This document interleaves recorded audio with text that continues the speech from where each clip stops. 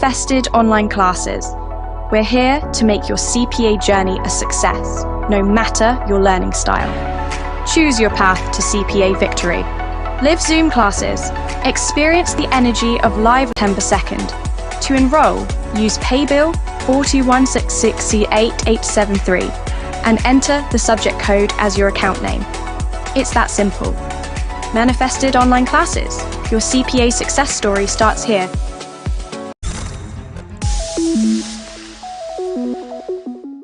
Hi there, my student. Welcome to Manifested Online classes. My name is Joseph Kemani. So in this session, I want us to look on illustration question on Conquer CPA with Manifested online classes. We're here to make your CPA journey a success, no matter your learning style. Choose your path to CPA victory. Live Zoom classes. Experience the energy of live learning with expert instructors. It's just like being in the classroom, but from the comfort of your home. Plus, if you miss a class, no worries. You'll have access to class recordings. Live classes are just 4,500 shillings per subject, and our September to December timetable is out now. Classes kick off on September 2nd. To enroll, use paybill 42166C8873 and enter the subject code as your account name. It's that simple. Manifested online classes. Your CPA success story starts here.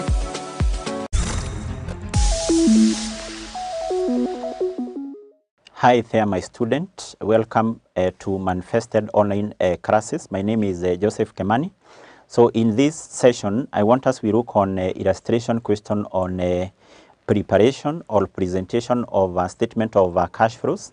And I want us to go through that particular question, and then we see what was required. So the question reads, Rilongwe Limited is a public listed company. Details of the company statement of financial position as at 31st of March 2022 and 31st of March 2023 are shown below, together with other relevant information. So we have the statement of financial position as at 31st of March 2023 and 31st of March 2022. So we have non-current assets, which include property, plant and equipment, intangible assets, and then other current asset we have inventory, trade receivables, interest receivable, short-term deposits, and then we have bank. Under share capital and reserves we have ordinary share capital, and then reserves include share premium, revaluation reserve, and then we have retained earnings. Then we have the total equity. We have non-current liabilities, which include 12% raw notes, 8% variable rates raw notes, and then we have deferred tax. Other current liabilities we have trade payables, bank overdraft, and then we have what? Taxation. And then we have some additional information, number 1, 2, 3, 4, 5. And then what are we required in our question here? We are required to prepare a statement of cash flows for Rilongwe Limited for the year which ended 31st of March 2023 in line with International Accounting Standard number 7, which governs the presentation of the statement of what? Cash flow. Now, first of all, if you check on this particular question here, the examiner had not specified which method you should use in preparing that particular statement of what? Cash flows. But generally, anytime you come across a question for cash flows and you are given the income statement, you are given the statement of financial position, always use the indirect what? Method, unless otherwise what? Required on, unless otherwise what? Stated. So therefore, in this case, we are going to prepare now our statement of cash flows using what? Using the indirect method. But before we do that, I want us to go through the additional information, and basically we see whether there are some workings which are required as far as that particular question is concerned. So let's go through the additional information. We see what you are told. Number 1, you are told details of property, plant and equipment as at 31st of March 2023. Basically, that is the end of the current financial year, and therefore those are the closing balances. And then 31st of March 2022. 31st March of 2022 is basically the end of the previous year, in which case those balances at the end of the previous year will be the opening balances in the current what year. So we are given three items for each year: the cost stroke valuation, the depreciation, the carrying amount. And then we are given that for added buildings and plant and what? And plant. So basically what that means is that the property, plant and equipment, which is in our statement of financial position, comprised of two assets: landed buildings, plant, and then we are given their what? Their cost, the accumulated depreciation, their net book value, both at the start and also at the end. So no working which is required at this point, but we may be required to come back to that note. Let's move to note number 2. We are told the company revalued the carrying value of land and buildings by an increase of 70 million on 1st of April 2022. So 1st April 2022 is automatically the start of the current year, because the current year ended 31st of March 2023. That year started on 1st of what? April. And therefore you are told land and buildings were revalued upward, and there was a revaluation gain of what? 70 million. And then you are told in the other sentence, on 31st of March 2023, that is now at the end of the year, the company transferred shillings 3 million from revaluation reserve to the retained earnings relating to depreciation on revaluation of buildings. Equally, no working which is required as far as that point is concerned. In note number 3, we are told during the year the company acquired a new plant at a cost of shilling 60 million and sold some old plant for shillings 15 million, in carrying a loss of 12 million. So in that point, we are given two transactions. One, there was a new plant which was acquired, and you have now to remember any activity relating to acquisition and disposal of asset, this is an investing activity. So therefore, in preparing our statement of cash flow, this plant which was acquired will be one of the item you're going to take into account in computing the cash flow from investing activities. Also in the same note, we are told there were some old plant which were disposed. Remember, what you have said is that once the company sells an item of PP, you have to prepare what? The disposal account. And in this case, as per the information which is given there, we are given the sales proceeds, because you are told that old plant was sold for 15 million. That is the sales proceeds. And also now we have what? We have the loss on disposal, which is how much? 12 million. Anytime you see the examiner having given you the gain or the loss on disposal, then there is an item which the examiner may not have given you. So therefore, I think we can start by preparing that particular account there, which is the disposal account. Disposal account. Disposal account. So remember, I've said that in preparing this account, on this side we record the cost of the asset which was disposed. On the credit side we record the accumulated depreciation and the sales what? The sales proceeds.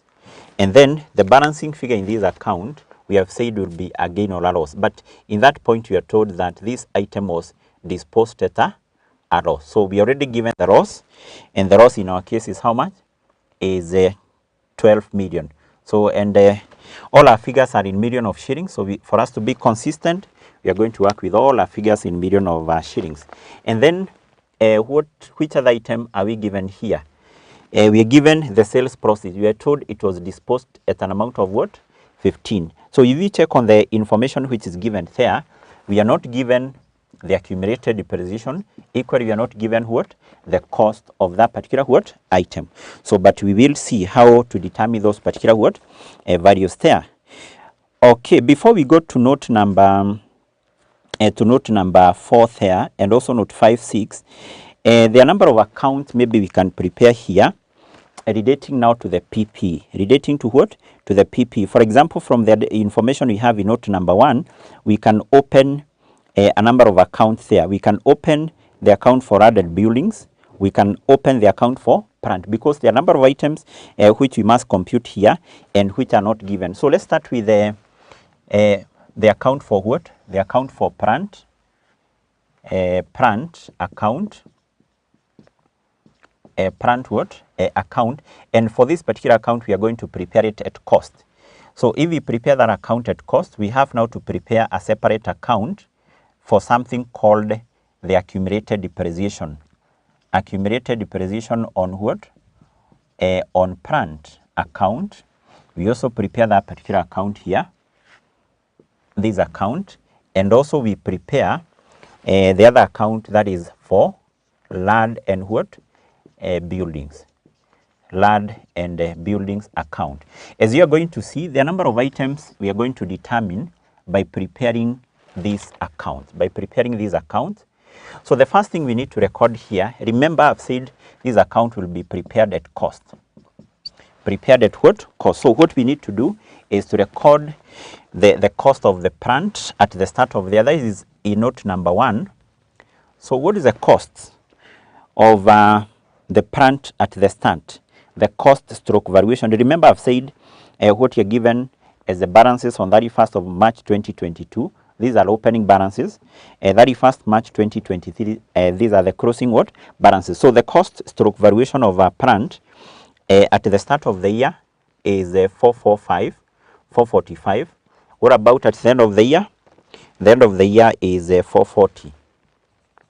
Is 4 what? 40. That is balance carried down.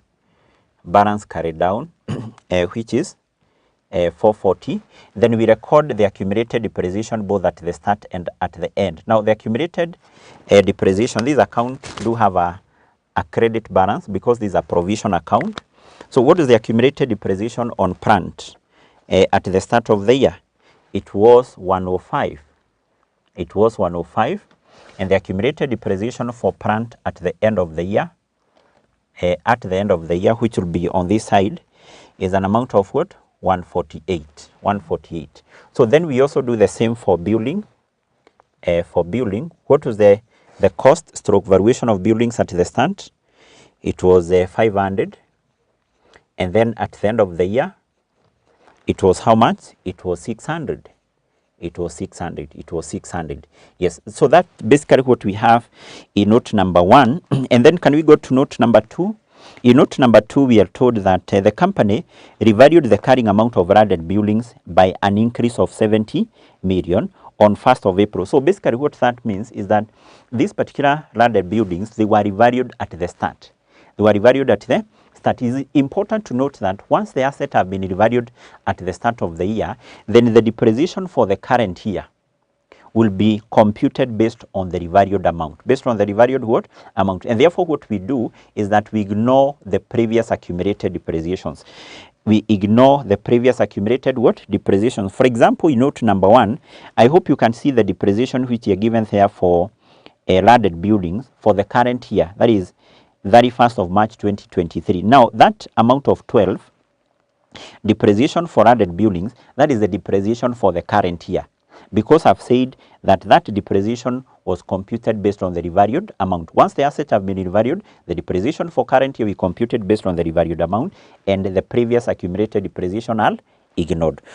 That's why we are not preparing the accumulated depreciation account on land and what? A building, simply because I've said that the depreciation for the current year for land and buildings was computed based on the revalued amount. In fact, I've said that amount which we have there for the current year, the depreciation on landed buildings for the current year, the amount of 12 million is the depreciation for the current year. So what we need to do then, can we go to note number 2? Note number 2, we are told landed buildings were revalued upward with an amount of 70. Generally, remember what you have said is that in preparing any asset account, the number of items you should record here, like in this case, you have said any revaluation gain recorded on this side, and any disposal of asset, and take into account this account we are preparing it at cost. We are going to have now the asset which were disposed at cost. At what?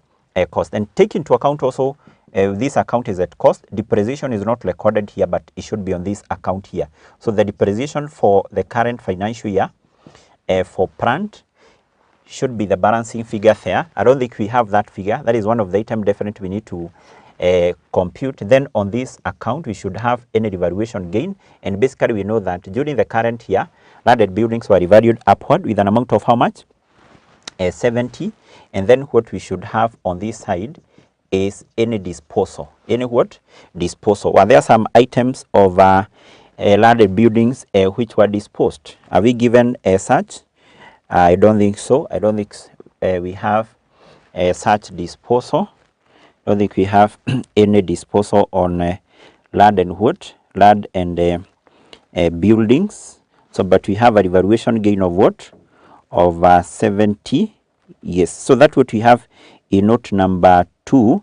But also in note number 3, we have this new plant which was acquired. So, a new plant which is acquired, remember for plant and equipment, okay, for plant there was no any revaluation gain, but you are given the acquisition. The acquisition is an amount of how much? The new plant acquired had a cost of how much? Had a cost of 60. But I think that's what you're given in note number 2. So as far as that plant which was disposed is concerned, you can see we are only given the sales proceeds and also what? The loss on disposal. The loss on what? The loss on disposal. The loss on disposal. Yes. So that I think what we have. So what we need to do now, I think we can start by balancing these two accounts here. These two accounts. So of which you can see what we don't have here is now this disposal. And basically this disposal is what we are going to record here. This is a cost of this item which was disposed and which are not given there. So therefore, can we do that? What we have on the debit side is 445 plus 60. That will give us 505 minus what we have on the credit side, that is 440. So that will give us 65. So basically it means that this item of plant which was disposed, it had a cost of 65. It had a cost of what? 65. And automatically, then we can get the balancing figure here, which represent the accumulated depreciation of that item which was disposed. So we take 65 minus what we have on the credit side, 15 and 12. So that will give us 38. So this is the accumulated depreciation of the plant which was disposed. Now this particular accumulated depreciation, the figure of 38, then we should bring it to this account because this is part of this opening balance and that plant was disposed. So we have the accumulated depreciation for the item of plant which was disposed. How much is that? Is 38. Then we balance this account. The balancing figure here represent the depreciation for the current financial year and which was taken to the income statement. What we have on the debit side is 148 plus 38 minus what we have on the credit 105. So which will give us 81. So this 81 now represent the depreciation for the current year. Represent the depreciation for the current what? Yes. We also need to balance this account and basically the balancing figure in this account will be the acquisitions. Because in our case here we don't have any disposal. Anytime there are some items of PP which were disposed, you must be given that particular information. So in our case we don't have any disposal, and then because you are preparing this particular account also at cost, we don't have to credit the depreciation on this side. But there is a figure which I think I recorded the wrong figure here. So this is the closing balance. So I need to record the opening balance, which was how much? Which was 420. Which was 420. Yes, 420. And then from there, what we need to do is basically we balance that account. So let's balance that account. We see what will be the balancing figure. What we have on the credit side is 600 minus what we have on this other side, 420 and 70. So we are going to have a balancing figure here of 110. So this 110 represent now the items of or basically represent land and buildings which were acquired during the current year. So I think we are through with that additional information number 1, number 2, and also number 3. So let's move to note number 4. Note number 4, you're given the statement of profit or loss. I don't think we have any working which is required as far as that is concerned. There was an operating loss, interest receivable, finance cost, loss before tax, income tax, repayment claim, and then we have the deferred tax charge, and then we are told we are given the loss for the period, and then you are told the finance cost. The finance cost is which we have in the income statement up there, the figure of 24. It included the interest expense and also the penalty on early redemption. So this penalty on early redemption is basically a penalty which was which the company paid to the bondholders for redeeming the loan notes early. So basically this is not an operating expense, and therefore when computing now the cash flow from operating activities, we are going to add it back to our profit or basically to our loss because it's not an operating expense. And then number 5, we are told the short-term deposits are deemed to be cash equivalents. And then number 5, we are told the dividends paid by the company amounted to what? 25 million. So I think no workings which are required, and I think now with that we can go straight to what is required. We prepare our statement of what? Cash flow. So we need to have the title here. The name of the company is Lilongwe Limited, and this is a statement of cash flows, statement of cash flows, which is for the year, which ended 31st of March 2023. Remember, in this case here, the examiner had not specified which method to use, but I've said once you're given the income statement and also the statement of financial position, then always use the indirect method. Use the indirect method. So here we start by determining the cash flows from operating activities. From operating activities,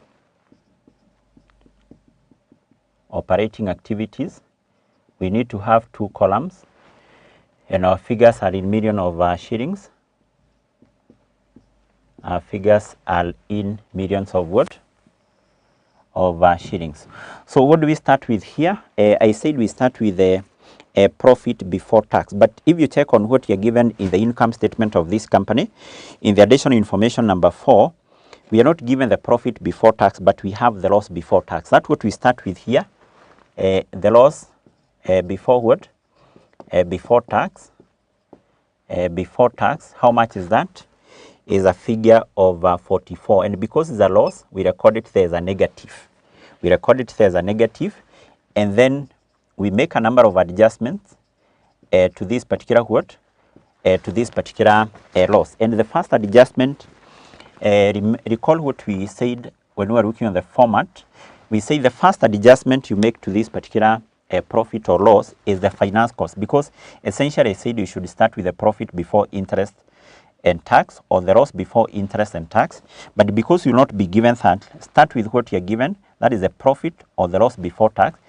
The first item we need to adjust to our profit there is the finance cost or interest. The reason why we do that is for us now to have the profit before interest and tax. Now that is given in note number 4. In note number 4, just before, above the loss before tax, we have the finance cost, which is 24. We add it back to that, so that now we have the loss before interest and tax.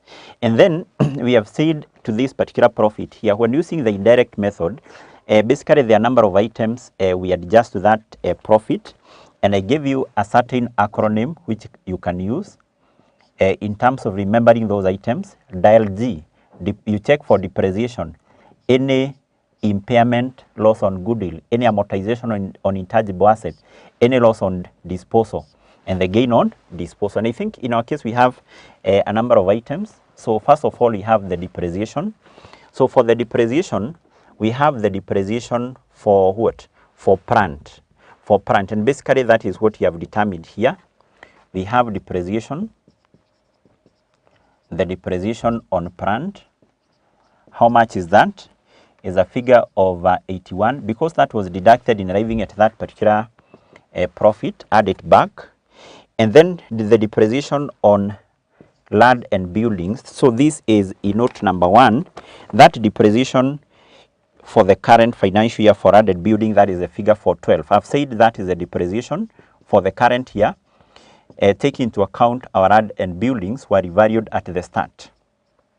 So meaning that the depreciation for the current year was computed based on the revalued amount. How much is that? 12. We add it back to that because it was deducted and is a non-cash item. So we have captured this depreciation on a plant. We have also taken into account depreciation of what? Landed buildings. So we don't have any other depreciation. So what else do we have here? We also have the loss on disposal. This one. So we have the loss on disposal. And this is the loss on disposal of plant. Still an amount of 12. That was deducted in arriving at our loss there. Add it back. So I think that's what we have here. So do we have gain on disposal? No. Do we have amortization of intangible asset? Amortization of intangible asset? Yes. In this question here, if we go back to where we have the non-current asset, in the statement of financial position, under the non-current asset, you can see we have two assets, PP, property, plant and equipment, and then intangible asset. What was the value for intangible asset at the start? It was 510, but at the end of the year, the value for intangible asset reduced to 400. What causes the value of an asset to reduce? It can either be disposal or amortization in case of intangible asset. And because there was no disposal, basically I've said anytime the company sells some asset, you must be given that information. So that decrease for intangible asset automatically is what? Is amortization of what? Of intangible. Amortization of intangible assets. And that is a figure of 110, which is now the decrease. Equally, we add it back now to the profit there because it was deducted, but is a non-cash item. So I think that's what we have. In our case, do we have impairment loss? No, we don't have that. So I think those are some of the items which we have from our acronym THEODILE-G. But I think before we consider the changes in working capital, if you go back to the income statement which we have in note number 4, you'll be able to see that in arriving at that loss of 44, there was a finance cost which is above that, and then you can see there is interest receivable. This interest receivable, you have said that this is a form of an investment income. In arriving at this particular loss, there is the interest receivable, which was deducted, but this interest receivable is not what? Is not an income from operation. So therefore, because it was added in arriving at that, what we do, we less it. I think that's what we have in note 4, note 5, note 6, no adjustment here. And then I think we have captured most of the items in note number, actually all items which need to be adjusted in our profit, note 1, note 2, and also note 3. So what we need to do here is to get something known as cash flow before changes in working capital. Cash flows before changes in working capital. And then from there we consider the changes in working capital. So let's compute that figure there. That is cash flow before changes in working capital. So we need to work out of that. So we have negative 44 plus 24 plus 81 plus 12 plus another 12 plus 110 plus 110 and then minus 12, and that will give us what? That will give us a figure of 183. So that we refer to it as what? The cash flows before changes in what? Before changes in working capital. And then from there we consider the changes in working capital. For the changes in working capital here, we said we consider 3 items. You just need to remember this, RIP, not less in P's, but we consider receivables, inventory, and what? Payables. So you just determine, was there an increase or decrease? These always 3 marks in an exam setup, So therefore what you do, you go to where we have current asset, consider 2 items there, receivables and inventory, and then other current liabilities we consider payables. So let's go back to the statement of financial position given under paragraph 1. We consider what? Inventory. So we just need to determine for inventory, was there an increase or decrease? And inventory at the start for 20, at the end 350. So in that case, we can see we have a decrease. Decrease in what? in inventory. What causes inventory to reduce? Because the company disposed or basically sold inventory. So the decrease is 70. What about receivables? Receivables increased. So therefore, this decrease in inventory is a cash inflow because inventory increases. So it reduces, that is, inventory decreases because inventory was sold. And then we have increase in trade receivables. Increase in trade receivables means that we extended more credit to our customers. If we give our customers some credit, it is basically a cash what? A cash outflow. So let's determine the increase there. So the receivables increased from 372 to 808. That is an increase of what? Of 436. And I've said this means that we give our customer some credit. If we give our customer some credit, what is that? That is a cash outflow. Yes, I think that's what we consider here.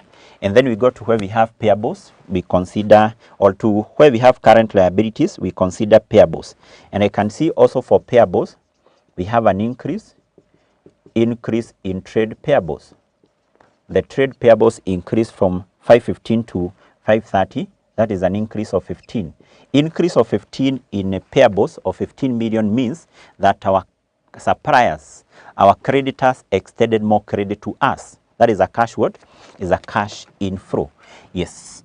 Then what we need to do, we basically get the rent amount, we take it to the last column here. So we have 70 minus 436 plus 15 plus 15 plus 15 plus 15, which will give us negative 351. So we deducted from the figure up there, the figure of 183, which is 168, and which is a negative. And then to this, we have said from the format I gave you, we less the tax paid and also the interest. The interest paid. So I think here we can start with the interest. Remember, you said interest is another name for finance cost paid. Finance cost paid. So in determining the finance cost, or basically the interest which was paid, here you consider two items. One, the finance cost in the income statement. I hope you can remember that figure in note 4, which is a figure of 24. And then you go to where we have current liabilities. In your statement of financial position, you check, was there any accrued interest at the start and also at the end? At the current liabilities, we don't have such. But if you had accrued interest at the start, what you do, you take the accrued interest at the start, which we don't have, then add the interest or the finance cost in the income statement in note number 4, which is 24. But we also have to break down for that finance cost down there. A finance cost, we are told, include the penalty on loan redemption. That penalty, we are not going to consider it here. We only consider, we take into account the figure of 18. So we add 18. After adding the two, the accrued interest at the start and the interest for the current year, which is in the income statement, less the accrued interest at the end. And basically that will give you what? The interest, which was paid. But now for this tax here, we have to prepare something called the tax account. Remember, we have looked on the format for this. So therefore, we have to prepare that account to determine how much tax was paid during the current what? Year. So let's prepare that account here. The taxation account. Remember, you have looked on the format for this, and I've said in this account what we record is the deferred tax at the start, the current tax at what? At the start of the year, and also we record the same at the end. The deferred tax, current tax at the end. So the deferred tax and the current tax, this is part of the liability. So can we first of all go to where we have non-current liabilities? Yes. At the non-current liabilities, I can see we have a deferred tax at the start of 75. At the end, we have a deferred tax of what? Of 90. At the current liabilities, we have taxation. Taxation, that what in other terms we refer to as current tax. At the start, 110. And then at the end of the year, this 90 is the deferred tax. The current tax at the end of the year was 15. So then, we take into account the tax for the year. So can we go to where we have income statement in note number 4? In note number 4, just below the loss before tax, we have income tax repayment claim. So this is an income tax repayment claim. This is not a tax expense, but this is now what the company was claiming to be refunded by the government. So that item, we basically record it on this side. Income tax what? A claim. But if it was an income tax expense, then we record it on which side? On the debit side. I hope you're together on that. So therefore, the income tax claim is 14. And then below that, we also have something called a deferred tax charge. A deferred tax charge, you can see there is a negative, meaning that this is a deferred tax what? Expense. And just like the income tax expense, any deferred tax expense equally is supposed to be credited in this account. How much is it? Is 15. And then from there, what we do, we balance our account. And we said the balancing figure in this account, which now is on this side, that is the tax paid. That is the tax which was paid. So let's compute now the tax which was paid as a balancing figure. What do we have on the credit side? 75 plus 110 plus what? 15, which will give us 200 minus what we have on the debit side, 14, 90, and 15. Yes, so we have a balancing figure here of what? Of 81. So this particular 81, this is the tax which was paid. And that's now what we need to capture here. The tax paid during the current year was how much? Was 81. So, and these two items, the tax paid and also the finance cost paid, those are cash outflows. And then finally now here what we do, we determine the cash flows from operating activities. From operating activities. Net cash flows from operating what? Activities. So how much amount will be that? So we have negative 168. What we have there? Minus 81 minus 18. So this will give us a 267, which is basically a net cash outflows. Net what? Net cash outflows. So that's how we determine the net cash flows from what? From operating what? Activity. So having determined that, then we proceed and now we determine the cash flow from what? The investing activities and the cash flow from what? Financing activities. So let's start by determining the cash flows from investing activities. And basically this is quite simple because we have computed all the items which we need to take into account here. So what you have here to remember is that investing activities, these are activities involving what? The acquisition and disposal of asset. You take into account the asset which were acquired, the asset which were disposed, and any income from what? Investment. So I think from what we have in working one there was a disposal of plant, disposal of what? Of plant. And what we consider here, or what we take into account here, is what we refer as the sales proceeds. The sales proceeds. So this item was sold at how much? At 15 million, which is basically a cash inflow. Remember, you said any amount which is a cash outflow, we record it as a positive. Any amount which is a cash outflow, we record it as what? As a negative. Also, as far as the plant are concerned, we know there was acquisition. There was acquisition of what? Of a plant.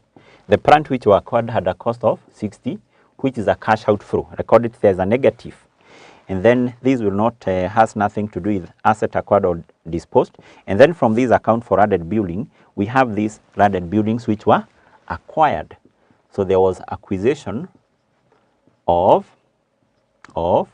land and buildings. at a cost of 110 million, which is still a cash what? A cash outflow. So I think that's what we have.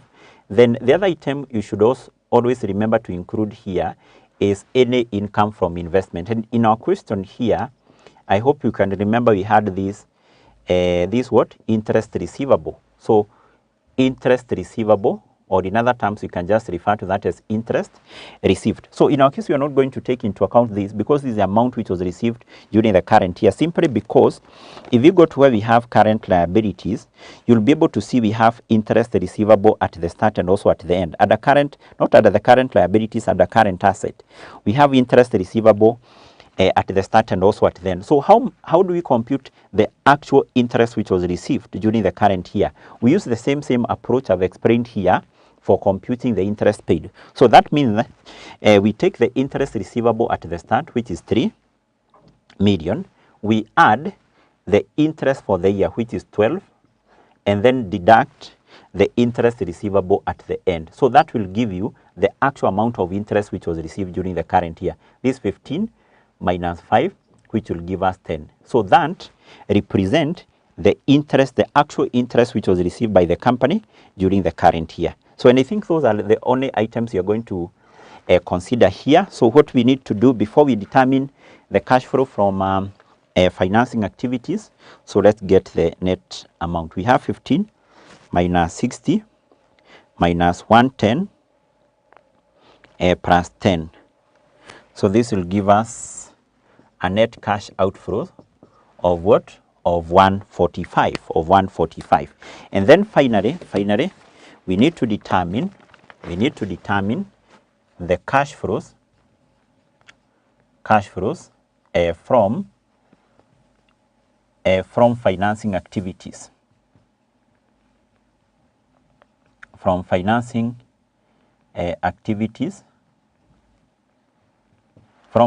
activities. And basically I've said that all the items which we include here, we get them from equity and non-current liabilities section of the statement of financial position. So can we go to where we have equity and non-current liabilities section? So we start with the equity section, and the first item there we have are ordinary shares. Ordinary shares at the start 200, at the end of the year 300. What causes the shares to increase? The issue of shares during the current financial year. So the company issued some ordinary shares during the current year, and they had a value of 100, which is now the increase. So the moment the company issues shares, the company receives money, so which is a cash inflow. Then below that we have share premium, which also increased from 0 to 60. So we have increase in share premium. The reason why share premium increases is because these shares which were issued at a premium, so which is still a cash inflow. And then below that we have revaluation reserve. Revaluation reserve, we don't consider it here because this is a non-cash item. It basically these are reserve which changes because there were some assets which were revalued. The other item which we have below there is the retained earnings. Now this retained earnings is used in terms of computing the dividends which were paid. But if you can remember, in note number 6, we are given the dividends which were paid. We don't need to compute the dividends which were paid, but we just take into account the dividends paid as given in note number 5, which are 25. So basically dividends paid, these are cash outflow, recorded there as a negative. You can see all those items, we have gotten them from equity. So we then go to where we have non-current liabilities. Non-current liabilities, we have 12% loan notes, which at the start of the year were 150, at the end of the year were 0. So the reason why loan note reduces from a certain figure to 0 is because of redemption. And I hope you can remember in note number 4, there was a penalty which was incurred by the company here for redeeming this loan note early. So therefore here we can say there was redemption of loan notes. So how much amount was paid on redemption? The amount which was paid on redemption is the principal amount, which is 150, and now to this we also include the penalty. Can you remember that penalty? Yes, you should go to note number 4. The penalty paid on early redemption was 6 million. So therefore the total amount paid by the company redeeming those particular loan notes was 156 million. Then we go back to where we have non-current liabilities, and we have 8% variable rate raw notes. And basically at the start of the year they were 0, at the end of the year they were 160. So these are raw notes which were issued. So we can say there was issue of 8% variable rate raw notes. And basically you can see the figure was, they increased by 160. So basically this is the amount which was received by the company by issuing other raw notes. So I think that's what we have. Deferred tax, we don't consider it here because we used that in terms of computing the tax which was paid. So therefore you can see all those particular figures there. We have gotten them from where we have equity and non-current what? Liability. So what we need to do, can we get now the net cash flows from investing activities? We have 100 plus 60 minus 25 minus 156 plus 160. So that will give us 139, which is a positive. And then from there, next, what we need to do is we determine something called the net changes. The net changes in cash and cash equivalent. So we determine that by adding 3 items: the net cash flow from operating, net cash flow from investing, and also what? Financing. So what do we have here? We have negative 267 minus 145 plus 139.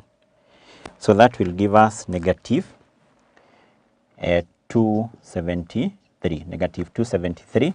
And then to this we add cash and cash equivalent at the start of the year. So in this case, when we talk about the cash here, we said we consider cash in hard cash at bank, including bank overdraft and cash equivalent. These are short-term what? Investments. So what we do here, we go to where we have current assets. We take into account the items of cash and cash equivalent. So at the current asset, which items of cash and cash equivalent do we have there? First of all, we have the bank balance, which was at the start, or 75. Equally, we have short-term deposit. Short-term deposit is part of cash equivalent, and I think we also given some information in respect to that in note number 5. So we have those 2 items, short-term deposit, then we have bank. Then it's also important for you to go to where we have what? We have the current liabilities. Check whether there was any overdraft. And we have an overdraft, but the overdraft at the start of the year was 0. So any overdraft, you don't add it because money which is owed to the bank, money which will have to be paid to the bank, you take it as a negative here, figure here. So this will give us a total of 195. 195, which is a positive what? Figure. And then what we do is to get now something called what? The cash and cash equivalent at the end. Cash and cash equivalent balance carried down, which is now at the end of the year. So we need to add these 2 figures here. What we have there plus this. So we have negative 273 plus 195. Okay, negative 273 plus 195. So this will give us negative 78. And actually this one should be the same with the cash and cash equivalent in the statement of financial position. So how do we get the cash and cash equivalent at the end of the year? We take the short-term deposit at the end of the year, 32, plus now the cash, the bank balance at the end of the year, 15, and then to this we less the bank OD, the bank overdraft, and the current liabilities. So whatever you get here should be the same with that. And if that is the case, automatically we are correct. So we have 32 plus 15 minus 125. Yes, so that will give us, this will give us negative 78. And basically you can see that is the same with what we have there, Yes, so that is it, that what was required as far as that question is concerned. It was a question, an illustration question on the statement of cash flows. And basically that bring us now to the end of that particular topic. So what I need to do is maybe to give you an assignment. If you go to the past papers, specifically the paper for August 2022, financial reporting and analysis paper, and also the paper for December 2022, you'll be able to see there was a question on what? On cash flow. Make sure you attempt those two questions so that you can be able to understand this particular topic. Otherwise, we come to an end of our class. See you in our next class.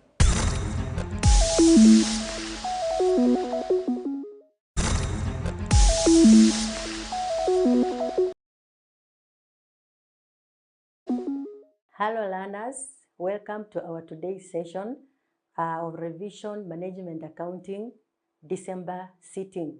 In our previous class, we were looking at question number 2, and today we are looking at question number 3 of the same sitting. So welcome, have your calculator. Let's walk through together. Question number 3, part A, reads as follows. The cost accountant of ABC Limited has provided the following information relating to production of a single product branded Z. So we've been given details for 3 periods. That's period 1, 2, and 3. We have production in kilograms, sales in kilograms, opening stock in kilograms, and closing stock in kilograms.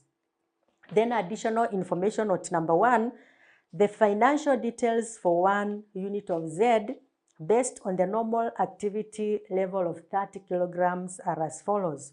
So we have the cost per unit for direct materials, labor, production overheads, and the selling price per unit. Then note number 3, we are told that administrative overheads are fixed at 25,000 per period, whereas 1/3 of production overheads are fixed. Then required, prepare operating statements using Roman 1 variable costing. So we want to begin from there. Roman number 1, variable costing. So in management accounting, we have 2 methods of costing that we use, and one is a variable, or what's called marginal costing, and then the other one is called absorption costing. So in variable costing or marginal costing, we normally include variable cost only in the cost of sales. So when we are computing the cost of sales, ensure that we are separating the fixed cost and the variable cost so that we only consider the variable production cost. And that's what we are required to do. And since we have 3 periods, we need to show all the periods on one sheet. So we'll not prepare for period 1, 2, and 3 separately, but you show it as one statement. So you can prepare that.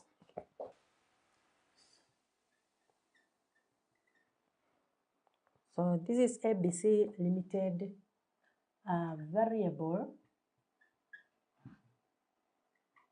costing income or operating statement. Variable costing operating statement. So we were not given the year. If we had at the year, then we say for the year ended, but we do not have that. So we all have that included. So we have period 1, period 2, and period 3. So for each period, we'll have 2 columns.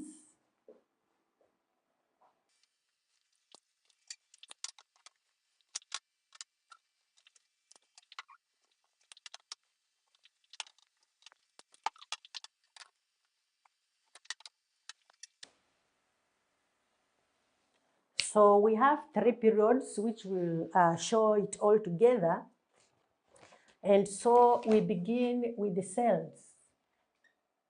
So we normally have the format for preparing the operating statement. We'll have the sales, we less the cost of sales, we less the closing stock, the cost of sales, we less the fixed cost, and we'll be able to get the net profit. So we calculate the sales. We are beginning with the period 1. Period 1 sales were 30,000, and in note number 2 we are told that the selling price of product Z is 9 shillings per kilogram. So to calculate the sales, we are taking 30,000 multiplied by the selling price of 9, which will give us 270,000. Can put in thousands of shillings so that we have smaller figures. So we have 270 as the sales for period 1. Then we less cost of sales. So cost of sales comprise the opening stock. When you look at the question, period number 1, we were told production was 30,000, sales was 30. And then we do not have any information about the beginning inventory. So we assume that there was no opening stock. So you just put a nil where we have opening stock. Then we add production cost. Production cost will comprise variable production cost only. So the main variable production cost as given in the question is we have direct materials. We were told that it is 1.5 shillings per kilogram. So when we are calculating the variable costs, we base on production. So we take 1.5 multiplied by 30,000. 1.5 times 30,000 kilograms, and that will give us 45,000. We also have direct labor. We have direct labor, which was 1 shilling per kilogram, and production was 30. So 1 shilling multiplied by 30 will give us 30,000 shillings. Then the next one is production overhead. Production overheads. So the production overheads that we are including are the variable production overheads only.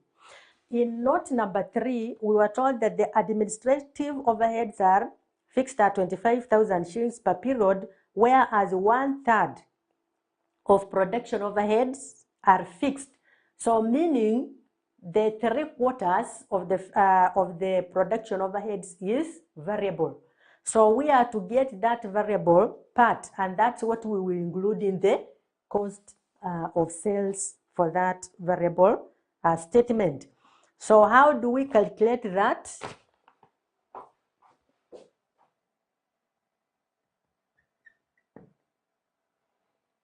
So working 1, we are calculating the variable production overheads,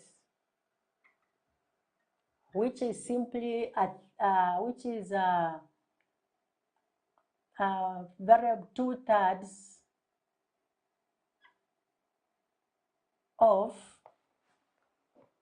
2/3 of 3 shillings. A third is fixed, so means 2/3 is variable. So we multiply by 3 shillings, and this will give us 2 shillings.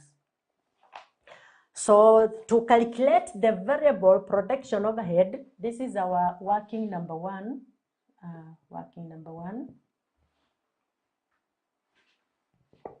Working number 1, we are taking 2 and we are multiplying by the production. So the production was 30,000 times 2, and that will give us 60. So we take 60 and then we add this.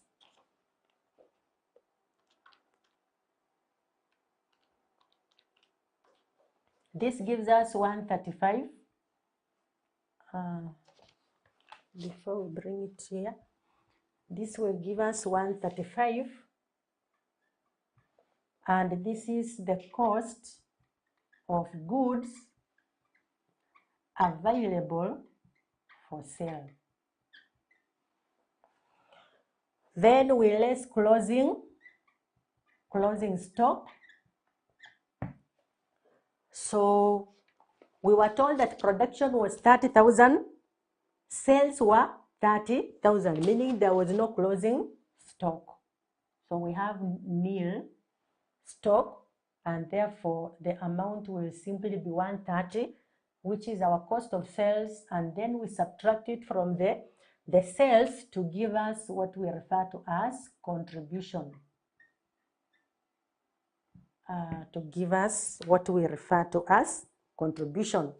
So contribution is simply sales minus the cost of sales. So when you subtract this, you'll get 135. And once we get the contribution, we less all the fixed costs. So in variable costing, whether it is a production fixed cost or a non-production fixed cost, we subtract it from the contribution. So we are to identify the fixed cost in the question, and we will calculate the fixed. This is 2 fixed production overheads, which we were told that was 1/3 of that which was given, and this is simply 1 shilling.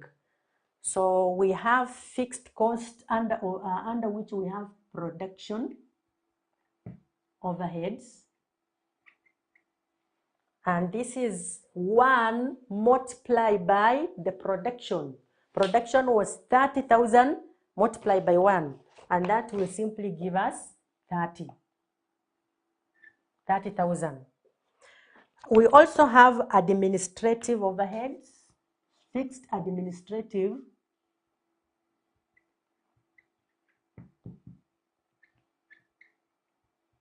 The administrative overheads are fixed at 25. So you add that, this will give us 55, and we subtract it so that we get the net profit.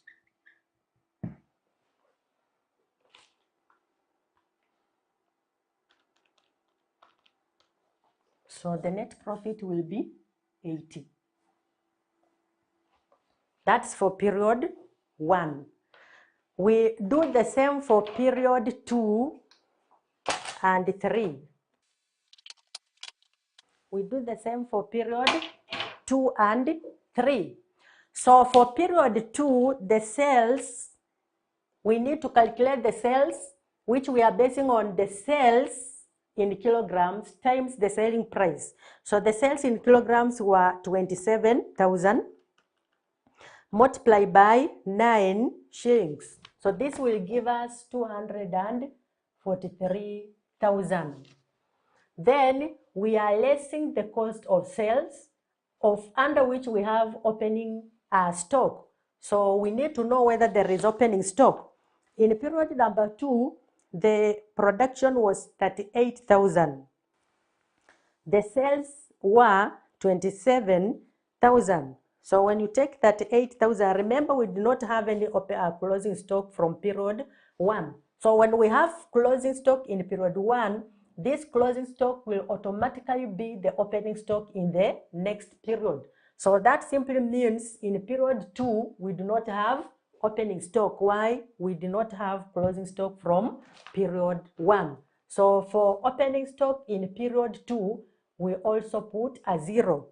And I was explaining we had 38,000 units produced, and we are told that 27 was sold, and then we have 11,000 remaining in stock, meaning there was no opening stock.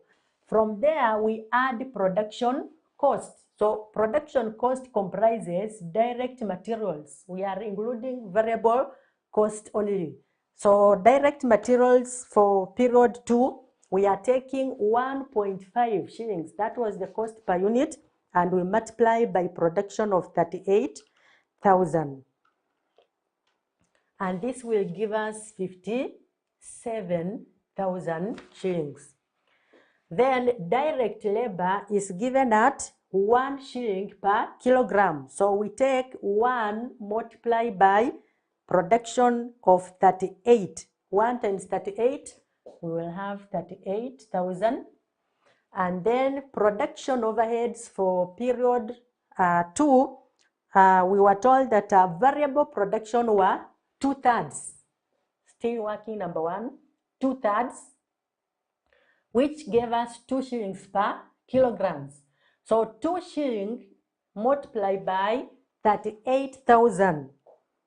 2 times 38,000 will give us 76. And then we add.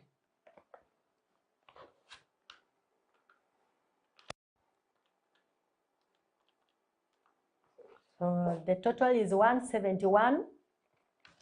And in period number 2, we are told that we have closing stock of 11,000.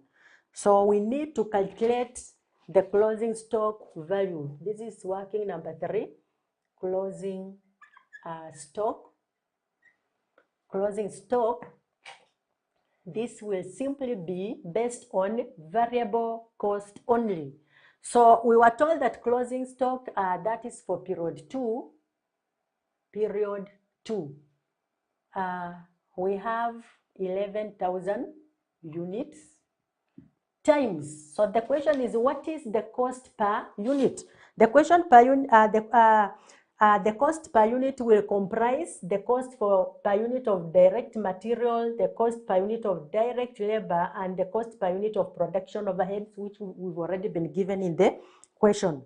So we are taking 1.5, which is the cost per unit for direct materials, plus 1, this is 1.5, plus 1, that's the cost for direct labor, plus 2, which is the cost for production overheads. And what we get will be the value that we will use in period 2. So 1.5 plus 1 plus 2 will give us 4.5 times 11,000, and this is 49,500. So our closing stock here is 49.5. Subtract that.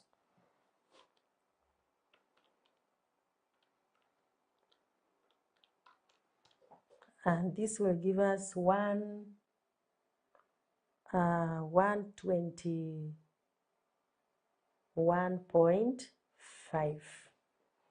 So 121.5 is the cost of sales, which we subtract from the sales. And this will give us 121.5. Then we come to fixed costs. The fixed costs, we say that was 1/3. Fixed production overheads, 1/3 of 3 shillings, which is 1. So we take 1 and then we multiply by the production, and production for period 2 is 38. So the fixed production overhead here is 38,000, and fixed administrative overhead remains fixed at 25. So add that, and this will give us 63. We subtract it from the contribution, and we'll get a profit of 58,500. That's for period 2. Then we move on to period 3. In period 2, we had closing stock of 49.5. So this closing stock will automatically become the opening stock for this period. So for opening stock, we have 40, sorry, we've not calculated the sales. We begin from sales. So the sales for period 3, according to the question, production was 27,000 and sales were 38. So take 38,000 times the selling price of 9 shillings, which will give us 342,000. And then we less cost of sales, of which we have the opening stock. So the opening stock is here. Here is 49.5. This is the balance to be carried forward, which was 49.5. So we bring it there. Then we add production cost, and production cost is comprising direct materials. And the direct material cost per unit is 1.5, but production was 27. So take 1.5 times 27,000, it will give you the cost for direct material, which is 40.5. That's 40,500. Then direct labor is 1 shilling per kilogram. Production was 27. So 1 times 27,000 will give you 27,000. We come to production overheads, working number 1. It was 2/3 of 3, which is 2. We take 2, we multiply by production, which was 27. So 27 times 2 will give us 54,000. And then we add that.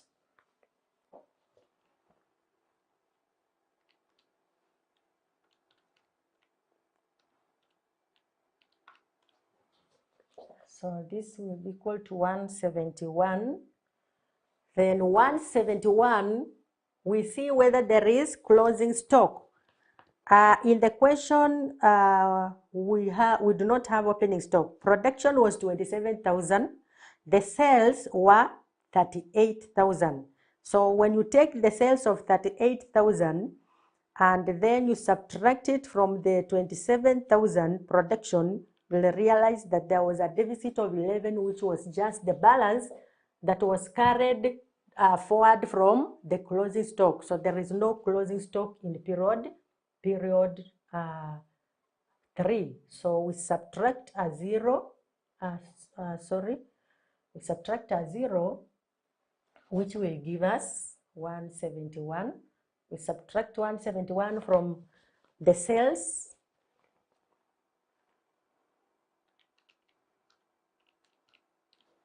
and it will give us 171.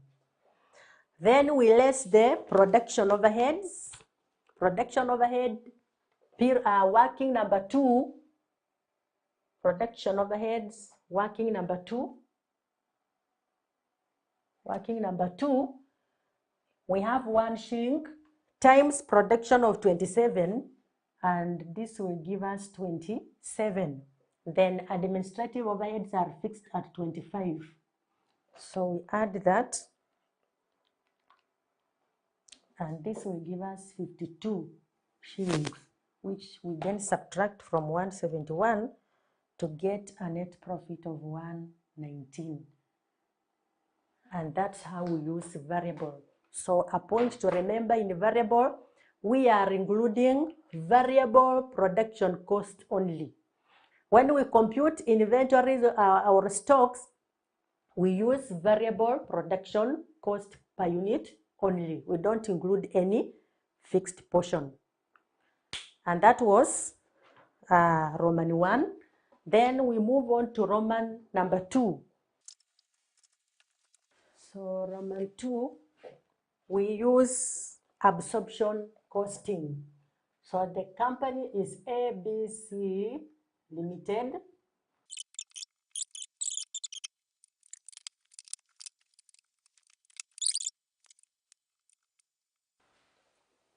So we begin with the sales.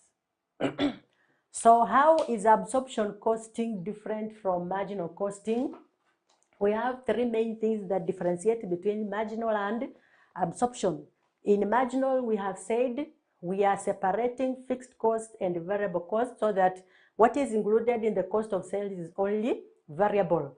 In absorption costing, the cost of sales will comprise both fixed and variable components. So long as it is a production cost, we consider it both as fixed and variable. Again, in absorption costing, we have what we refer to as product cost and period cost. Product costs are treated, in absorption costing, we treat fixed costs as product costs. But in marginal costing or variable costing, we are treating fixed costs as period cost. We expense them when they are incurred and in that period in which they are incurred. And the last item that differentiates between variable and absorption, in variable, we do not have application of absorption of overheads, but in absorption costing, we have application of the principles of absorbing cost, which is making it different. So we begin with the sales. The sales are calculated in the same way. So for period number 1, we have sales of 30,000 and the selling price is 9. So when you take 9 and multiply by 30,000, we get 270. Then we less cost of sales. So the cost of sales will comprise opening stock. So we didn't have opening stock in period 1, so we put a 0. Then we add production cost. Production cost consists of direct materials.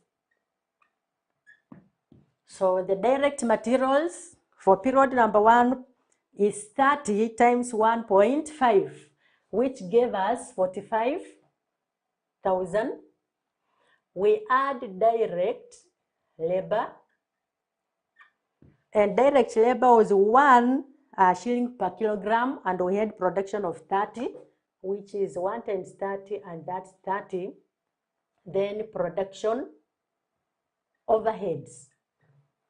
So when we come to production overheads, we are not separating fixed and variable. In the question, we were told that production overheads was 300% of labor, and that the amount is 3. And in note number 3, we were told that administrative overheads are fixed at 25,000 per period, whereas a third of production overheads were fixed. So in marginal or variable, we were separating that. But in absorption, we don't separate. Why? So long as it's a production cost, whether fixed or variable, we include it in the cost of sales. And therefore, to calculate production overhead, we are simply taking 3 and we multiply by the production, which is 3 times, this is workings, 1. We are taking, this is production overheads. This will simply be 3 shillings times 30,000 kilograms, and that will give us 90,000. So we will have 90,000 and not 60 as in the case of variable. Then we add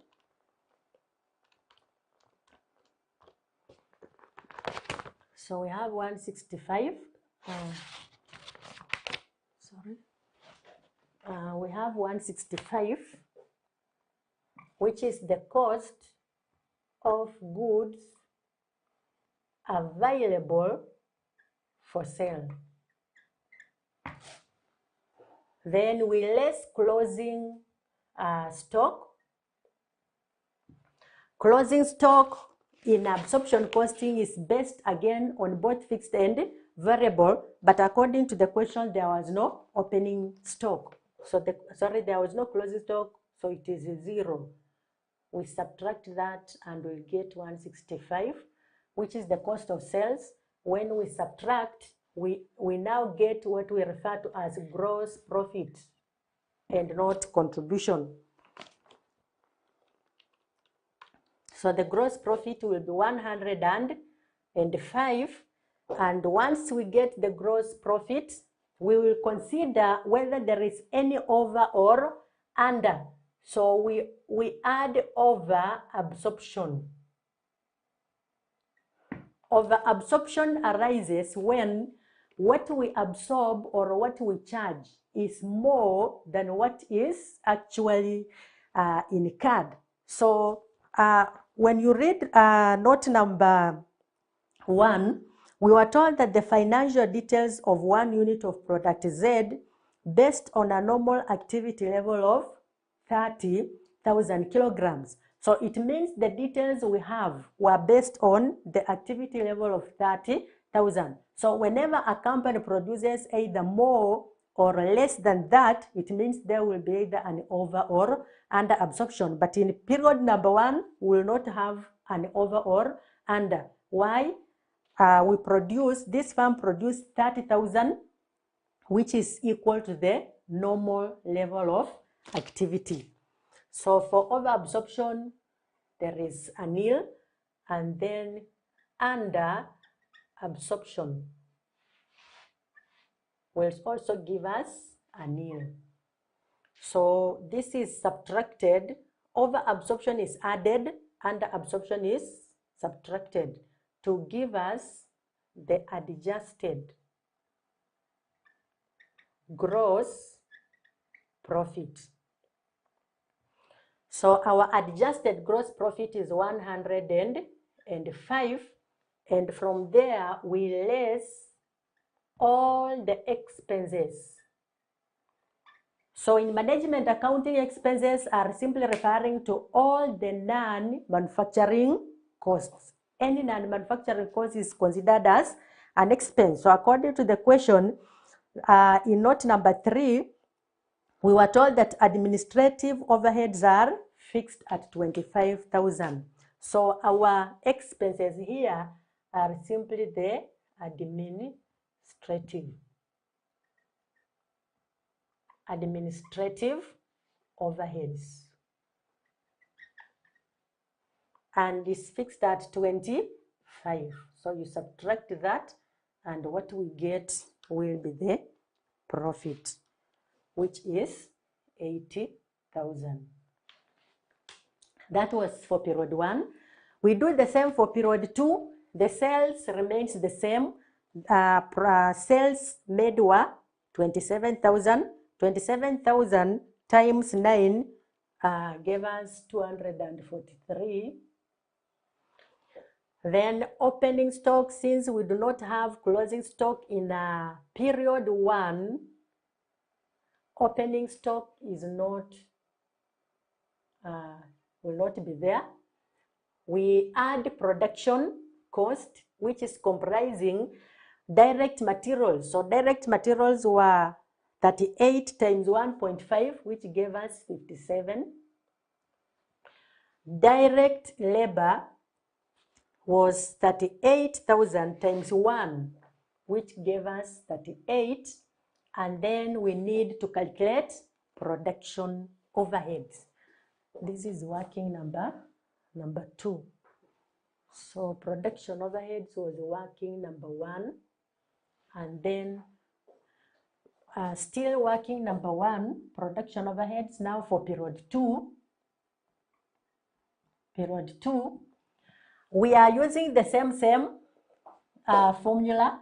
We are simply taking 3 multiplied by the production units, in this case, which were 38,000 kilograms. So 3 times 38,000 will give us 114. So production here will be 114. And then we add.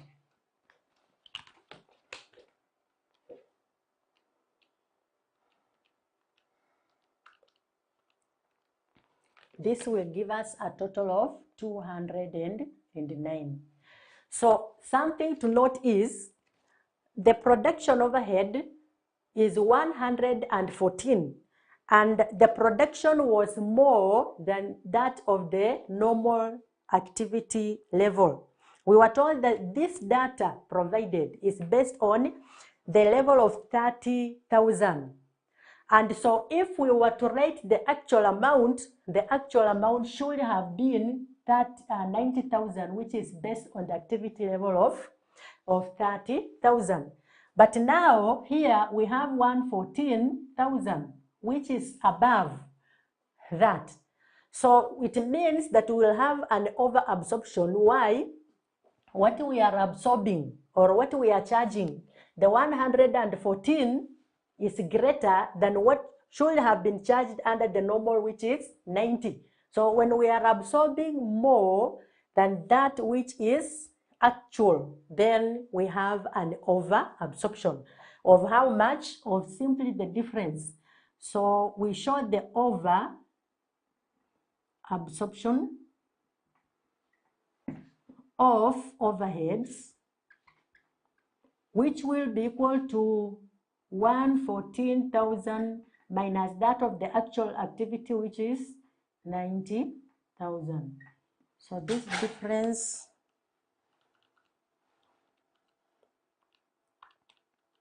and this will be 24,000. So we will adjust that on our profit. So we now have the cost of goods sold, which is 209. Then we see if there is any opening closing stock. We were told that closing stock was 11,000. So how do we calculate closing stock? So closing stock will be based on all the production cost, both fixed and variable. And so in this case, closing stock will now be 11,000 multiplied by the cost of direct material plus that of labor plus that of the production, both fixed and variable. So when you calculate that,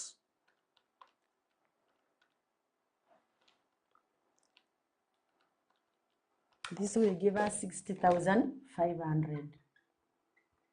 So the closing stock will be 60,500.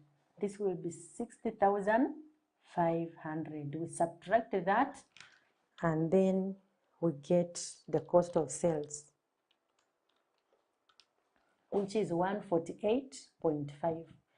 Subtract the cost of sales from the sales to get gross profit of 94.5 or 94,500. Then we check if there was an overabsorption. There was an overabsorption of 24,000. So we add 24,000. There was no under absorption. And then we get the adjusted profit. So this will give us 118.5. Then we less expenses, which are just the 25,000. Then this will give us a profit of 93.5. 93.5. We move on to the last period. That's period number 3. The sales are remaining the same. That is 342. Then we add, we less cost of sales, of which we have opening stock. So in period 3, we will have opening stock. Why? Because we had closing stock in period 2. So opening stock will be 60.5. Then we add production cost, which is comprising direct materials. The direct materials is production 27,000 times 1.5. Which gave us 40.5 or 40,500. Then we add direct labor, that's 1 shilling times 27, and that gave 27. And then we calculate production overheads. So production overheads for period 3. Period 3 production overhead. Period 3 production overheads. This will be equal to 3 shillings times 27,000.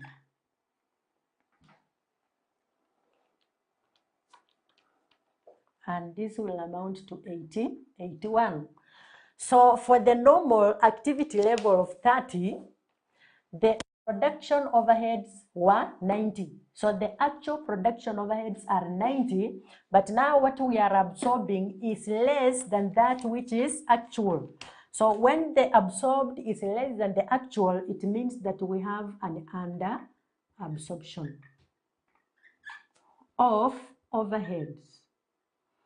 And under absorption is the difference, which is 90,000 minus 81,000. So this will give us 9,000 shillings. So we will use that again to adjust our gross profit. So we add this.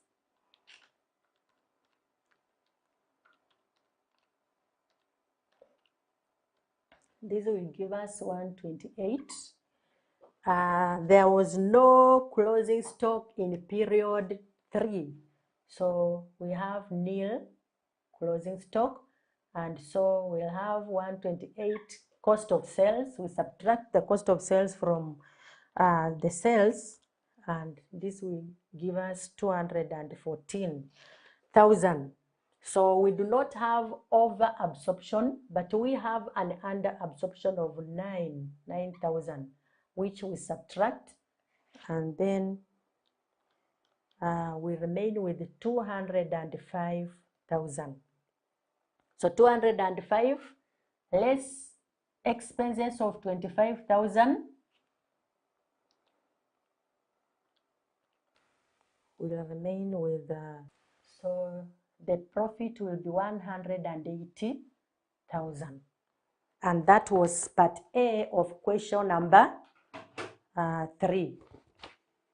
We now move on to part B of the same question. Summarize 4 assumptions of cost, volume, profit analysis. Assumptions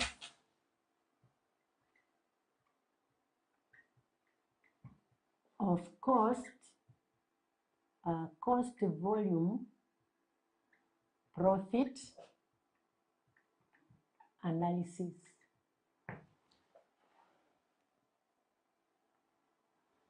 So cost, volume, profit analysis is comprising 3 variables. We have one variable, cost, another one is volume, and the other one is profit. So in cost volume analysis, we are looking at when one variable is changed, what will happen to the other variable? Are fixed costs remaining constant? What will be the effect on the revenue, and so on? So what are the assumptions? Assumption number 1, we say that total costs can be separated into their fixed and variable components.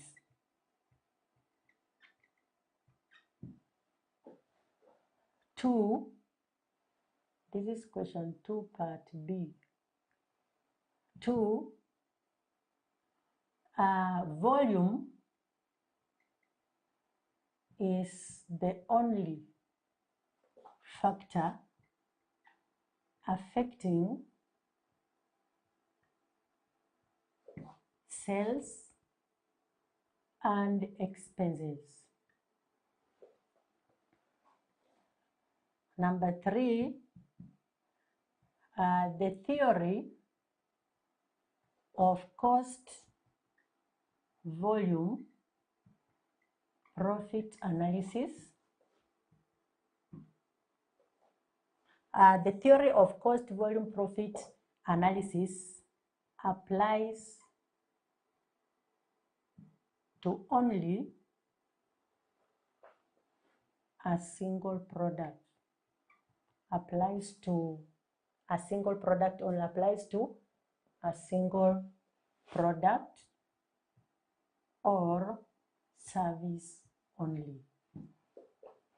Then number 4, the selling price per unit,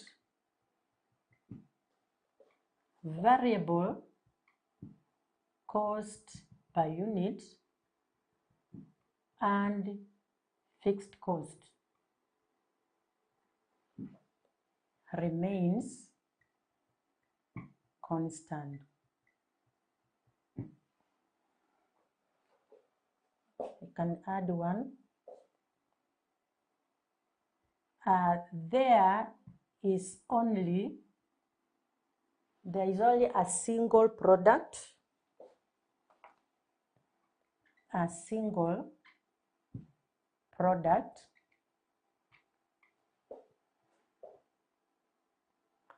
there is only a single product or service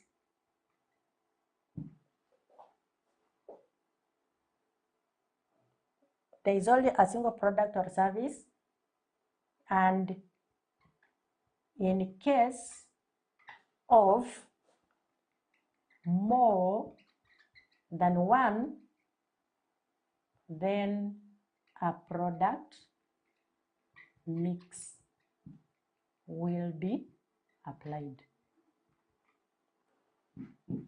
So those are some of the assumptions of cost volume profit analysis. Number 1, we are saying that total costs can be separated into their fixed and variable components. So whenever you are given a total cost, we normally say that total cost equals fixed cost plus variable cost, so that given a total cost and a proportion of either fixed or variable, we can be able to separate them. Then 2, volume is the only factor that is affecting sales and expenses. So when we change, we assume that in a cost volume profit analysis, whenever we change volume, there will be a change in sales that will bring about a change in expenses. So we say that the only factor that is affecting either sales or expenses is volume, and that happens when volume is changed, whether either being increased or decreased. And then the theory of cost volume profit analysis applies to a single product or service only. So it is not applied where we have more than one product. So in the last part, we have said that if there is only one product, we are assuming that cost volume is being applied where we only have one product or service. And in case we have more than one product, then we must have a product mix being applied. But it cannot be applied where there is more than one product. And again, we assume that the selling price per unit, the variable cost per unit, and fixed cost per unit remain constant. And we assume from 0 capacity to 100, especially in the case of fixed costs, they do not change. That was part B. Then lastly, we move on to part C. We are told that Britain Limited makes a single product branded P with a sales price of 100 shillings and a variable cost of 60 shillings, full stop. Fixed costs are 600,000 per annum. They are required, assuming the taxation rate is 40%, determine the number of units to be sold to make a profit after tax of 200,000 shillings per year. So assuming taxation, you have to ask yourself, what are you being asked to calculate? You are simply being asked to calculate in Roman 1, part C, Roman 1, You are being asked to calculate the level of sales to realize a target profit after tax, and that is in units. Level of sales to realize a target profit of after tax. So you've already been given the target profit, you have the tax. So how do we calculate this? This is the formula that we will use. We'll have fixed costs plus target profit, and this target profit is to be exposed to tax. So we take 1 minus tax, or T, and then we divide the whole of this by CM. CM is simply contribution margin.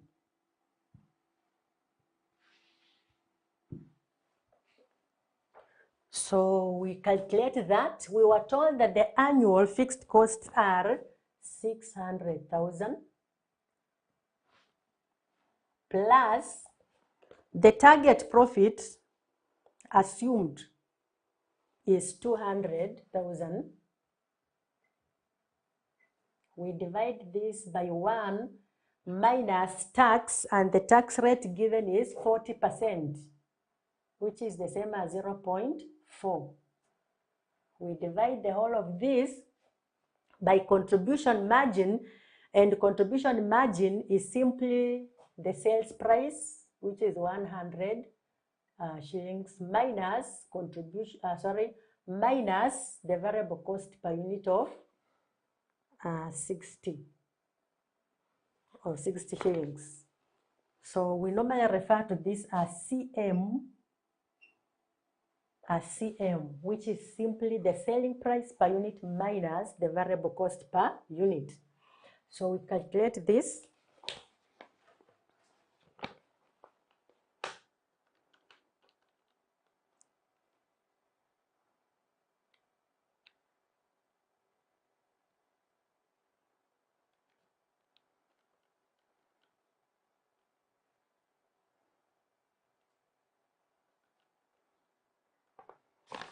So this will give us 23,333 units.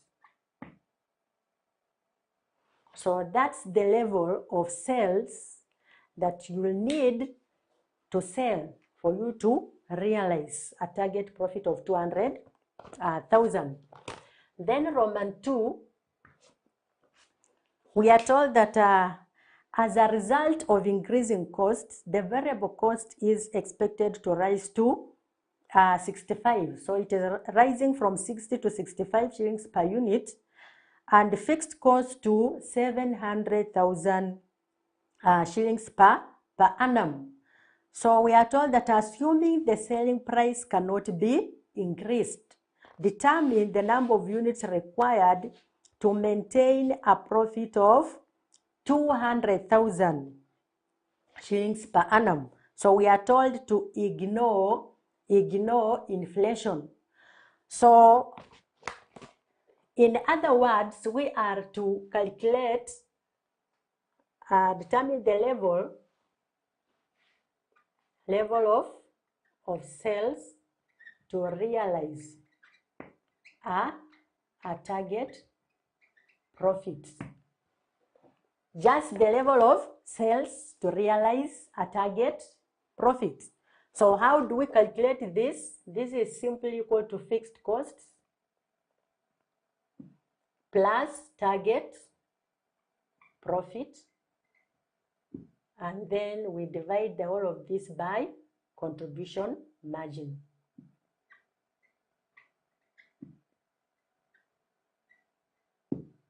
So the fixed costs, we are told that the fixed costs are increasing to 700,000 plus the target profit of 200,000. Then we divide the whole of this by CM, and the CM is changing. So we are told that the selling price is remaining constant, but variable costs are rising to 65. So what will be the sales?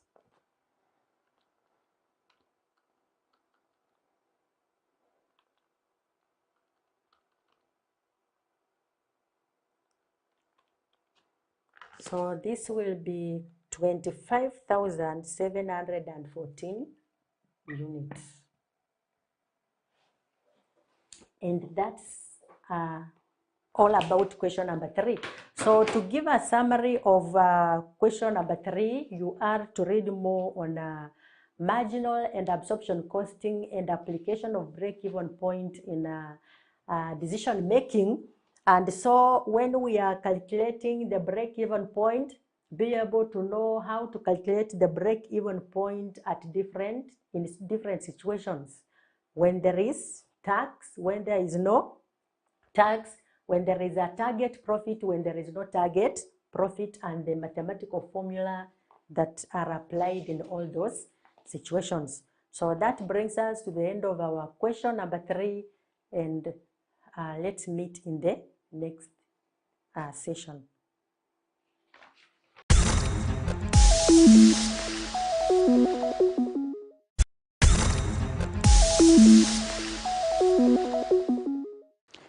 Hello and welcome back. Just as I promised in today's lesson, I'm going to answer the last question that was tested in April 2022. That is question number 7. Part A reads, trust or lack of trust is an increasingly important issue in modern organizations. I take it again. Trust or lack of trust is an increasingly important issue in modern organizations. With reference to the above statement, Roman 1, explain the term trust in leadership. This is question number 7, part A. Explain the term trust in leadership. Trust in leadership. Now, trust, candidates, is a positive expectation that another individual will not act opportunistically at another's expense. Trust is a positive expectation in the context of the organization that the leader will not take advantage of the employees. Trust is a positive expectation on the part of the employee that the leader will not act opportunistically at their expense. So trust in leadership, to have trust in leadership means that employees expect their leaders to treat them well. Means employees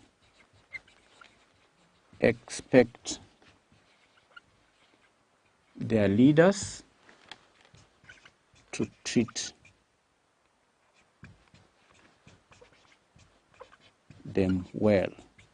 Employees expect their leaders to treat them well. The employees have a positive expectation. They have this expectation that the leaders will not take advantage of them. They have the expectation that the leaders will treat them well, and as a consequence, are comfortable being open with their leaders. All right? And as a consequence means as a result of this expectation, the employees become open or comfortable,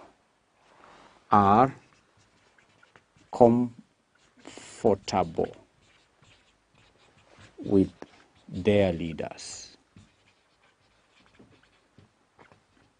That's the meaning of trust in leadership. This is Roman 1. Then Roman 2, candidates were to discuss 4 ways in which leaders could build trust with their followers. Ways in which leaders could build trust with their followers. What are some of the ways in which the leaders can build trust with their followers? That is the question. The first way is by having consistent behavior. Behavioral consistency. Behavioral consistency. Behaving consistently over time and in all situations. That will help increase predictability. Behavioral, number 2, integrity. Behavioral integrity can also help build trust. Integrity means being fair, being truthful, being straightforward. So that would also mean consistency between words and deeds. What we sometimes call walking the talk. Being honest, being straightforward. That can increase or build trust. A leader can use integrity to build trust with their leaders, with their employees. A leader can build trust with the employees by exercising honesty, being truthful, being straightforward in all his or her dealings. Sharing and delegating authority. Sharing and delegating authority. All right? Or control.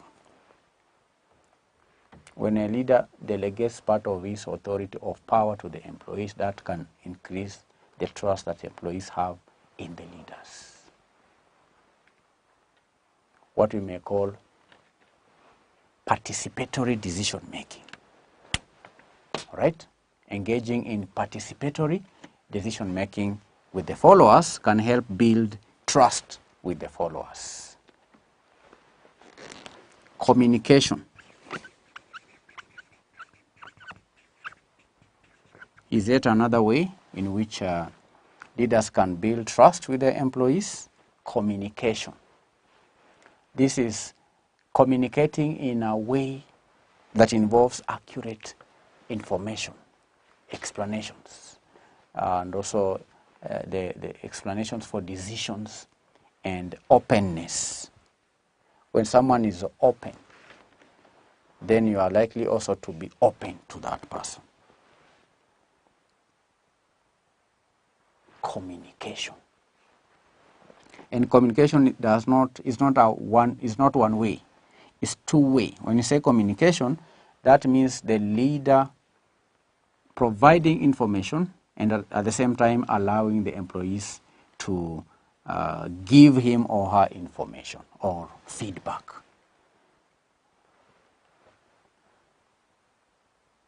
Communication. A leader can also build trust with the employees by demonstrating or demonstration of concern. Demonstration of concern, showing consideration, acting in a way that protects employees' interests, not exploiting the employees, demonstrating concern, being empathic, showing empathy that can build trust. Demonstration of concern. Consulting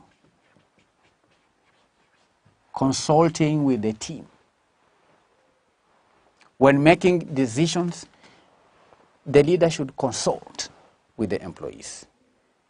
When that is done, then trust can be built, other than loading over the employees or dictating what must be done.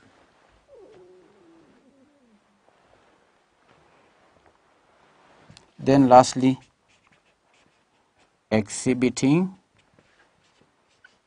shared values. Exhibiting shared values, like integrity is a value. All right? There could be values, shared visions, and so on. So these are some of the ways. Candidates were to discuss just 4 ways. I've given you how many are these? 1, 2, 3, 4, 5, 6, 7. To give 4, I've given you 7. Any 4, 8 marks.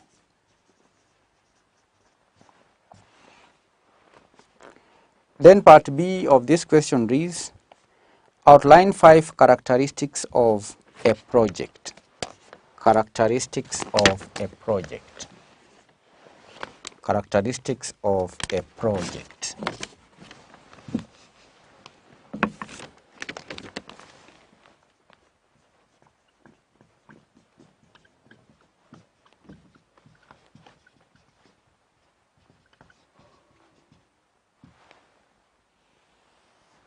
Characteristics of a project. Every project or projects have unique characteristics. The first one is in relation to the objectives. Every project has specific objectives, and the project ceases to exist after objectives have been achieved. A project, we say, is ad hoc organization of personnel, materials, facilities which assemble to achieve a goal, usually within a scheduled time frame. And once a goal is achieved, the organization is disbanded or reconfigured to begin work on another new goal or another project. So a project goal must produce something tangible, must add value to the organization, like discovering a new product or service and so on. And the project activities must meet or exceed stakeholders' needs and expectations. Objectives. Number 2, time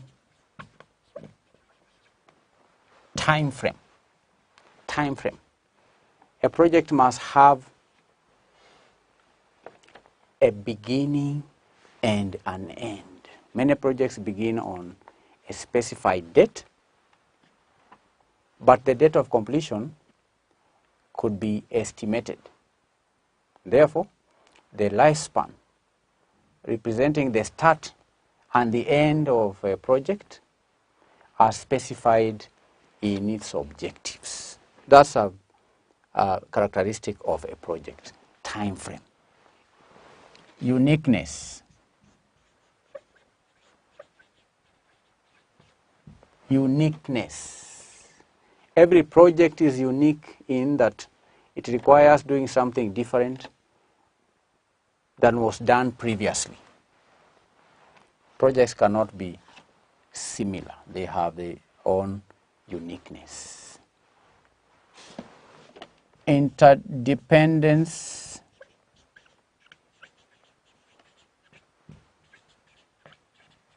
of tasks. Interdependence of tasks. A project requires many independent tasks. For example, a network cannot be installed until the hardware is obtained. All right. So there are interdependent, and there is an interdependence of tasks, and sometimes a task cannot begin before the other one ends. If you have a project of building, say, a house, there is the excavation of the ground to prepare for the foundation. There is the putting up of the walls. We have the roofing of the house. Those are different tasks. Okay, there is the putting the ceiling.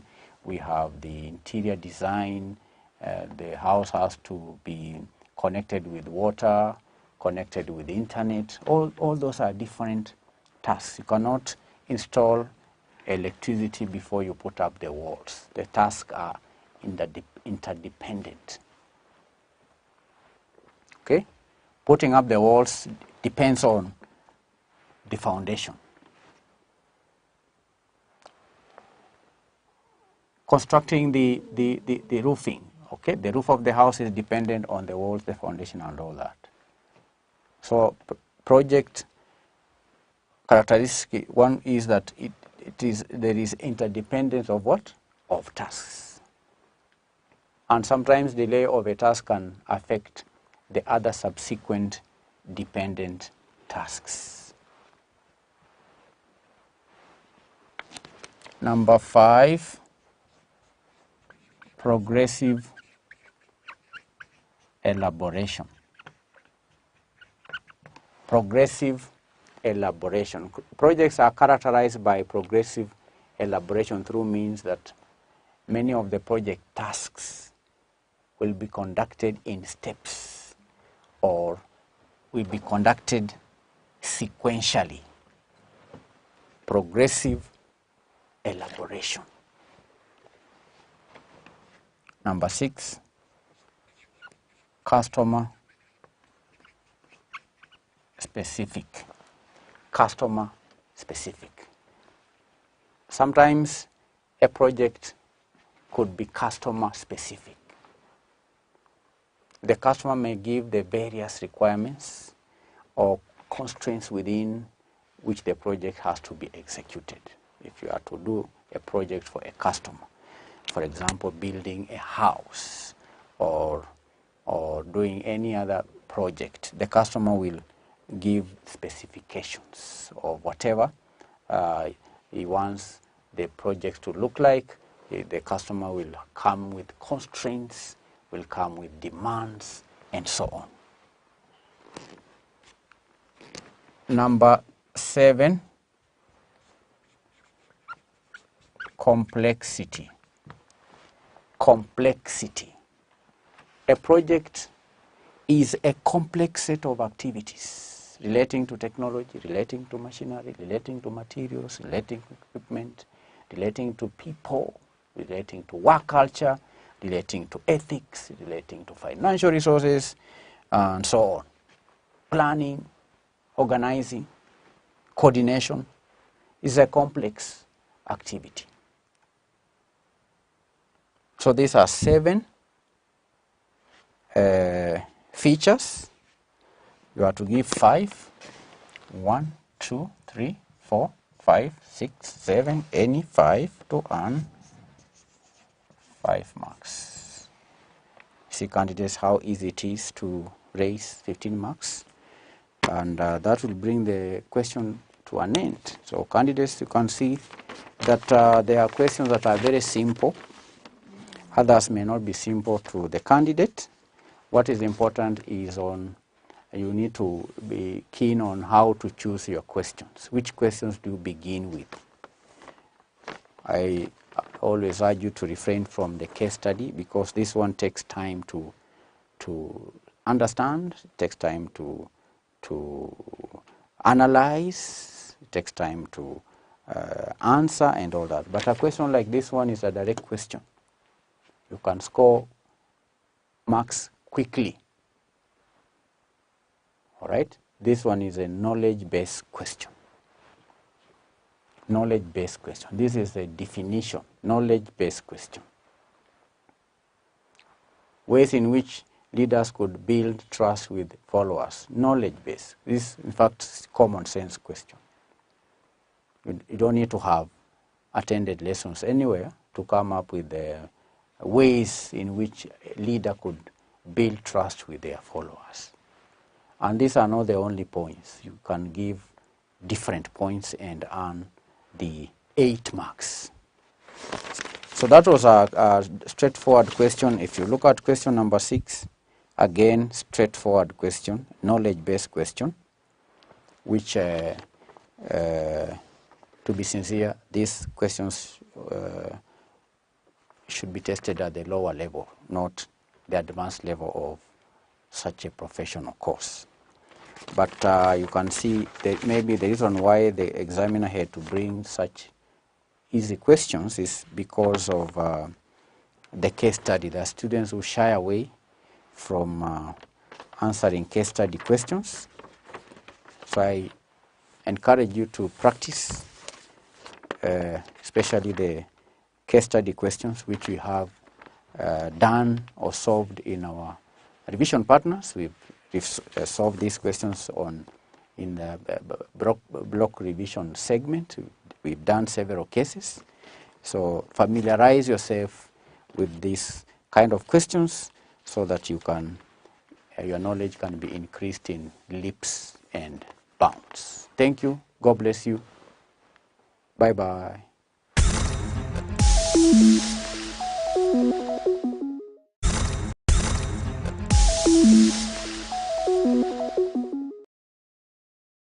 Hello learner, welcome to Manifested e-learning platform. My name is Emily Ngwiri, and today, ladies and gentlemen, we are discussing business and data analytics. The focus is on December 2022, question 24. The question reads as follows. Bermuda Limited has presented the following information for the purpose of preparing a statement of cash flows. So you are provided with an extract of the statement of profit and loss for the year ended June 2022 with the following subheadings: the revenue, the cost of sales, the gross profit, gain on financial asset at fair value, the investment income. Then you're also provided with the expenses, other expenses, administration expenses, distribution costs, finance cost, profit before tax, income tax expense, profit for the year. You're also given an extract of the statement of financial position, the assets being as follows: the non-current assets, property, plant and equipment, PPE, intangible assets, financial assets at OCI, then the current assets, inventory given as trade receivables, financial asset at fair value, cash and cash equivalents. We're given the total assets. You're given now the section that relates to equity and liabilities, ordinary share capital, 10 each, share premium, revaluation reserve, financial asset at OCI, that is the equity reserve, the retained earnings, the retained profit. You're given the non-current assets, 10% convertible loan stock. The current liabilities are given bank overdraft, the trade payables, the interest payable, income tax expense, total liabilities, and you're given the total capital and liabilities, or total equity and liabilities. Additional information. Number 1, property, plant and equipment. The property, plant and equipment of PPE held by Bermuda Limited are items of plant and equipment and freehold premises. During the year ended 30th June 2022, items of plant and equipment which originally cost 40 million shillings were disposed of, resulting in loss of 6 million charged in administrative expenses. These items had a net book value of 28 million as at the date of disposal. Number 2, depreciation charge for the year was 43 million. Number 3, 50 million shillings of convertible loan stock were converted to 50 million ordinary share capital at par.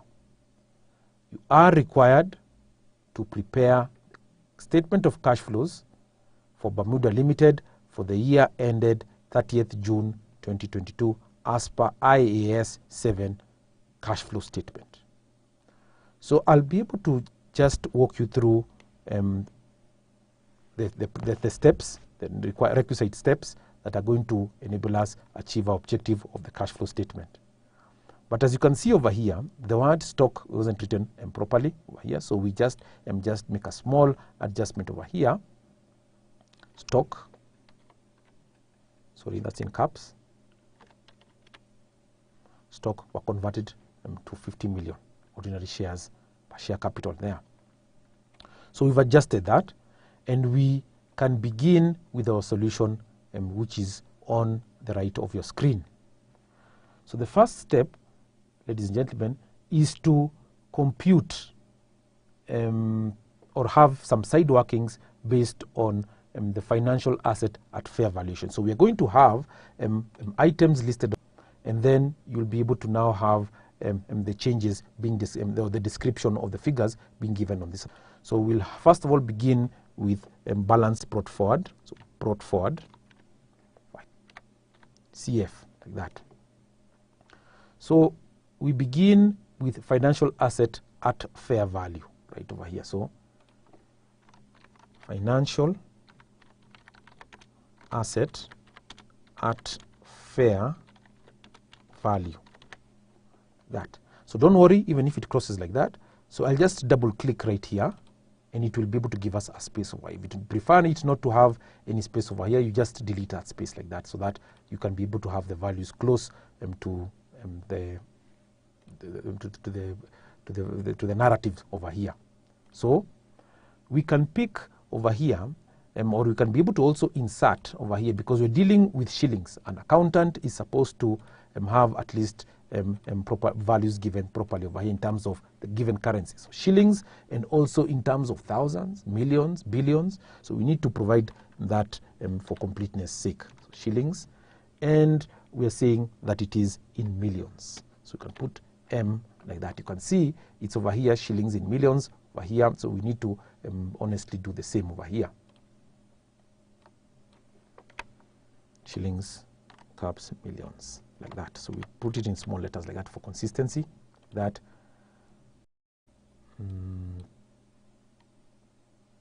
bring it close to each other over here, or we can just decide, we just delete that and then plus that there, and it will just pick, and we drag that. Remember that plus sign, guys, it has to be plus like that, not plus like this. It has to be plus like that, black. You just drag it like that. So financial asset at fair value, we can pick these values that have been given from the balance sheet over there. So we can check from the statement of financial position right over here, and financial asset at fair value. We can see over here financial asset, as we just scroll down over here, 1 second.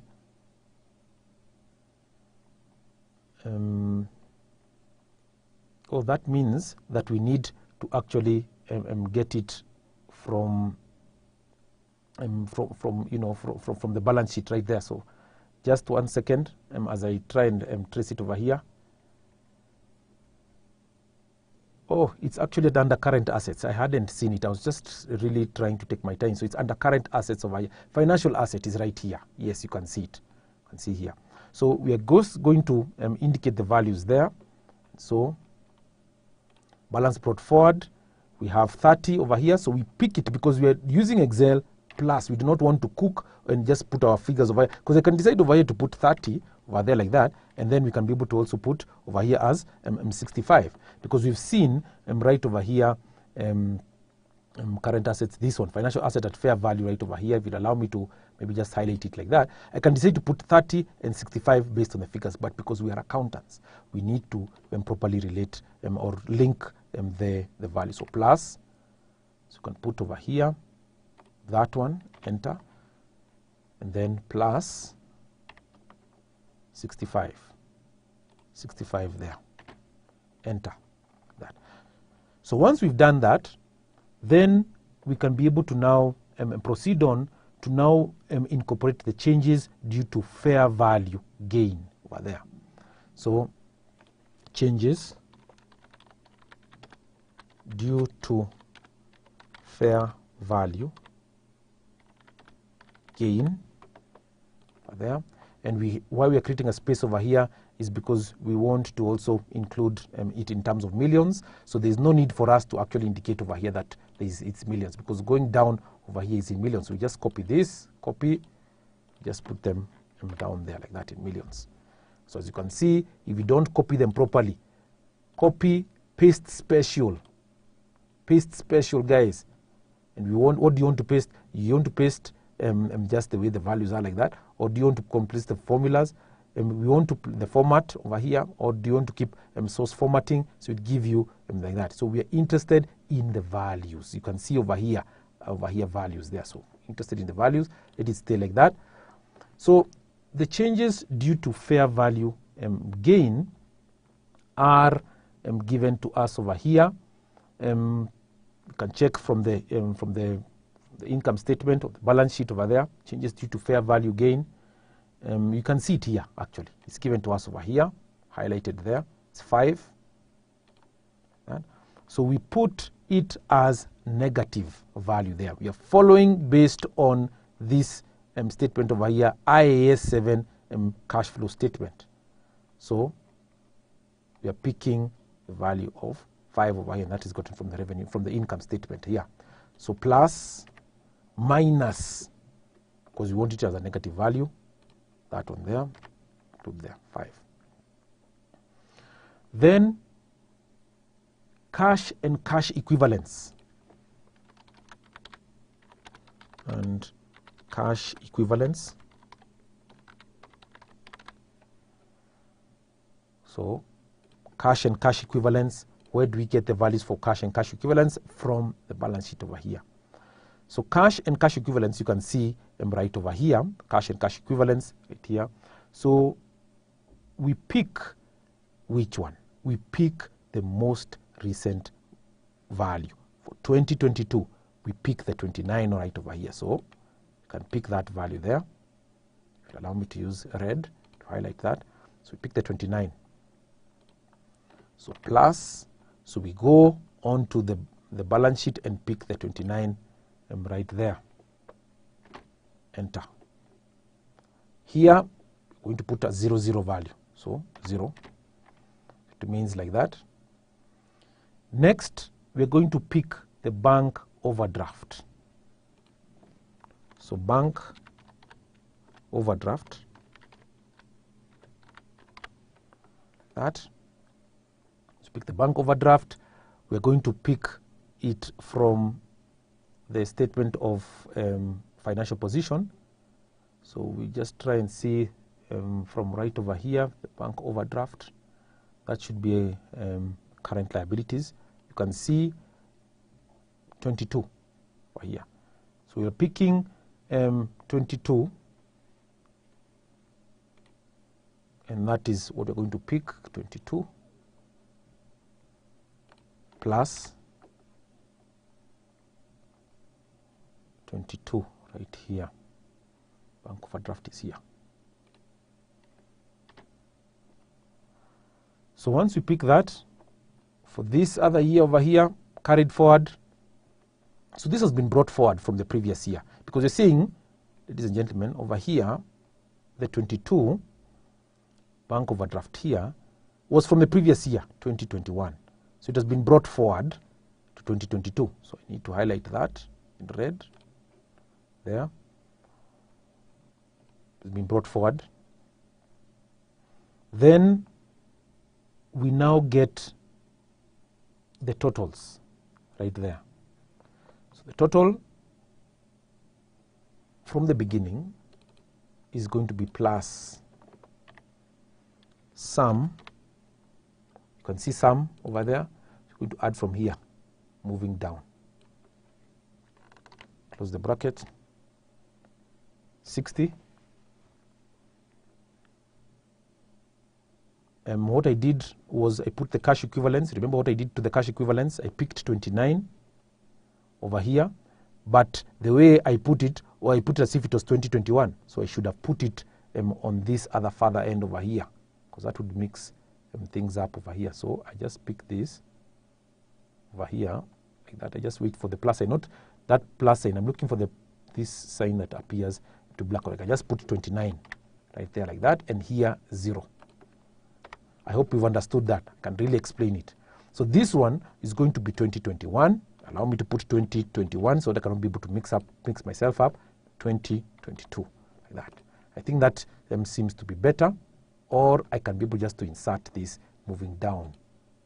You can see down, the option down, it gives me down like that, and this one should also move down. Cut, Control V. There.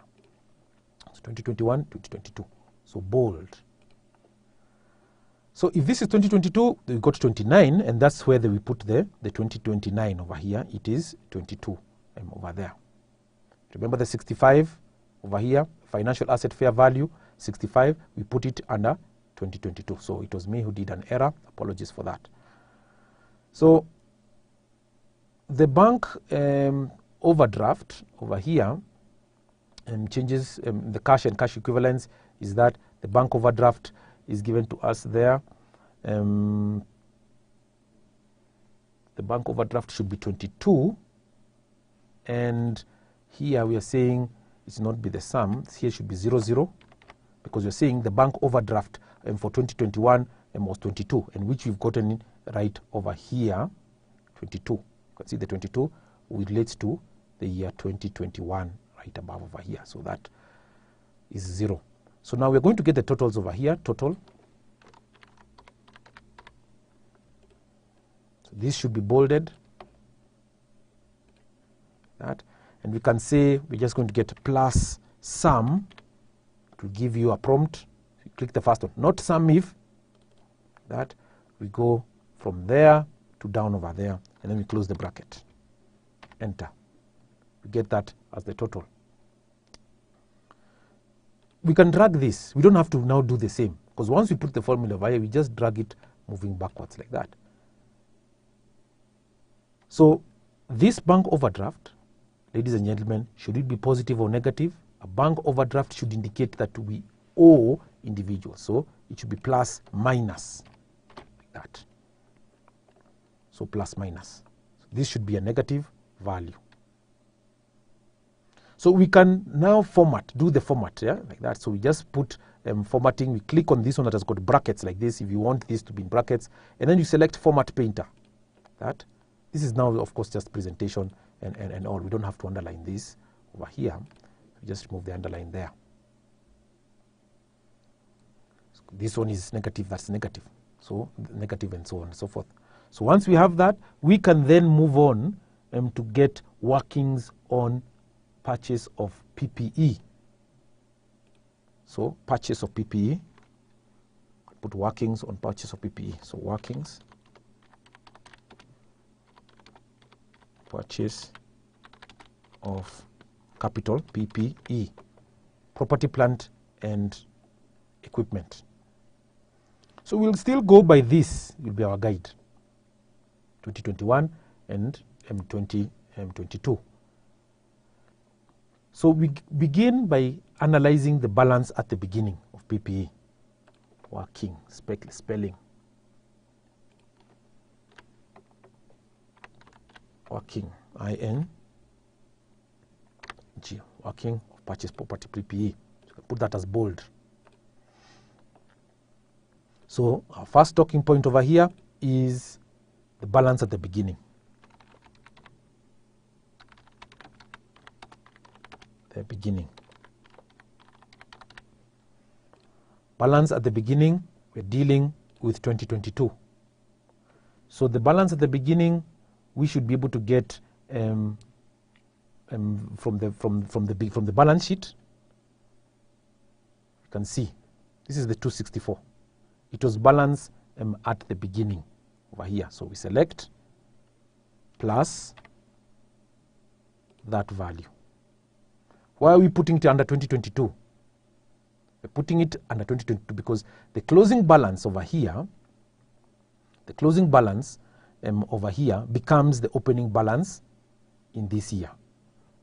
So balance at the beginning of 2022 was that one. Place it down over here because we're not dealing with the working, it's down over here. Then we move ahead and assess the loss, revaluation loss, if there was any loss. Revaluation loss. Loss. So we are not interested in giving it whether it's bolded. That. So the revaluation loss would mean that we'd have to go to the balance sheet. So we just get the statement of the equity and liabilities section because we have the revaluation reserve here. So for us to get the revaluation loss, we'll have to get the difference between this one and that value there. So it begins by getting, we begin by getting the 2022 value over here, 67 minus the 36 over there.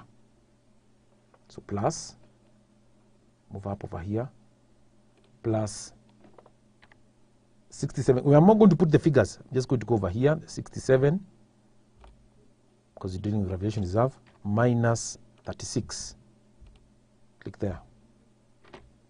That. Get 31. And so we need to highlight that, revaluation reserve. The permission. I hope it's not too bright, guys. So once we've done the revaluation loss, the difference, the revaluation reserves is amount of money that is kept in a revaluation account, so that if you want to finance any future expansion, or you want to maybe issue additional shares, then you can be able to do so using, of course, resources from this revaluation reserve. So that's revaluation loss. Once we have that, we move on to get the net book value on disposal. Net book value on disposal.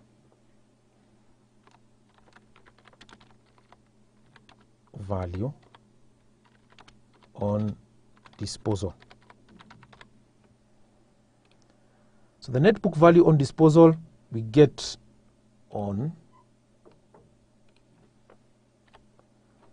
it from the balance sheet.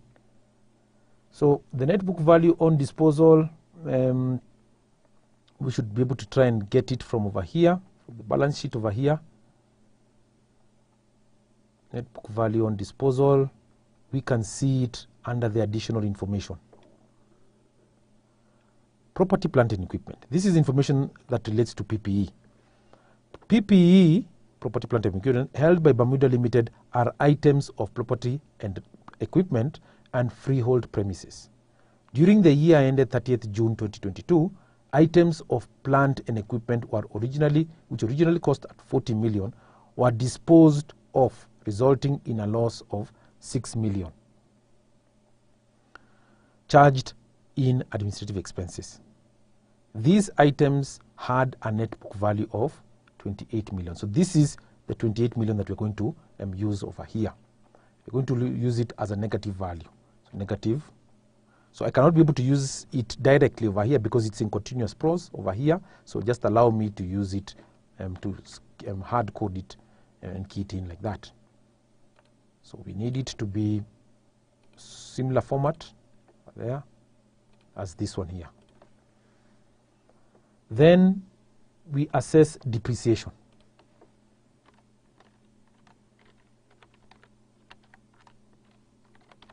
Depreciation.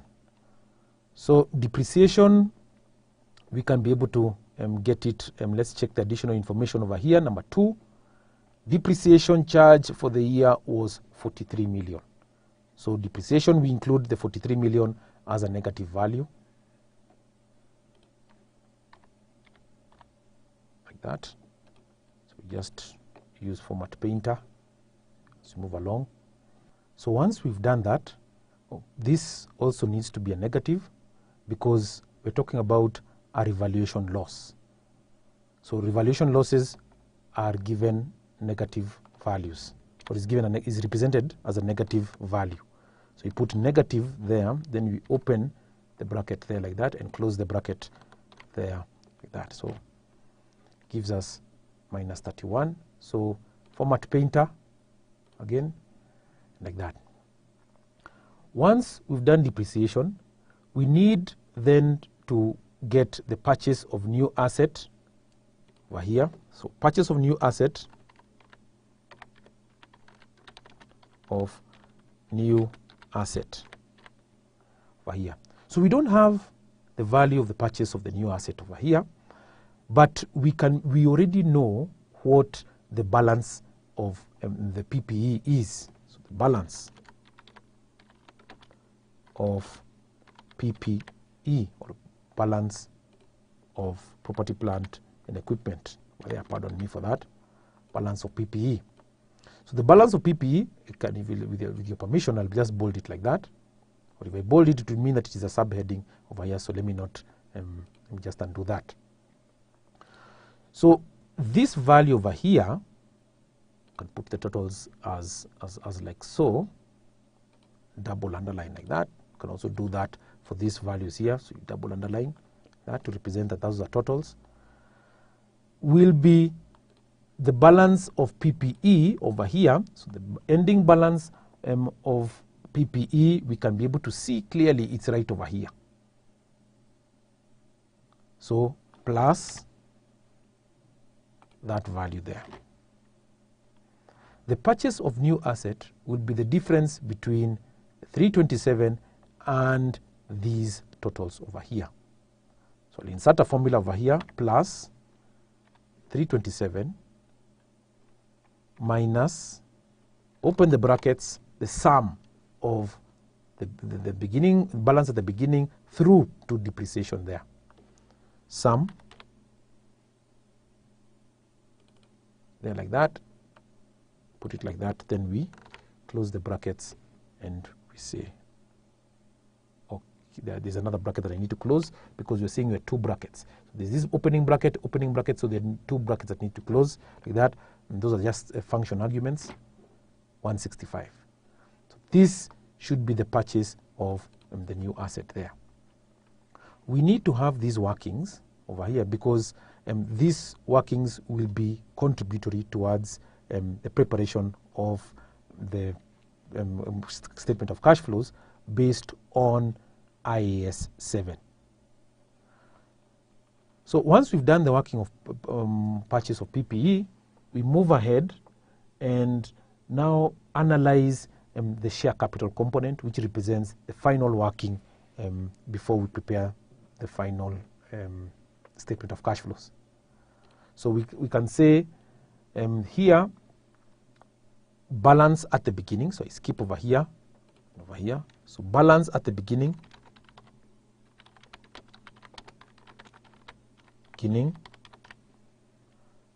Balance at the beginning.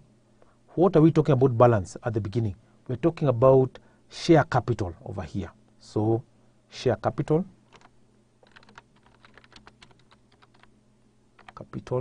Pardon me. Once you have share capital over here, what are we talking about? We're talking about millions. So we just copy these values, copy. And what did we say above there? Paste special. If you paste, ladies and gentlemen, let's just do what we did. Like that. It will not give you exactly what you want. So we just come and undo like that. Paste special. Paste special, and we want values. It gives you that. So then you can escape like that. Now we can say share capital relates to that part there. And then you're also talking about share premium, if any, share premium. Over here. And then we have now the total value right here. Total value given to us there. And these are in millions. So we just do the same right here, in millions. So what is the balance at the beginning right there? So the balance at the beginning given to us there is, let's see, down here. We can just come, we can see note number 3. Shillings 50 million of convertible loan stock were converted to 50 million ordinary share capital at par. So that does not relate to that. Pardon me for that. I'm just trying to. This is the part over here that I'm talking about. Balance at the beginning. Oh, this is convertible loan stock. That should not be the one over here. Just a second. This is the part that relates to share capital. Over here, balance at the, yes, it's right here. So this 150 here. Balance at the beginning, the 150. So we pick balance at the beginning share capital, 150, but we do not do that. Pick plus the 150. I just seen it just now. We pick that. Enter. Then there is nothing to do with share premium. 0. Then the total should be given as plus that value there. Enter. Then we talk about conversion of loan stock.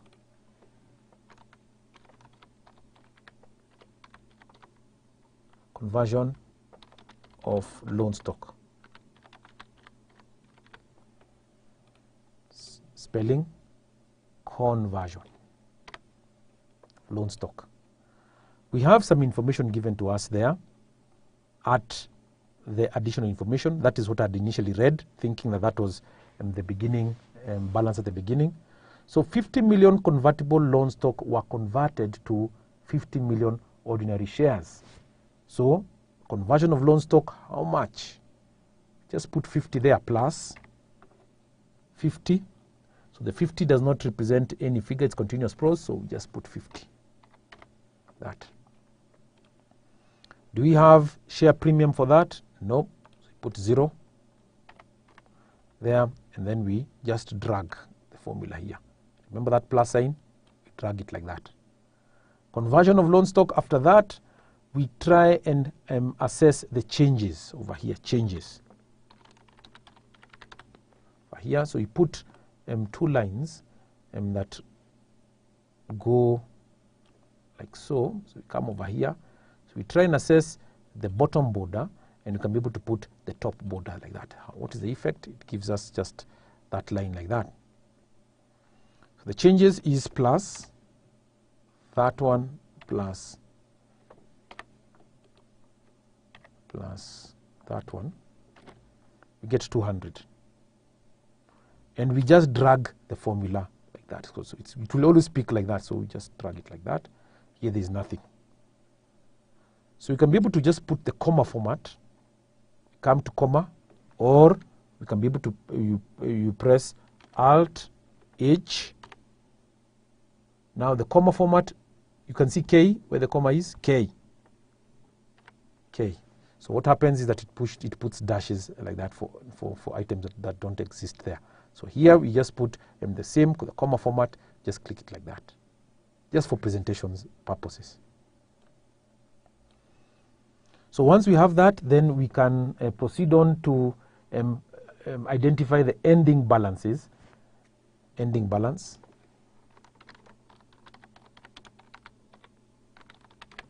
Yeah.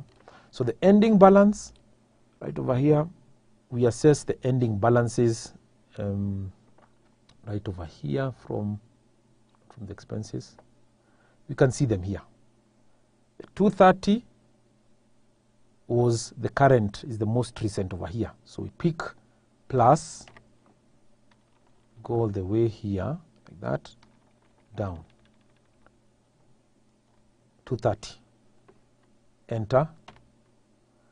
Once we pick the 230, the share premium, was there anything to do with share premium? You can see just beside it, right here. So, plus, just come down here, share premium, enter. It didn't pick, so plus, I think it didn't pick. Can just come directly there, enter. And then we get the total over here. So remember, the total will be given based on whatever I've already calculated, but not in this format over here above, but we're saying, but it will just be plus that value. So that will be the ending balance. So what is the increase due to the new issue? Increase due to the new, of course, the new conversion of loan stock, the new issue. Over there, we can see we'll just subtract upwards, so plus that value minus 200, enter. Here we just pick the formulas right here, that plus sign like that, 60. So that is the increase due to the new issue over there. Now, ladies and gentlemen, the moment of truth has arrived. We now prepare a statement of cash flows based on IAS 7. So with your permission, once we have these values over here, I can just start over here, scroll down here.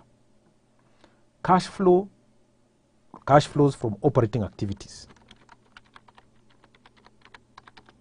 From operating activities.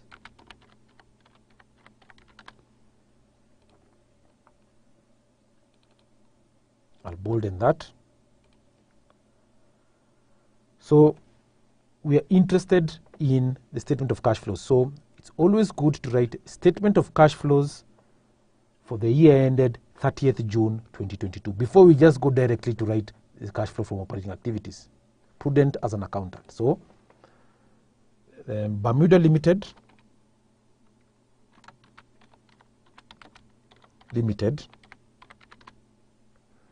statement of cash flows,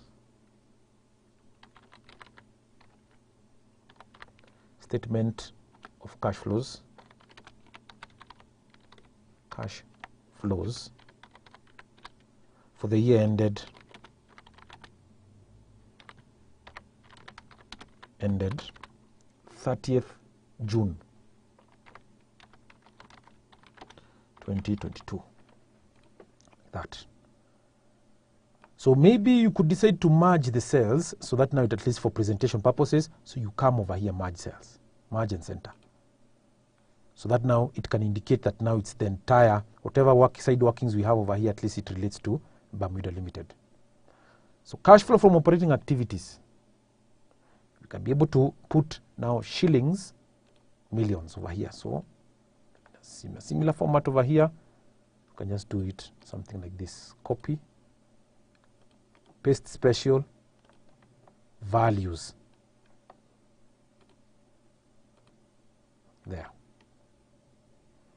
So we start off based on IAS 7, profit before tax.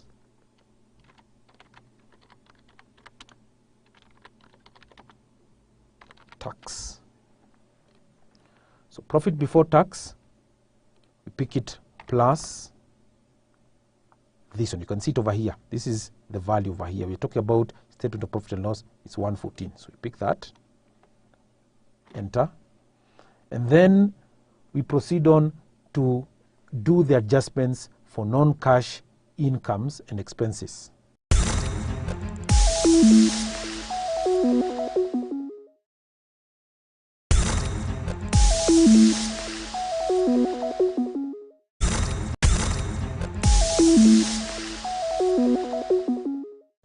And then we proceed on to do the adjustments for non-cash incomes and expenses. Adjustments for non-cash incomes and expenses. cash, incomes and expenses. So bold, like that, and we double click over here so that now at least we can be able to now list the provider list right over here. The first one is finance costs. Finance costs.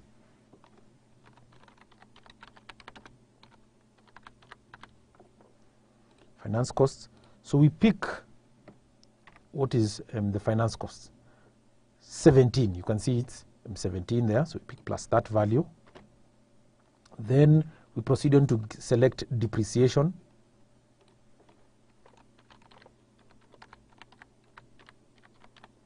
Depreciation right there. And the depreciation, we can get it from, of course, from the statement of financial position over here. If it's not there, we can check it at here. There is disposal over here. For, you can see the depreciation is over here, note number 2. Depreciation charge for the year was 43 million. So we're dealing with this year. We just pick the 43 million. Then we select loss on disposal of PPE. Loss on disposal of PPE. There. So do we have any working on PPE? Loss on disposal of PPE. We don't have anything right from here from our working. So we can check the additional information right over here. Property, plant and equipment. Property, plant and equipment held by Bermuda Limited are items of plant and equipment, are freehold premises.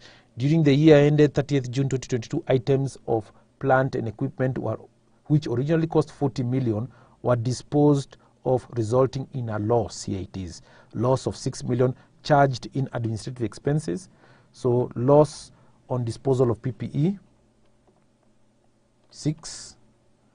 You're seeing it's just going to be a positive value there. Then we proceed on to assess the amortization of intangible assets. Amortization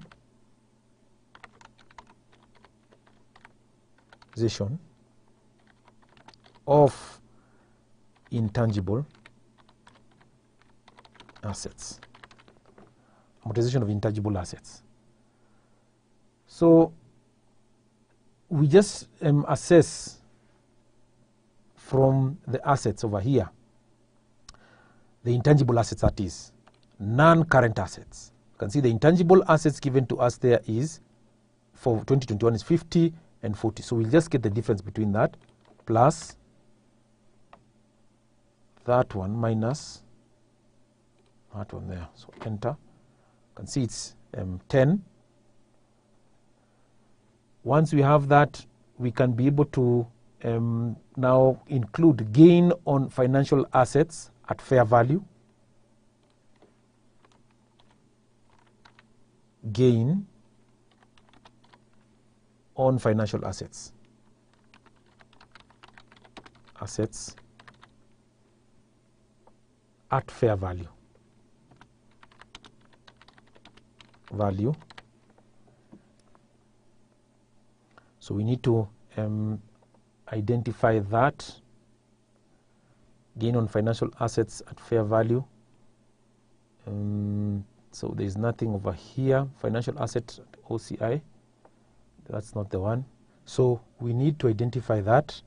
And from the income statement, we can see the gain on financial assets at fair value. That given to us because it was a gain over here, but we need to reduce that gain on financial assets over here. So we put minus over here, minus 5, enter. And I can see there's a slight error over here. Profit before. Put an E here. Before tax, like that. So once we have the gain on financial asset at fair value, then we can do the adjustments for incomes not correctly classified. So adjustments for income not correctly classified here.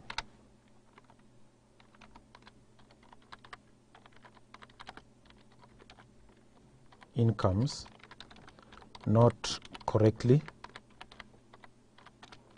classified. Not correctly classified over here.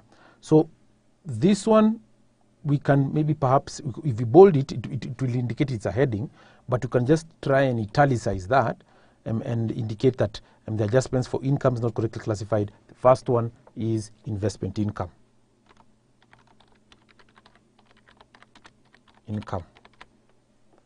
Investment income. So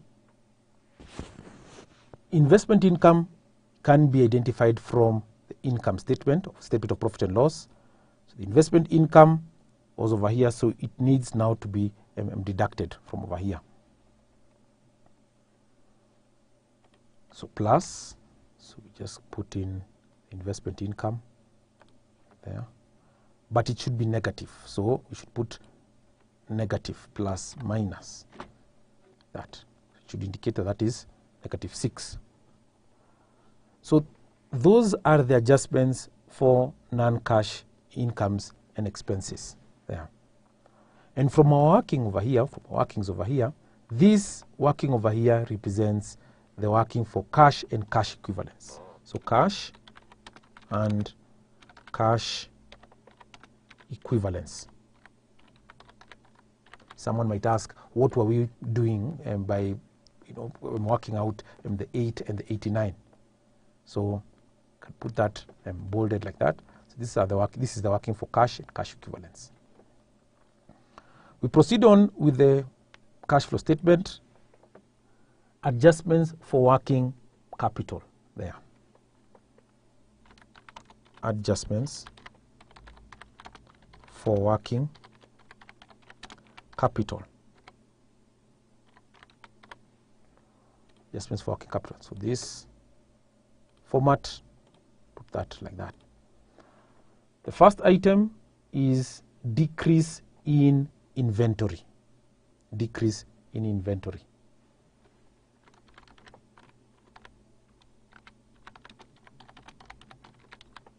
Inventory.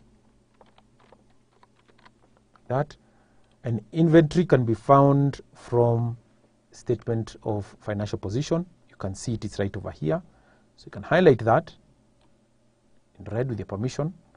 So we get the difference between the 176 minus 123. So we can just do it like that. Brackets 176 minus the 123. 3 there. That is obviously how an accountant would do it if you are perhaps maybe writing, having a narrative exam, writing it down. But because we are accountants, and someone should be able to come and check the formula based on the Excel. Once you click the Excel part over here, you should be able to identify. So it's plus the 176 minus 123. No need to show any working or side workings right over here besides the written part.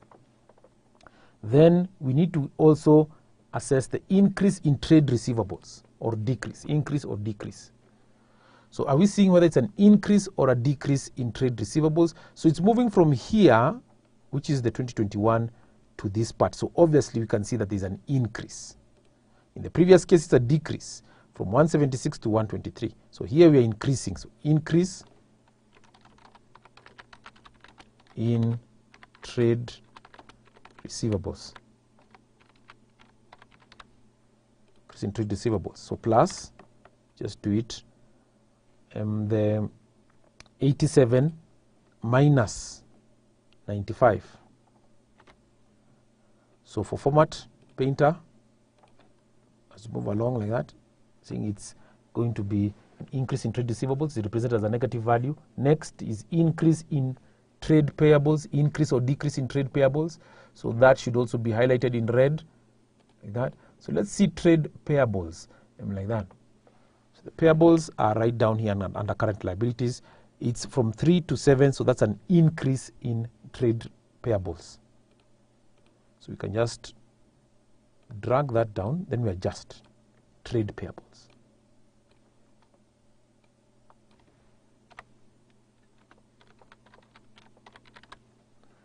Increase in trade payables. So we just pick plus trade payables 100 minus 156 minus that value. Format, yes, I can format it. I just want to do it for completeness. I do not want to do it everything once everything is done. Then we move ahead and try and identify whether we have anything to do with cash generated. Is there any other adjustment required? Nothing. So we move on to cash generated from operations. Generated from operations. So we just add them.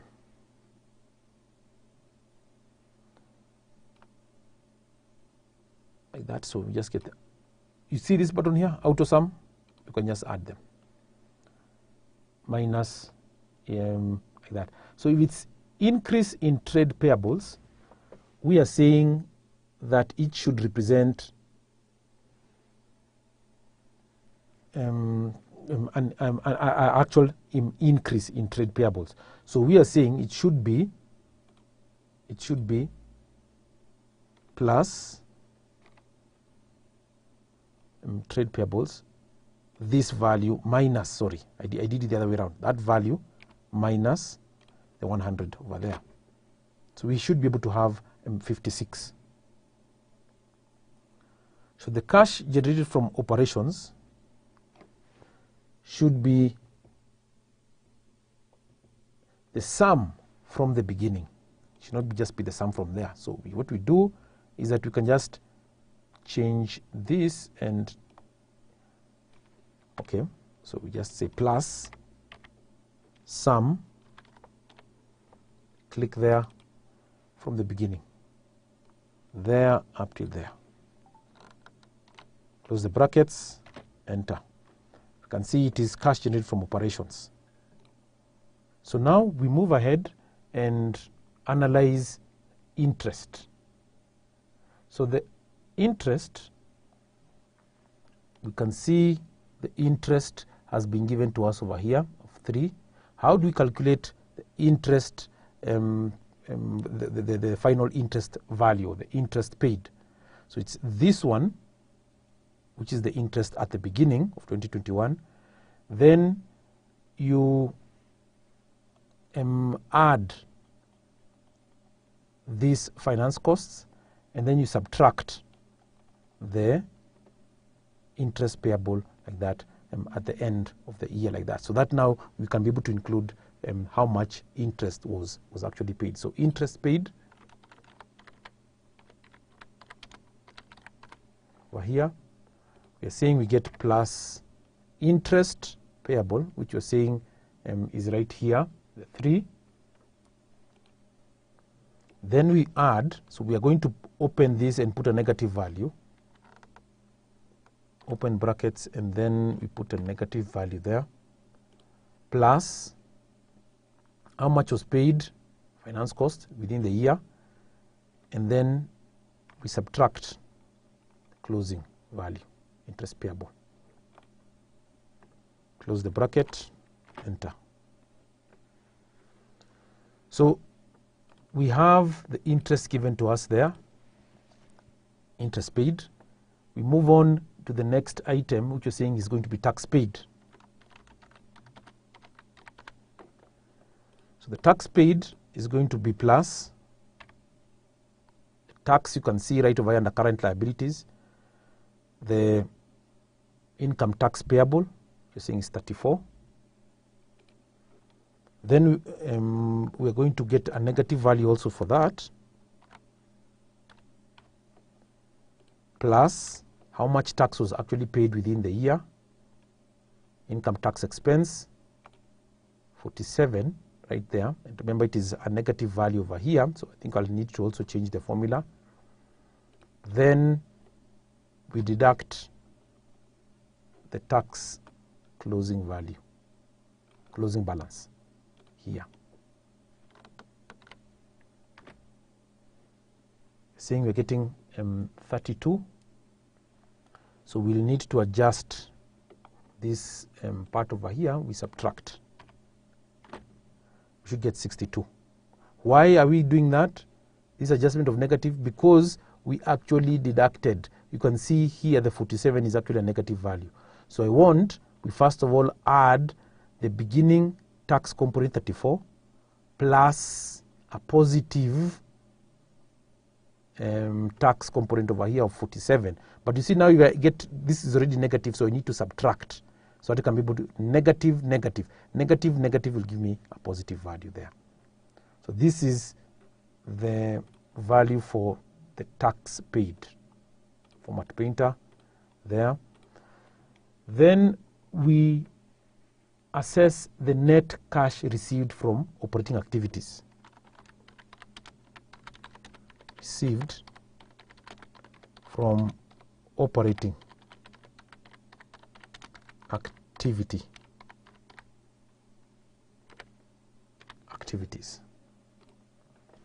So how do we get the net cash from operating activities? Over there, we just get the sum of cash generated from operations from there. So plus sum from here to there. Net cash received from operating activities. It's 205. We move ahead and talk about the cash flow from investing activities.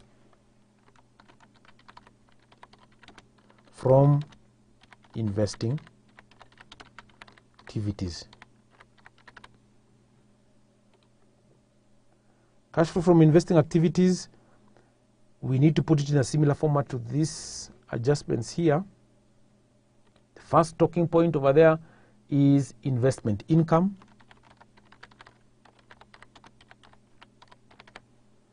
Over there from the income statement plus investment income is right here, you can see it. So you highlight that. Sorry, I can just first of all highlight that as investment income. There, not highlight, just put it as a format painter. That as 6. So plus that value, enter. Our next item is now purchase of PPE, and we need to see the working for that. Purchase of PPE. Purchase of PPE, that plus the purchase of PPE should be, from the working over here, we can see the purchase of new asset right over here. So the working purchase of PPE, the purchase of new asset, that value should be included, and that value should be a negative value. So first of all, you include it like that because it represents an outflow of cash, plus minus 165 there. We move ahead so that we can be able to get either the purchase or sale of financial asset at other comprehensive income. So we are saying we have the purchase of financial asset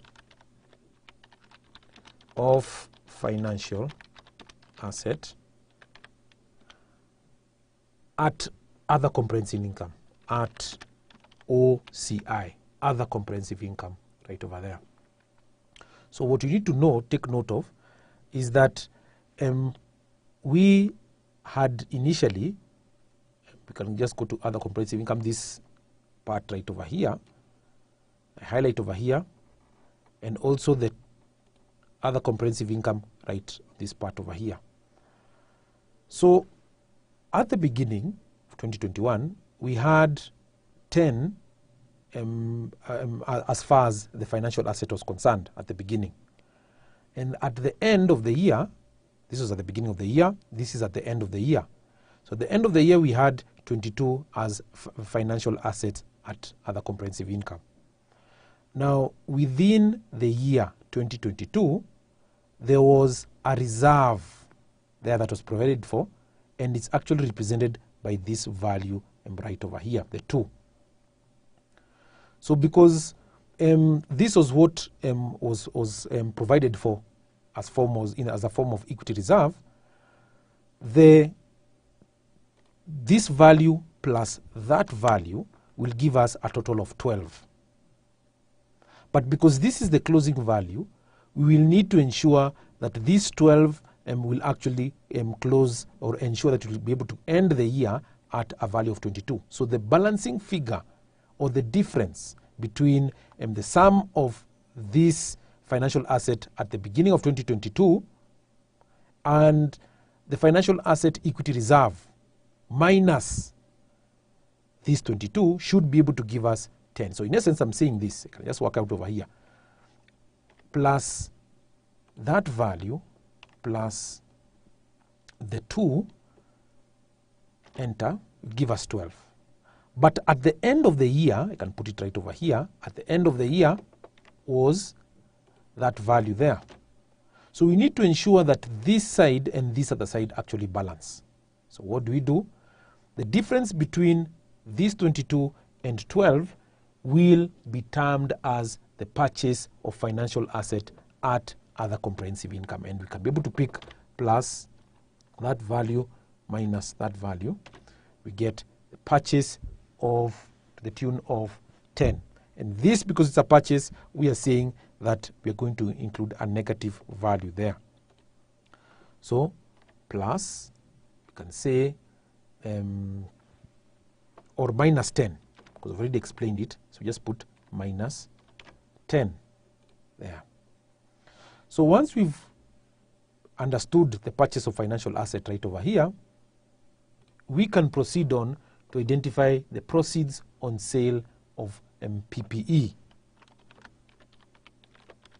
Proceeds, pardon me, on sale of PPE. Proceeds on sale of PPE will be given based on the additional information. Additional information number 1. Property, plant and equipment held by Bermuda Limited are items of plant and equipment and freehold premises. During the year ended 30th June 2022, items of plant and equipment which originally cost 40 million were disposed of, resulting in a loss of 6 million, charged in administrative expenses. These items had a net book value of 28 million as at the date of disposal. So this is very important, because you're saying that the difference between the net book value and the loss over here will give us the proceeds on sale of PPE. So we select plus 28 million, then we subtract the 6 million over here, which represented a loss, that we get proceeds on sale of 22. Now we can be able to get the net cash used in investing activities. So net cash used in investing activities.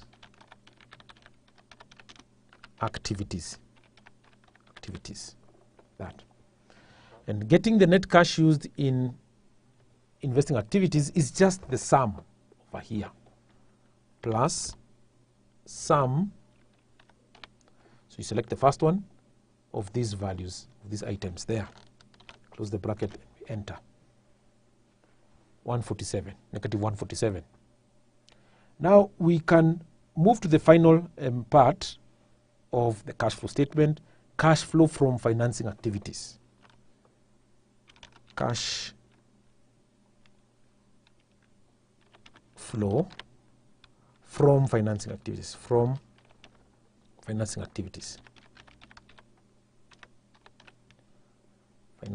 activities. So this one will just consistency sake, put it like that, bolded, like that, we bold it. Then we identify the items. There were new issue of shares. So issue of new shares. Of new shares. Over here, we come to our working, the very first working over there. Rather, not the first working, but the issue of new shares was done over here, sorry. The third working over here.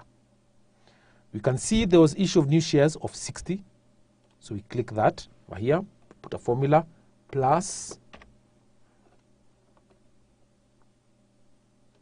there. And you can even see it's written there, increase due to new issue, 60. Then we proceed on to identify the dividends, if there are any dividends paid.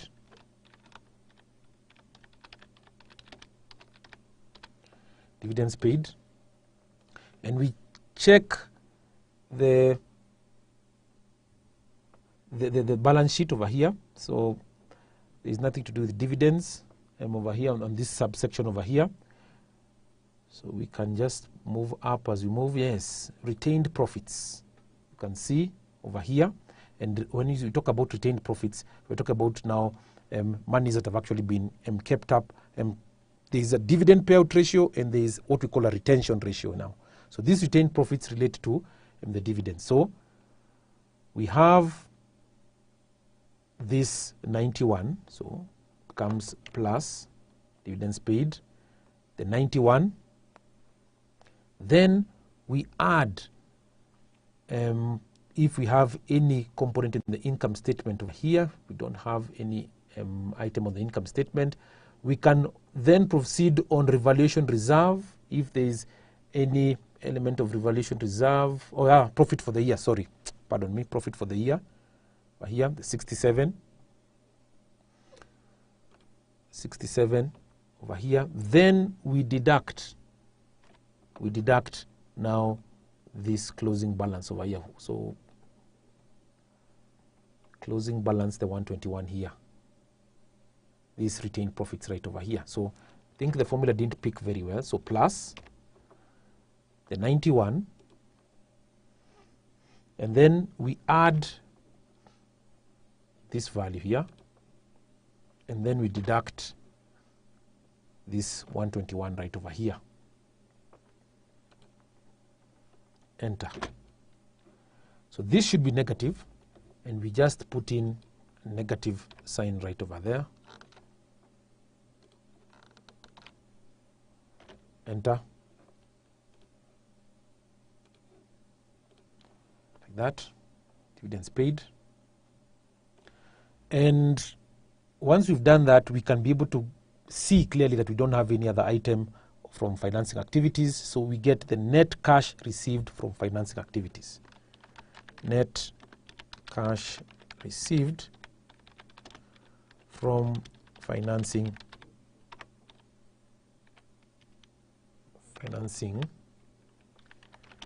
activities.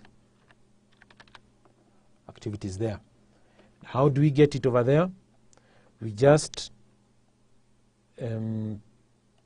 get the sum of that of the new issue shares and the dividends paid. So plus sum like that. So we close the brackets like that. Sorry. Plus that one plus that value. Get 23. So this value can be able to just maybe decide to underline it, that one. This net cash used, we can be able just to also underline that as well. And this one, just underline there, that. After we get the net cash received from financing activities, we need to get the net increase or decrease in cash and cash equivalents. Net increase in cash and cash equivalents. In cash and cash equivalents. That. So the net increase or decrease in cash and cash equivalents, we can get it from, we cannot be able to get it from this cash and cash equivalents right over here. We can get it from adding the three components of the cash flow statement. That is it. So we add plus, we get the 205, that one, plus we add the negative 147, then we add the 23. Enter. We can see we have 81. But we need to factor in the cash and cash equivalents at the beginning. And that is now where this cash and cash equivalents summary comes into play or into use. So we add cash and cash equivalents at the beginning. Cash and cash equivalents at the beginning, like there, cash equivalents,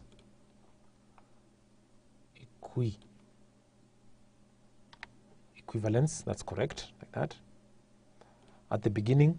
And we can see the cash equivalents at the beginning is plus, we can go up over here, this is at the beginning, 2021, that value, enter. Then we factor in cash and cash equivalents at the end.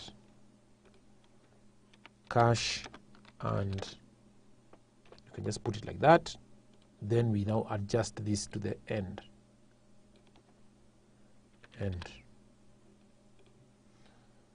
So this one, we can clearly see over here that it balances off. So we can just get plus that one plus that value will give us 89. So does this tally? So to check, we can have a check over here. Check. How do we check whether we actually am doing the correct thing over here? So we just check if this value, remember this value was gotten from the sum of those values there. So plus this value minus the one that we did here at the balance or at the beginning or at the end over here, 2022. If they're different, then that value should give us a value over here. So you can see, and we can just put the comma format over here to see that this check is indeed actually true right over there. So you can just put it like that, and maybe you can even just italicize that like that. So this is how we prepare the cash flow statement based on IAS 7 cash flow statement. And please make sure to always have these summaries over here indicated to you like so. So we can decide to even make it for presentation purposes. You can just make it like that, and put it like that. And this one over here should also be, maybe you can decide to put it in a big format like that. But now the outer part right here can be in a thick border like that. So this one can also be in a thick border outside, that for presentation purposes to your bosses, or for maybe PowerPoint presentation. There like that is going to be part of data visualization. So this is it, the summary ends right there. You can decide to put our outside format there, then we put the like that, then the outside border over here. This should be at the center, so we just put center like that. Then this one should be indicative over here, should reach at that point there actually. There, and then we put the thick outside border like that. So this is bold. So perhaps it may not reach over there. So what do we do because it's not reaching over there? We just come and click margin center. Then we redo it again until where it reaches there. So we can now margin center at that point like that. So ladies and gentlemen, we hope you have enjoyed our session of being with us here at Manifested Publishers. We are here for you, and if you've got any questions, please you can be able to post questions on the comment section, and we'll be glad to answer your questions. Thank you for being with us. God bless you.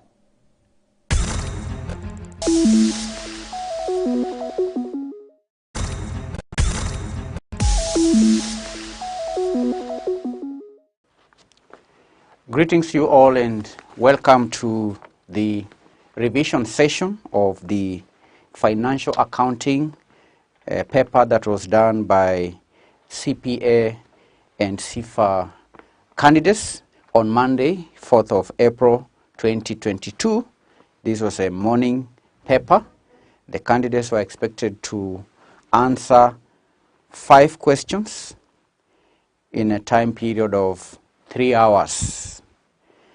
And in this session, I'll be tackling a question at a time. In this first session, I'll answer question number 1. In the next session, I'll answer question number 2 until we complete the 5 questions. It's my hope that you are ready to revise. I also hope that you attended the class lectures where we took you through all the topics as per the 2021 Kasneb revised syllabus. Welcome to the lesson. Question 1 of the financial accounting paper that was done in April 2022 reads as follows. Part A, highlight 5 elements of financial statements, 5 marks. I'll first answer that one. Elements of financial statements. So candidates, what are financial statements? Financial statements are also known as the final accounts, and the main financial statements are the statement of income, or what we call the trading profit and loss account. The second one is the statement of financial position, also known as the balance sheet. The examiner required candidates to highlight 5 elements. The candidates who understand English did not have any problem answering this question, because if you know the meaning of elements, what is an element, then it becomes very easy for you to answer such a question. An element is a segment. An element is a constituent of something. An element is a section. The candidate required, the examiner required candidates to highlight 5 elements of financial statements. 5 elements of financial statements. This is financial accounting. We are revising the paper that was done in April 2022. Question number 1. A, elements of financial statements. I've said the main financial statements are the income statement and the balance sheet. So what are the sections in a statement that is known as the profit and loss account, the trading profit and loss account? So if you are to look at an income statement or a statement of financial position, you'll find elements like revenues. And in a short while, we are going to be preparing a statement of profit and loss account. When preparing a statement of profit and loss account, which is a financial statement, the first section, the first element, the first segment is revenues. The second element in a statement of profit and loss account is what we call expenses.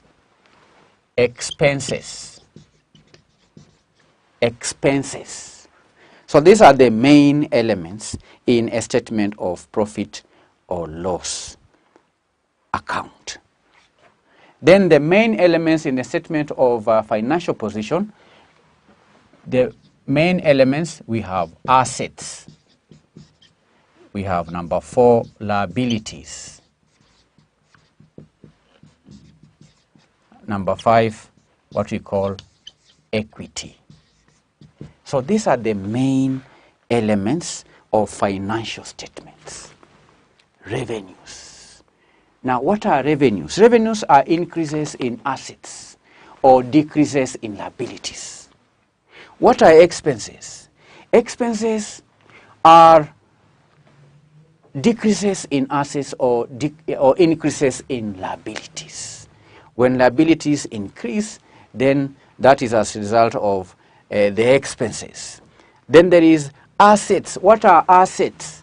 Assets, or an asset, is a present economic resource that is controlled by an entity as a result of past events.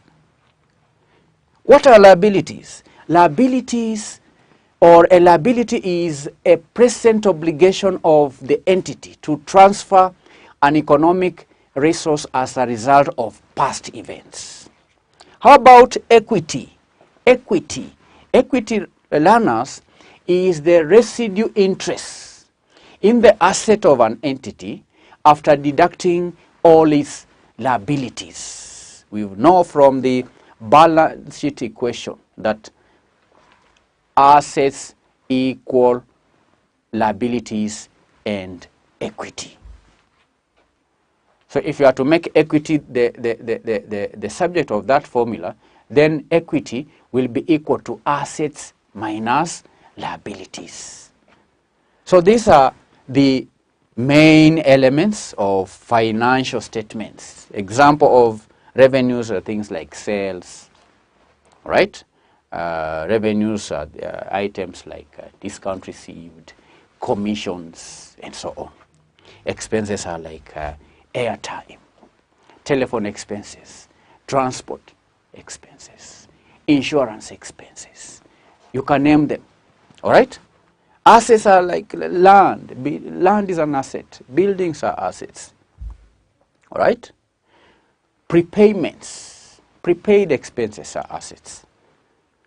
Inventories is an asset.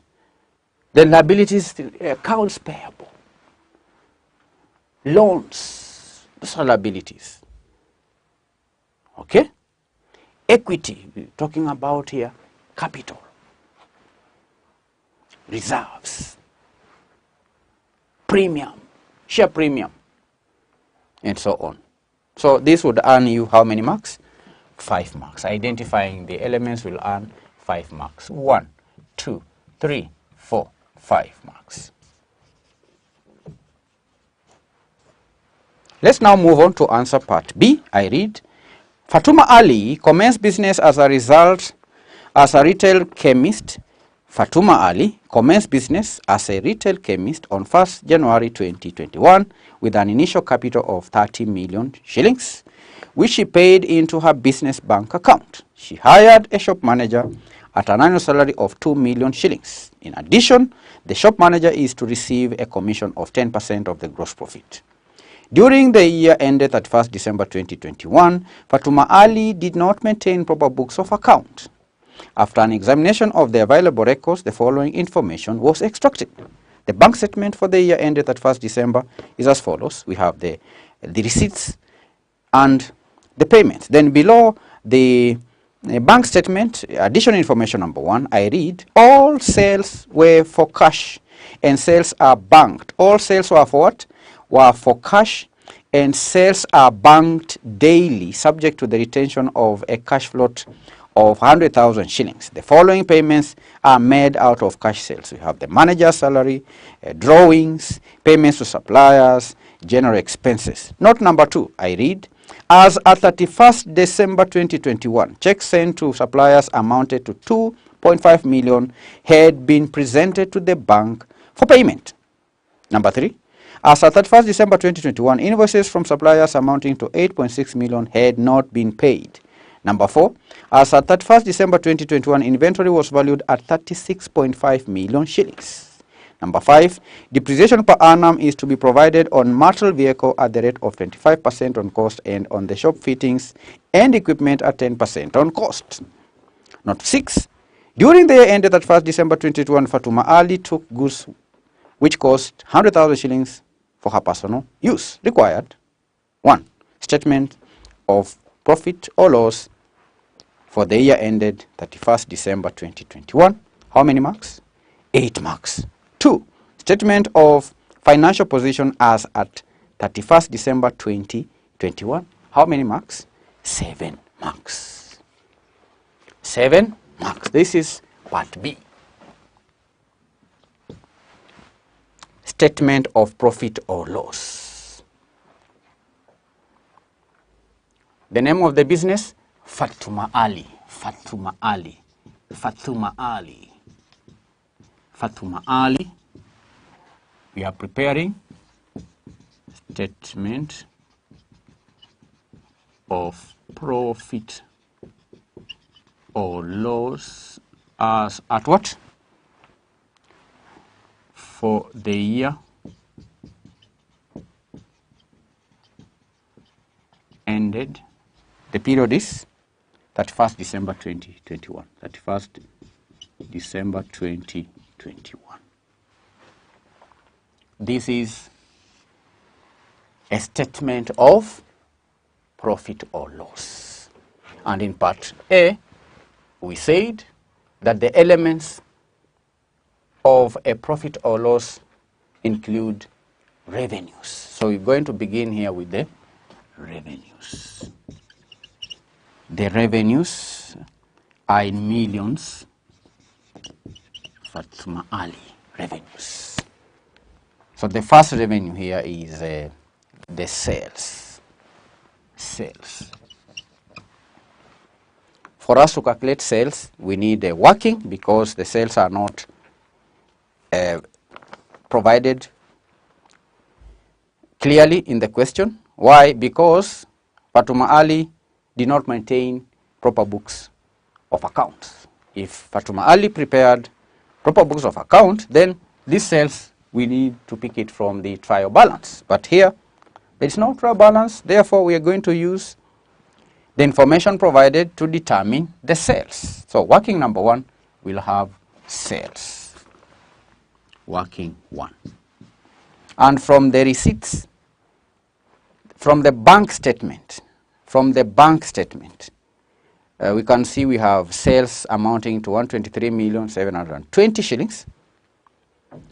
In addition, information number 1, we read that all sales were for cash and sales are banked daily. All sales are what? Were for cash. That means the customers were not allowed to pay by check. It was just by cash. And sales were banked daily, subject to retention of 100,000 shillings float. So the payments that were made out of cash sales, we have manager's salary, drawings, payments to suppliers, and general expenses. That means that when Fatuma Ali received cash from the customers, that cash was used to make cash transactions, and they are listed. So when preparing the sales account, these are the items to include in the sales account. Working 1, these are workings. 1 sales account. Sales account working 1. Now in note number 1, candidates, we read that all sales were for cash and sales are banked daily, subject to retention of a cash float of 100,000 shillings. So all sales were for cash. What does that mean? That means that Fatuma Ali sold on cash basis. The customers paid in cash, and all the cash was banked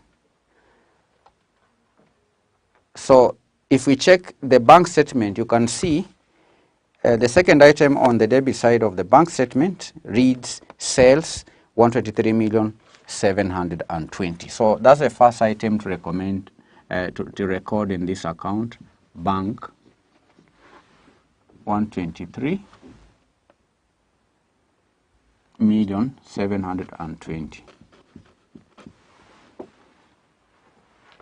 So out of the cash that was received, 123,720,000 was banked.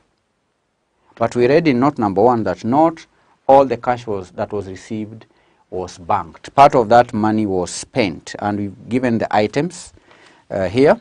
So we're going to prepare another account, which I'll call cash account.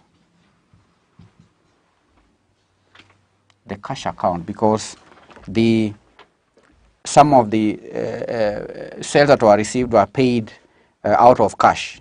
And the first item there is manager's salary. The manager's salary was paid out of cash, because when you pay salaries, you credit the cash account and debit the salaries account. So here we have 1.98 million. 1.98 million. The second item, drawings, 4 million. The third item, payment to suppliers. Suppliers were paid how much? 1390. General expenses. General expenses amounting to 840 was also paid from cash.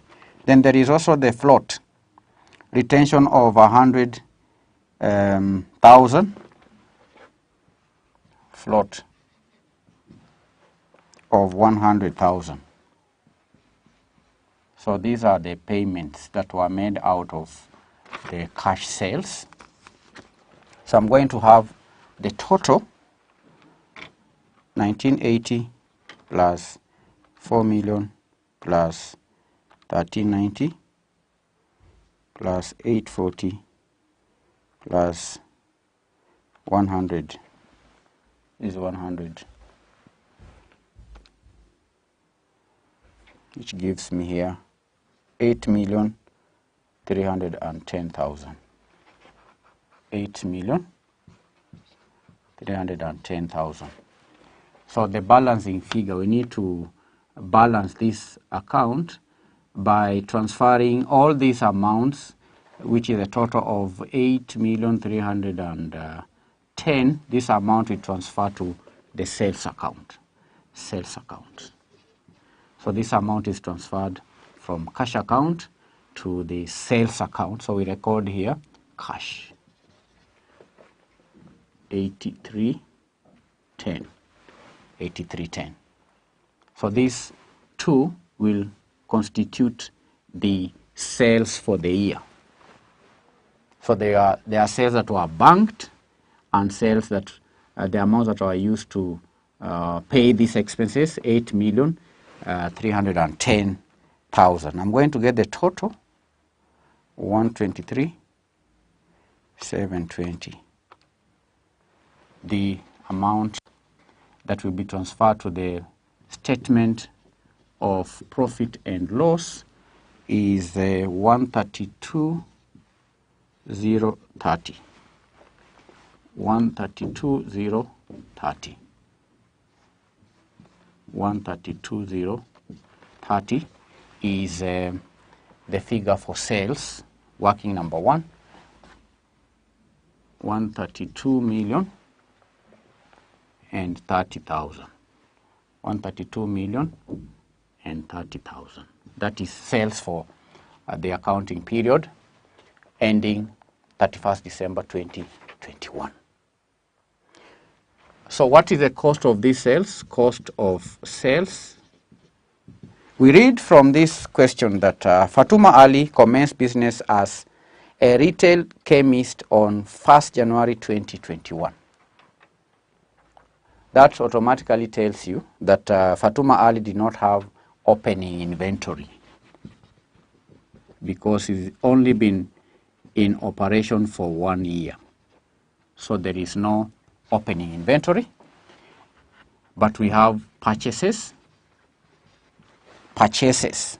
Again, purchases are not provided directly from the question because the businesswoman did not maintain proper books of accounts, because if proper books of account was prepared, then we could simply pick the purchases from the trial balance. Therefore, we must have a working for purchases. Purchases account. This is working number 2. Purchases account. We'll go through the question and identify all the items that are to be effected or to be transferred to the purchases account.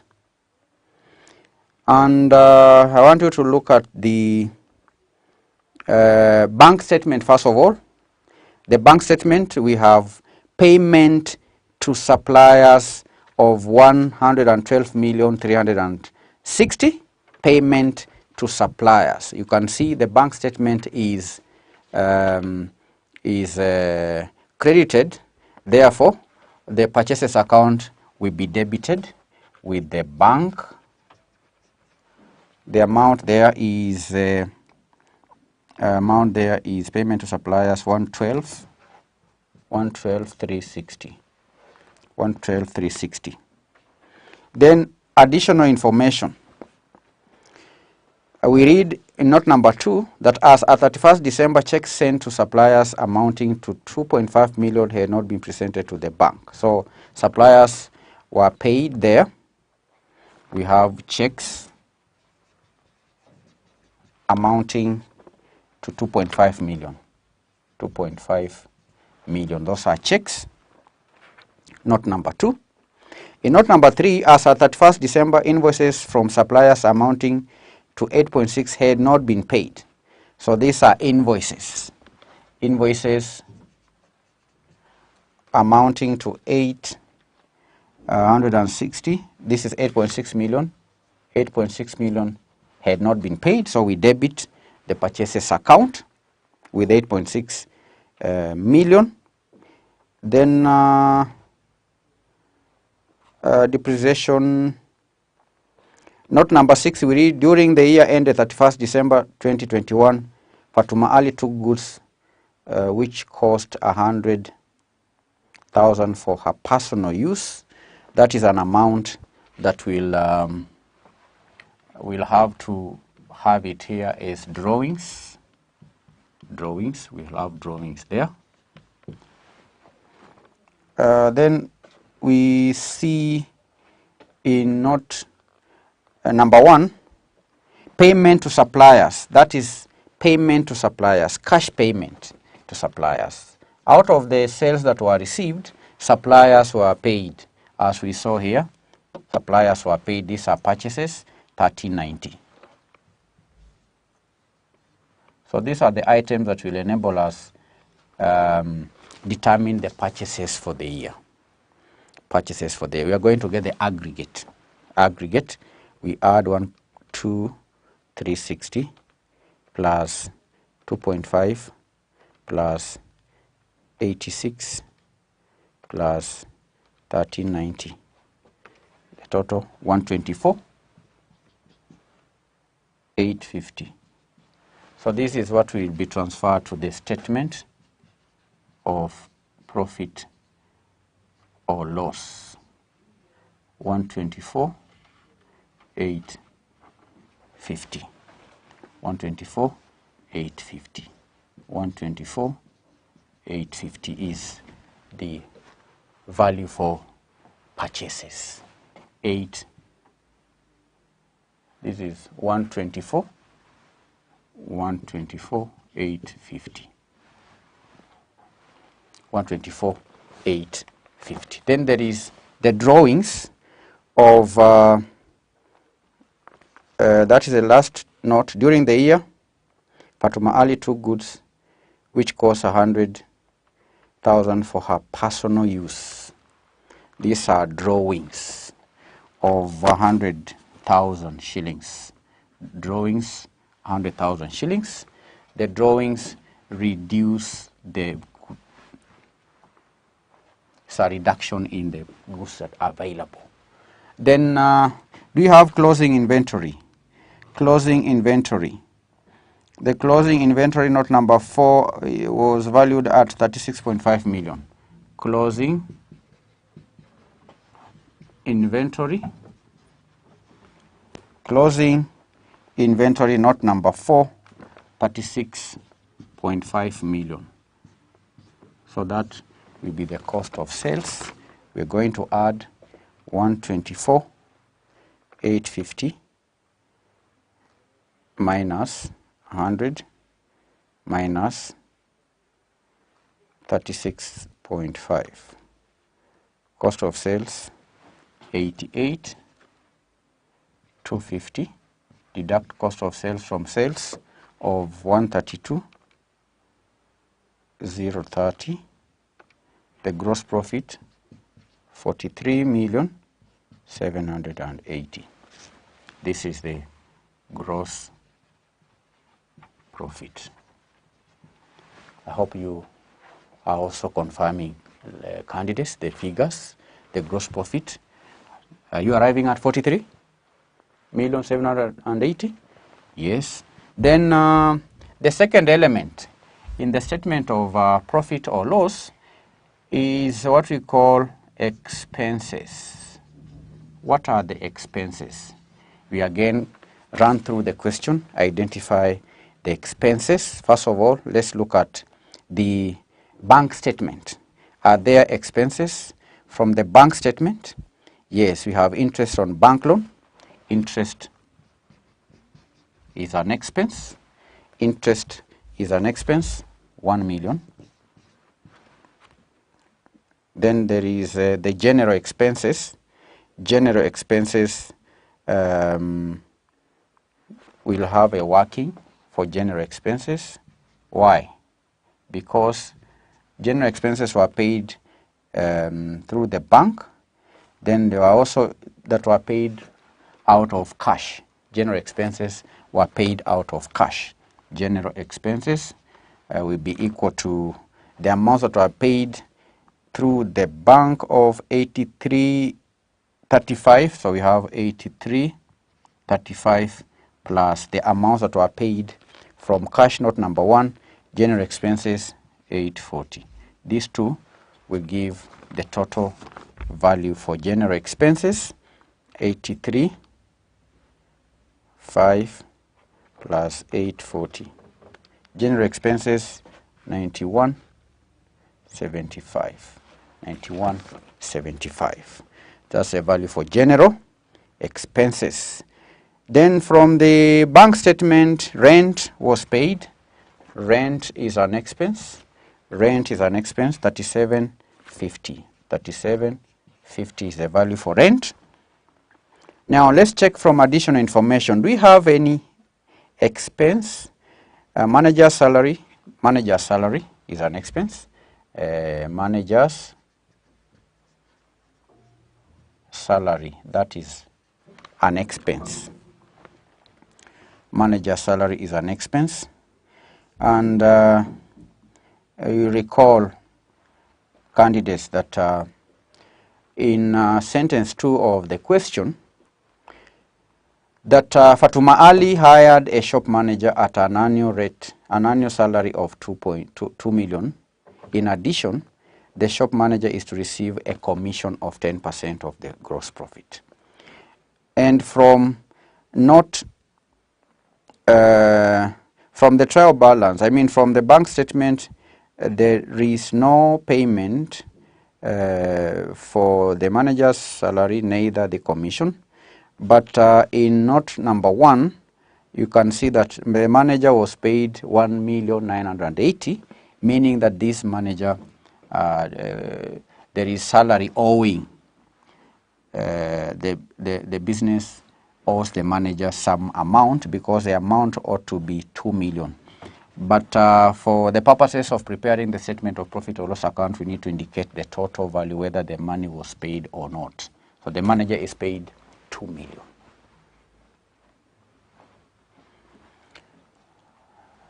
Are you clear on that?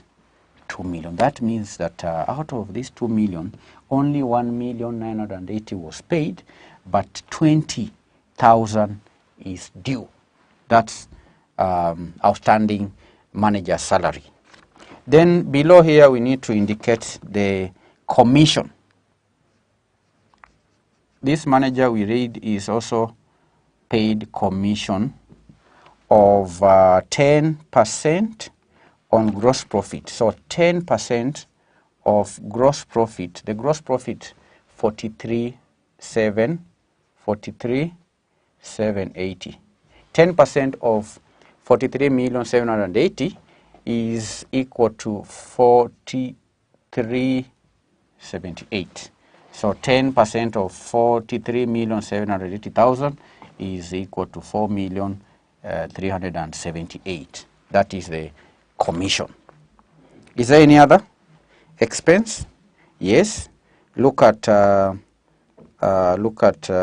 note number 5. Depreciation per annum is to be provided on motor vehicle at the rate of 25%. Depreciation is an expense. Depreciation.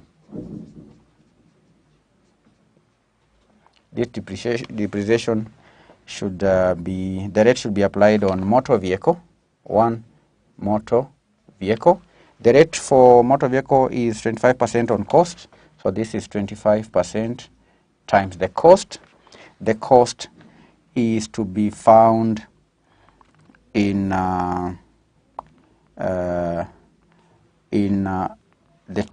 bank statement. That is item number 3 on the credit side of the bank statement, motor vehicle 2740. 2,740,000. So 25% of that is 2740, which is equal to 685,000. That is depreciation, motor vehicle depreciation. Another asset that is depreciated is fixtures and equipment. Fixtures and equipment is to be depreciated at the rate of 10% on the cost. So let's identify the cost of fittings and equipment. Fittings and equipment is the second item on the bank statement. That is 8,800,000. 8,800,000. 10% of 8,800,000 is 880,000. So candidates, what else do we have here?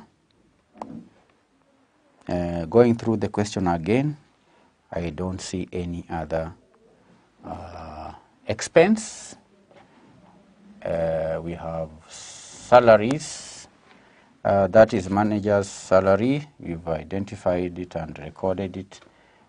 These are the only expenses. So you're going to get the total expenditure, then deduct from the gross profit. Total expenditure 1 million plus 9175 plus 3750 plus 2 million plus 4378 plus 685 plus 880. Total expenditure 21,868. Deduct from gross profit of 43,780 is equal to 21,912. That's the net profit. Net profit. Net profit. 21,912,000. We've answered part B. Let's answer part C. That is part. This is B1. Then B2. The statement of financial position for Fatuma Ali. Fatuma Ali. Statement of financial position as at 31st December. Statement of financial position. What are the elements of a statement of financial position? Assets. The first element. We're going to record the non-current assets first. Non-current assets. So we're going to have here the cost, net book value, the depreciation, and the cost in thousands. The first asset is leasehold premises. Leasehold premises, 20 million, zero depreciation, 20 million book value. The next one is fittings and equipment. Fittings and equipment, cost 8.8 million. Depreciation on fittings, these are fittings and equipment depreciation, 880. 880. Net book value is a difference between the cost and the depreciation, 800 minus 880. Net book value 7920. Motor vehicle, cost of motor vehicle 2740. Depreciation on motor vehicle is 685. Net book value is the difference between the cost and the accumulated depreciation. The difference 2740 minus 685, and net book value 2,055,000. These are the non-current assets. Going to total here and close, total there and close, total but don't close. Then we move on to the current assets. Current assets. The first current asset here is inventory. Closing inventory note number 4, 36.5 million. 36.5 million. The next one is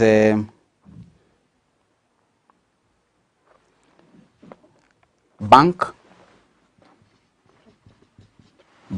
that is a balance carried forward, that is balance carried forward or balance carried down, 16,735, 16,735.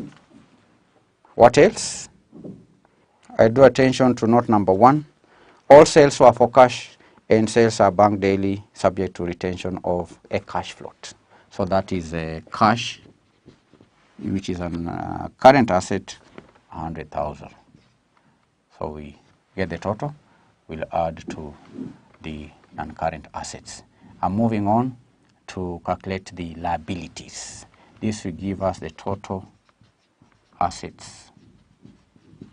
Let me get the total assets. Total assets, I'm adding here the net book values, 20 million plus 79, 20 plus 2055, 29, 975. Going to add the current assets, 36.5 million, 36.5 million plus 167.35 plus 100, 53,335. Total assets plus 29,975. Total assets 83,310. So these total assets are financed by, first of all, we have capital. From the first statement, we read that Fatuma Ali commenced business with the initial capital of 30 million. So capital here, 30 million.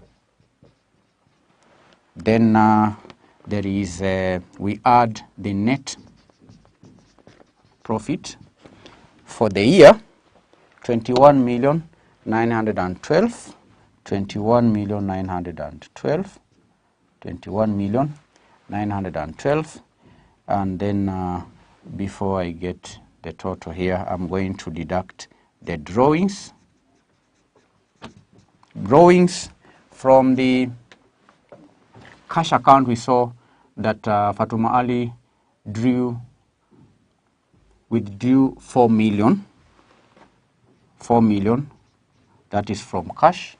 When you check the last additional information, we read that Ali took goods. Fatuma Ali took goods worth 100,000. These are drawings in form of goods. So we add to the cash, giving a total of 4.1 million. This we deduct. Drawings reduce the capital. So we are going to add the 30 million plus profit 21,912 minus 4.1. So here we have capital of 47,812. Then these total assets were also financed by non-current liabilities. Non-current liabilities. We have one non-current liability known as bank loan. The loan is a non-current liability because Fatuma Ali is expected to repay this loan for a period of more than 12 months. So there is a bank loan on the debit side of the bank statement, 20 million. 20 million. We are going to add current liabilities. Current liabilities. The first current liability is accounts payable. Accounts payable. Candidates, accounts payable, you can see in note number 2, checks sent to suppliers amounted to 2.5. Had not been presented to the bank. Okay? 2.5. Then in note number 1, we read that payments were made to suppliers. So we are going to add, as at 31st December 2021, checks sent to suppliers amounted to 2.5 had not been presented to the bank. That means that these suppliers had not been paid, because for the suppliers to be paid, the checks must be presented to the bank. They must be presented to the bank. That means the amount was not deducted from Fatuma Ali's account. So that still remains a liability. But in note number 1, we have those suppliers that were paid. 1.39 million was paid from cash, and therefore the accounts payable will be equal to 2.5 million plus note number 3, invoices from suppliers amounting to 8.6 had not been paid. These are invoices to suppliers that had not been paid. Suppliers had supplied the goods, but they had not been paid. So if they had not been paid, then that's a liability, 8.6 million, 8,600. So you're going to add 2.5, 2,500 plus 86. So total current liability for this account payable, 11,100,000. Then another item here, under current liabilities, remember the manager's salary. The manager's salary. The manager's salary is 2 million per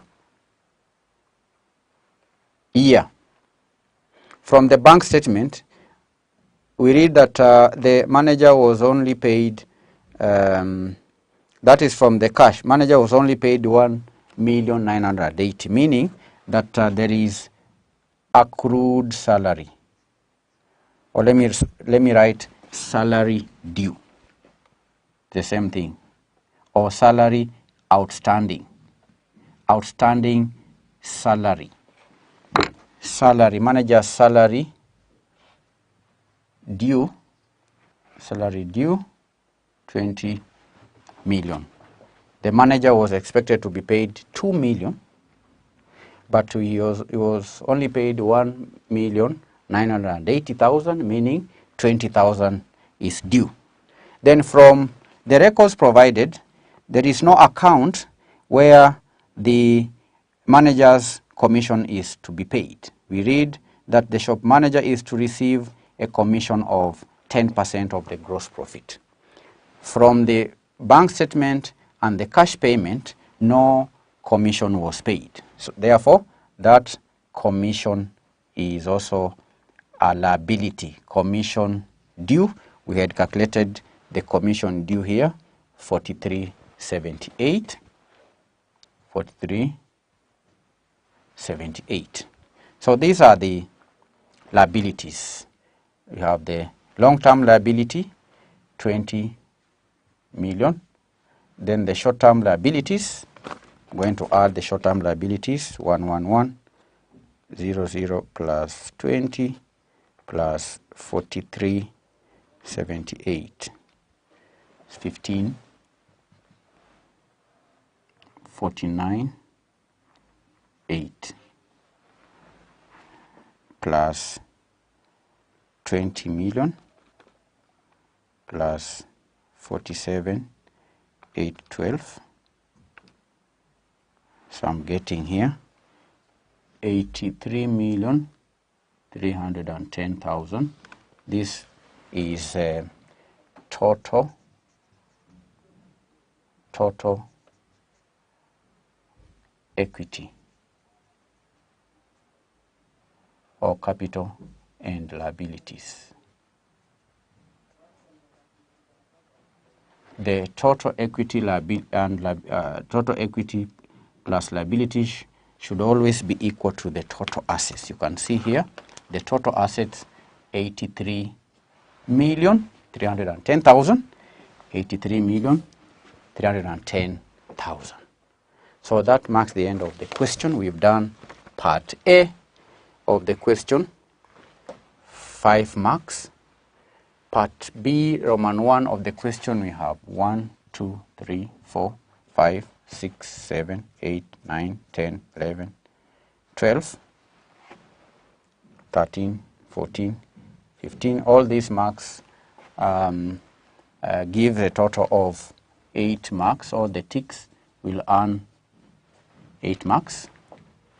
Then we have the net book values here, 1, 2, 3, 4, 5, 6, 7, 8, 9, 10, 11, 12, 13, 14, 15, 16. The 16 ticks will earn you 8 marks. These are they 8? These are 7 marks. 7 marks. So, learners, this is a question that tested the candidate's knowledge in preparation of the financial statements from incomplete records. Fatuma Ali did not prepare complete records, did not maintain proper books of accounts. So I want you to expose yourself to various scenarios of improper records. This question can come in various ways. We covered this one in the normal video lectures. We've done several past paper questions in relation to preparation of statement of financial position based on incomplete records or improper books of accounts. And if you have any question, please feel free to send it. Below this video, there is a comment section where you can post your questions, and all your questions will be answered. In our next session, we're going to answer question number 3. I urge you to go through question number 3, attempt it. It's a question testing you on the area of not-for-profit making organizations. This is the financial statements of the organizations that whose objective is not to make profit. Thank you. God bless you. Bye-bye.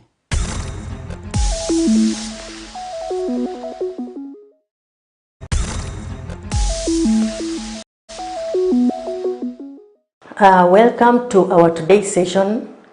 Today we are looking at question number 3, Management Accounting, April 2022.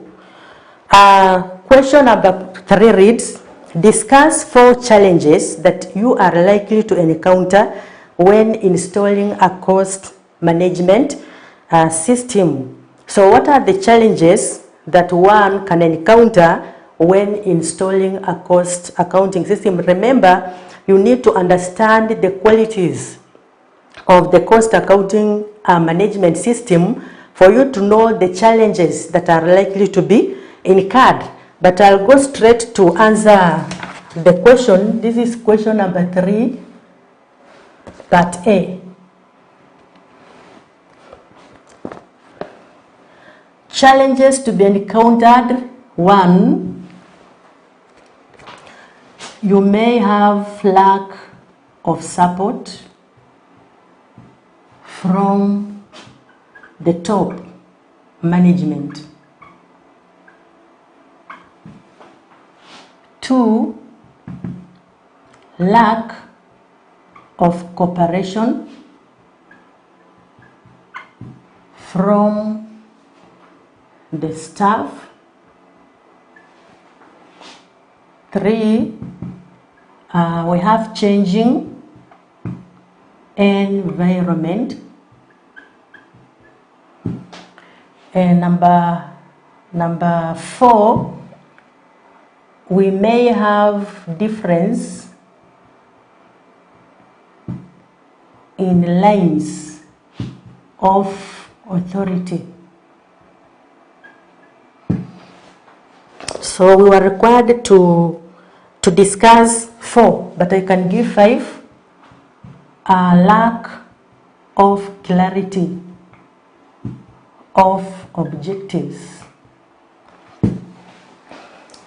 So the main motive or intention of a cost management accounting system is it must be relevant and therefore be able to provide relevant information which the management can use for decision making. But when the installment process begins, there are some times when that process may have challenges, and some of the challenges is we may have lack of support from the top management. It is the top management that can facilitate or ensure that the installation of that system is done in the proper way, and again their support will ensure that the other staff also cooperate so that the system is installed effectively. So if we have lack of support from the top management, it may be a challenge during that process. The Roman 2, lack of cooperation from the staff. Sometimes if that installation of the system is something that maybe is to bring some changes, some staff may resist that change, and when they resist that change, they will not cooperate, and therefore, like when it comes to training, they may not be ready for the training, and it will drag the process of installation.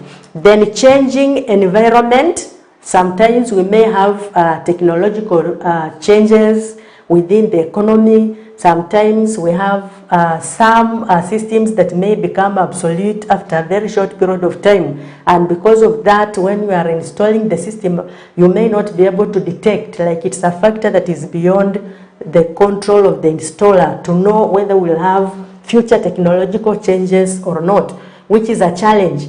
Then number 4, difference in lines of authority. This happens where we have people that are engaging in the process, but they have to report, or reporting is to different authority or authoritative people who have to ensure that ABC is done. And if you do not know your line of authority or where you are to report to, or maybe we have long procedures, then they may delay installation of that system.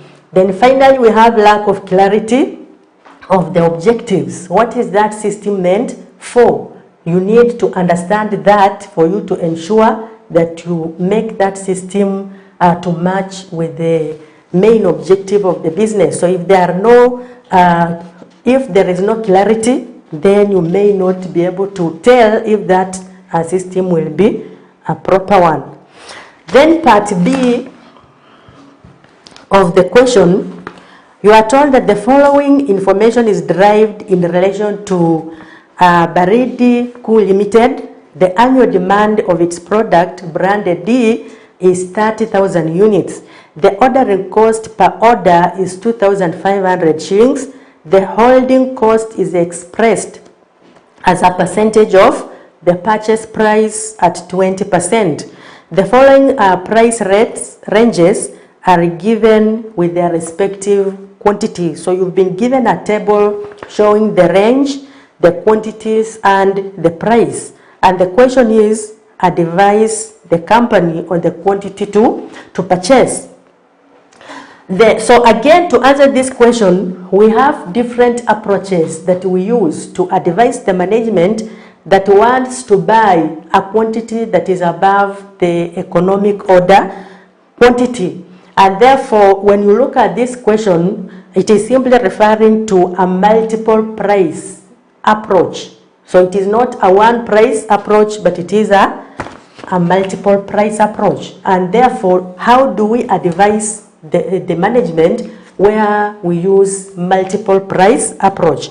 The first step is calculate the economic order quantity at the current situation of that farm. So we need to calculate the economic order quantity of that farm before we incorporate any quantity. So how do we calculate economic order quantity? Simply the square root of 2DC naught over CC, where D is the annual demand. So this will be equal to the square root of 2 times. D is referring to the annual demand, and we are told that the annual demand of its product is 30,000. So multiply that by 30,000. CO is referring to the ordering cost per order. You are told that the ordering cost per order is 2,500. Then divide by. CC is referring to the carrying or holding cost, and you are told that the holding cost is expressed as a percentage of the purchase price at 20%. So we are to get 20% of the purchase price, but we've not been given the purchase price. But if you look at that table, we have range 1, quantities 1 to 3,000, and the price is 21. So where no discount is given, it means that the goods will be purchased at the original price, and therefore to know the purchase price is from that range where the firm is buying between 1 to 3,000 units, and that is 21 shillings. Then simply solve it. When you solve this, you'll get 5,976 units. So this is the current economic order quantity at which the firm is placing orders. Then you also need to calculate the total cost. How do we calculate the total cost? Total cost equals annual demand. It is annual demand. So I'll give the formula D over Q times CO plus Q over 2 times CC plus PQ. So D is referring to the annual demand, Q is referring to the order quantity. For our case, the order quantity is the economic order quantity, and then CO is the ordering cost per order. So when you take this, is the same as number of orders times the ordering cost per order plus Q is referring to the order quantity divided by 2, which gives us the average stock, times the holding cost per unit per annum, then plus the purchase cost. And the purchase cost is simply the cost of acquiring the product, which is simply the price per unit times the quantity. So to substitute this with figures, we'll have 30,000 units divided by the EOQ, which is 5976 units, times the ordering cost of 2,500 shillings plus Q is the order quantity of 5976 units divided by 2 times the holding cost, which was 20% of the purchase price. So this is 20% of 21.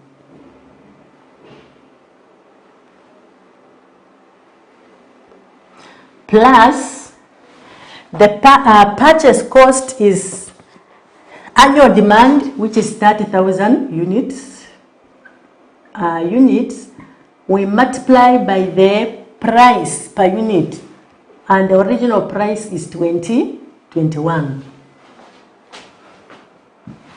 Then we solve that. This is 12,550 plus 12,550 plus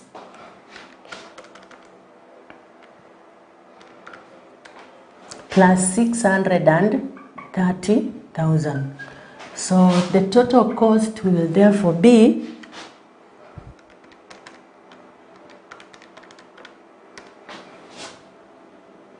655,100.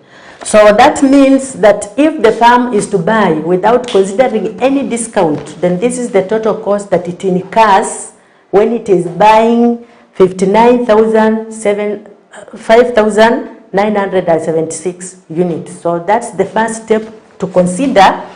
Then the second step is consider the lower class boundary. Looking at that table, you've been given the quantities, which is in units, 1 to 3,000, we have 3,000 and so on.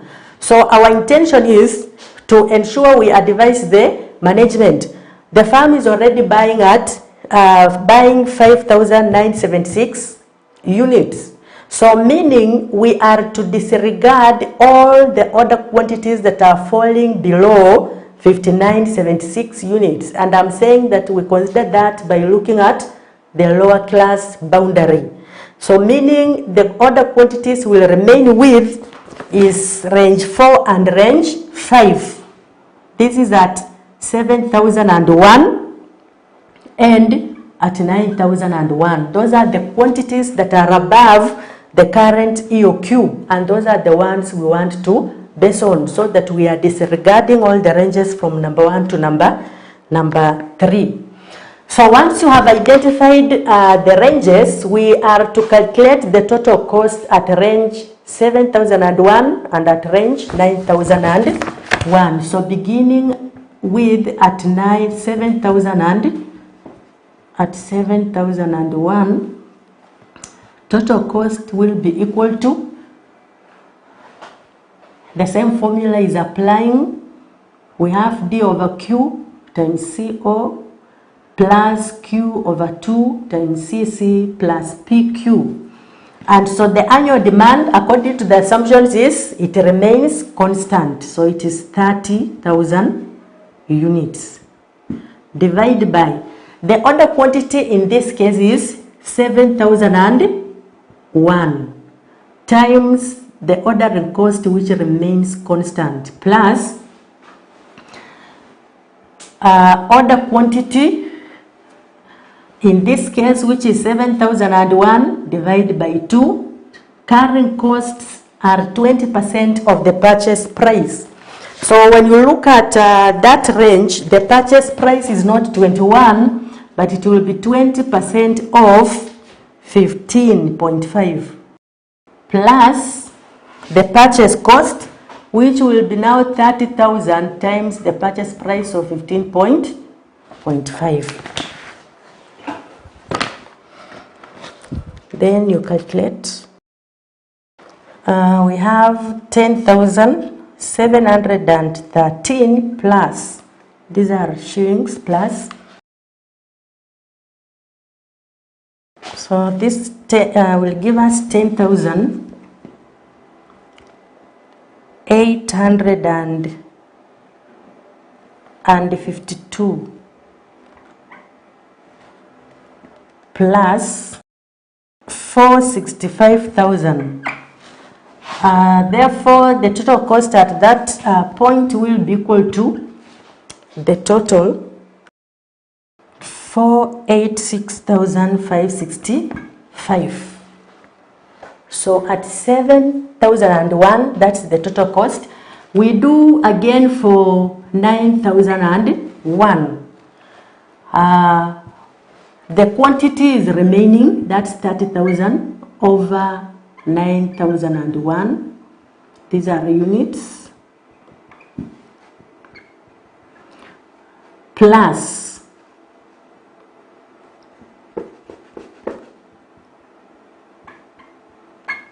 plus 9,001 divided by 2 times 20% of the purchase price. At that point, the purchase price is 13 shillings.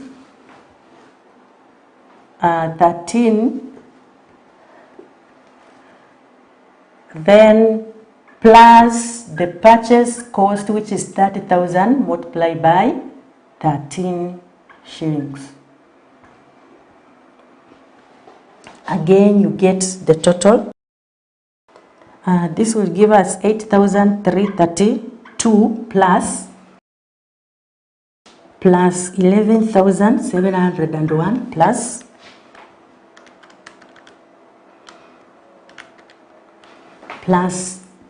390,000. Therefore, the total cost will equal 410 and 33. So we want to advise the management. So which advice do we give?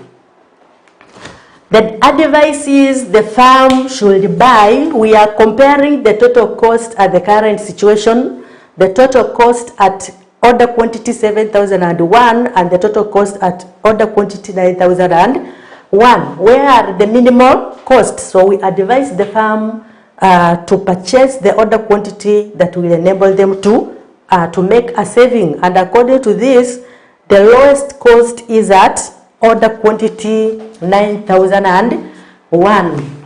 And therefore we give advice. Advice is the firm should purchase the order quantity, the order quantity 9,001 to 10,000 units. So this will enable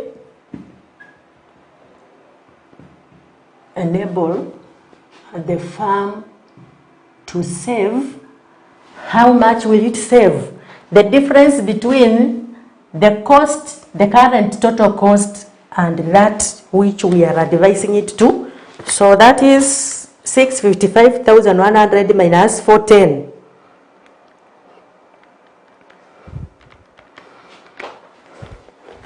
It will be able to save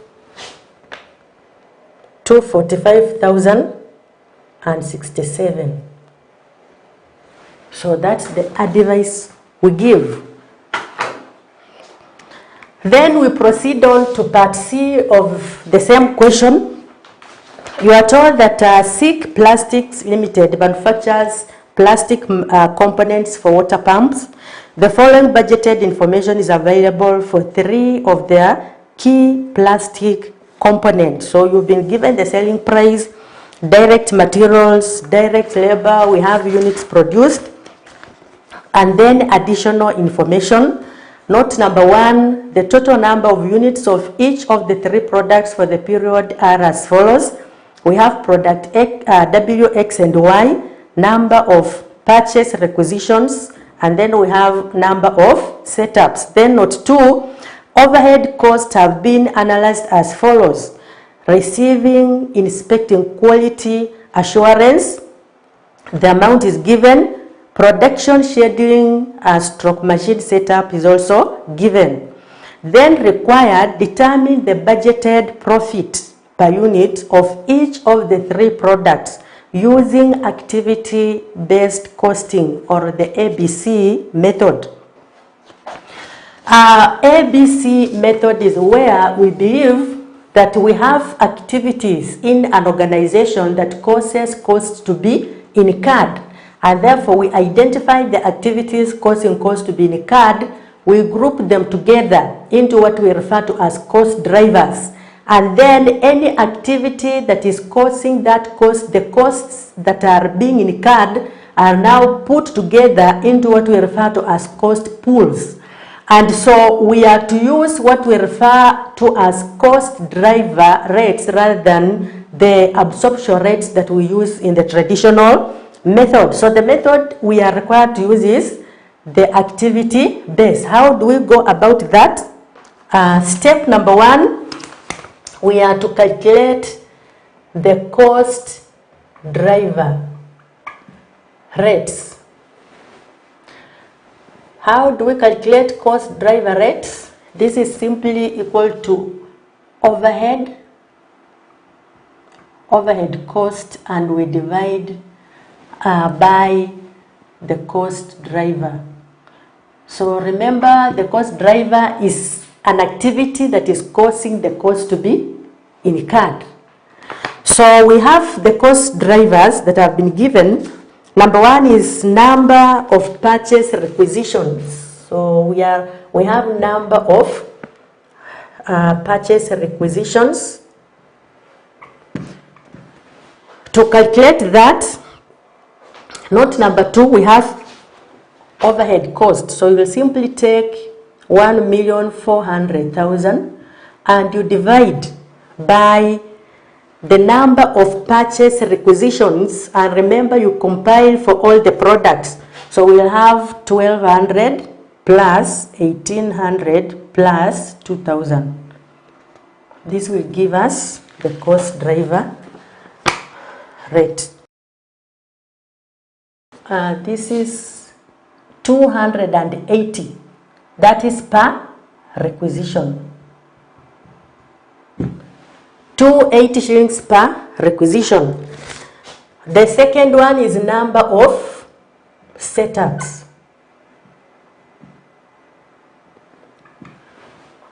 This will be equal to 1,200,000. Divide that by the total of the number of setups for all the products. And this is 1,500 per setup. That's step number 1, calculate the cost driver rates. So once we have calculated the cost driver rates, we now calculate the total cost. And we are calculating the total cost based on based on the ABC costing system. So we calculate the total cost. We have product W, X, and then Y. So we begin with the direct materials. Direct materials. Direct materials, the unit cost is 50 and the units that were produced were 10,000. We have direct materials.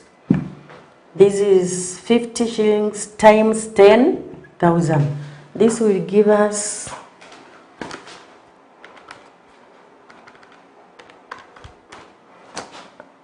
500,000. This is for W, we have for X and for Y. For W, we have 15,000. This is still on direct materials. 15 times 15,000 units. This will give us 525,000. And for Y, we are taking,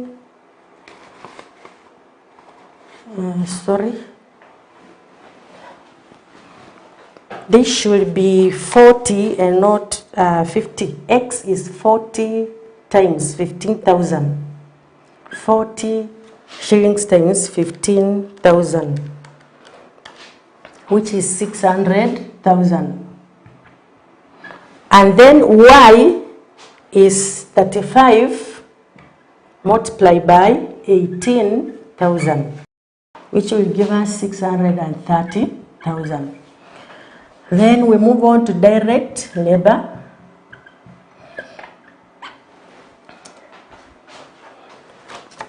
Direct labor. So for direct labor, W is 30. We take 30 shillings. We multiply by 10,000, which will give us 300,000. For X, we have 35 multiplied by 15,000.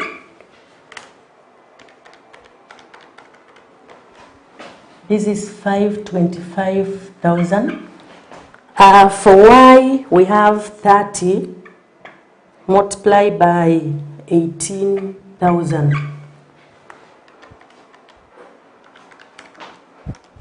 And this is 540,000. Then we get the prime cost. Show the prime cost. This will be 800,000. Then we get the totals for X. 1,125,000. Then for Y, 1,170,000. From there, we now calculate the production overheads or cost.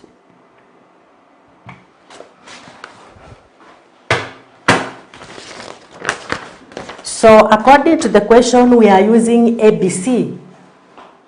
I can use production overheads.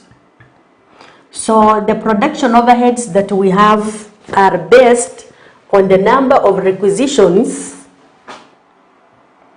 Number of requisitions. I'll just write requisitions. Is based on requisitions.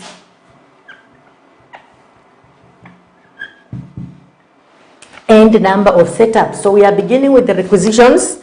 For W, the requisitions were 1,200. And the cost per requisition is 280. So to get the amount for product W, we are simply getting the cost per unit or per requisition times the number of requisitions, which was 1,200, and this will give us 336,000. Do the same for Y. Cost per requisition, 280 times number of requisitions, which is 1,800. This is 504,000. For Y, 280 multiplied by 2,000 requisitions. This is 560,000. Then we have setups. So the cost per setup was 1,500, and for W we had 240 setups. So you take 1,500 times 240, which will give us 360,000. For X, 1,500 times 260, which is 390,000. And then the last one, X, is 1,500 times 300, which is 450,000. From there, we now get the total cost. We get the total cost. This is 1,496,000. This is 2,019,000. 2,180,000. The question required us to calculate the profit per unit of each of the three products. So once we have this, we have to show the profit and then the selling price. So we are to determine the profit, but we have not been given either the margin or the markup, though we have the selling price. So remember, profit is simply selling price minus total cost. And so we are calculating the total, the selling price. Once we get the selling price, we will use that to get the profit. We were given the selling price, we know the number of units that were produced. So for W, the selling price was 200 shillings per unit, and the number of units produced was 10,000. So this will give us 2 million. And for X, the selling price is 183 times 15,000, which is 2,745,000. For Y, selling price is 175 times 18,000, and this will be 3,150,000. So from there we can calculate the profit. Profit is now the selling price minus the total cost. So we have 2 million minus 1,496,000, which will give us 504,000. Then for W, we have 2,745,000 minus 2,019,000, which gives 726,000. And then Y, 970,000. And that is how this question was to be calculated. So thank you, bye-bye. Let's meet in the next session.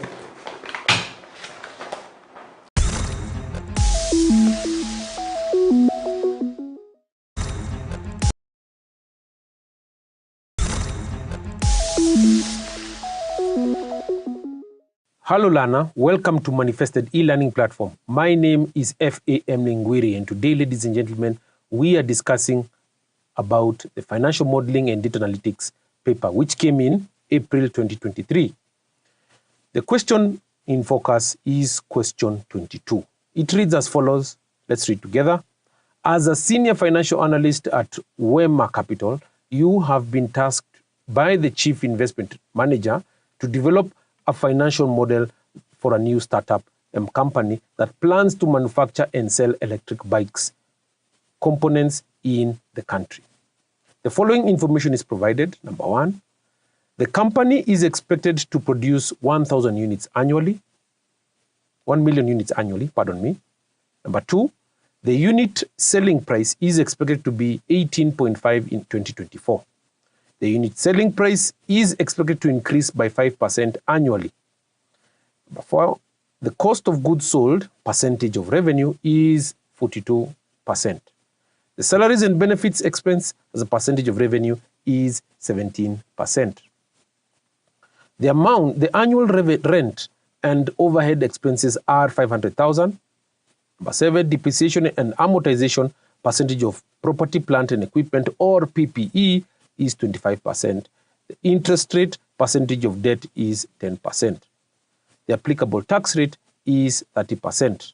Number 10, the accounts receivable days is 30.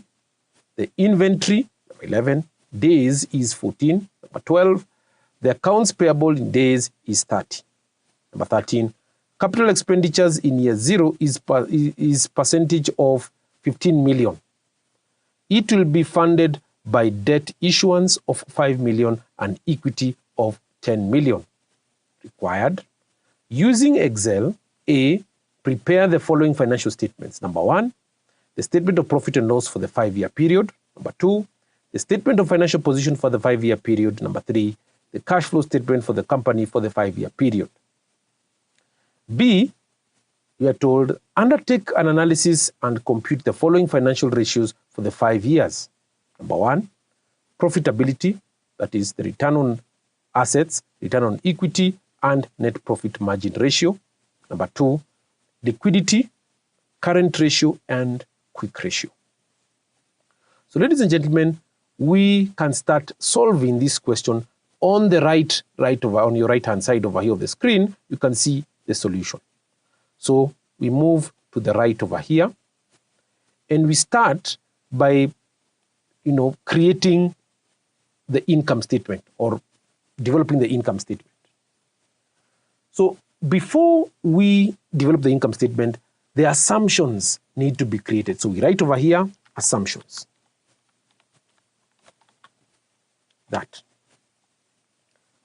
What are these assumptions? The assumptions are provided to you right over here. And these assumptions will guide the 3 statements which you've been told to answer right down over here in part A. Statement of profit and loss, statement of financial position for the 5-year period, cash flow statement for the 5-year period. So we need the assumptions tab. And under the assumptions, we start now identifying the revenue growth rate over here. So we start by identifying, so you can bold this, Control B, there,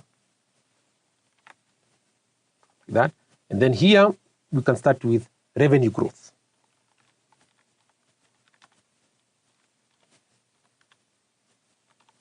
That. The revenue growth will be moving for how many years? We're starting from year 2023 because we're assuming that that's the current year over here. So then we'll go now 2024 and moving ahead like that. So we put in the years right here. So 2023, like that. Then we move on over here plus that one plus 1, 2024. And then we can go up to plus 5 years up to 2028. Just drag it like that. There. This, we can put it in bold, Control B, straight out like that, so it can be able to indicate the years there. So what have we been told for the revenue growth? We're saying the unit selling price is expected, or the sales or the revenue is expected to increase by 5% annually. So we just put in terms of revenue growth in terms of right over here screen, we just put 5%. So first of all, like this, we highlight this section here, put percent. You can see percent is here, and you just put 5 like that.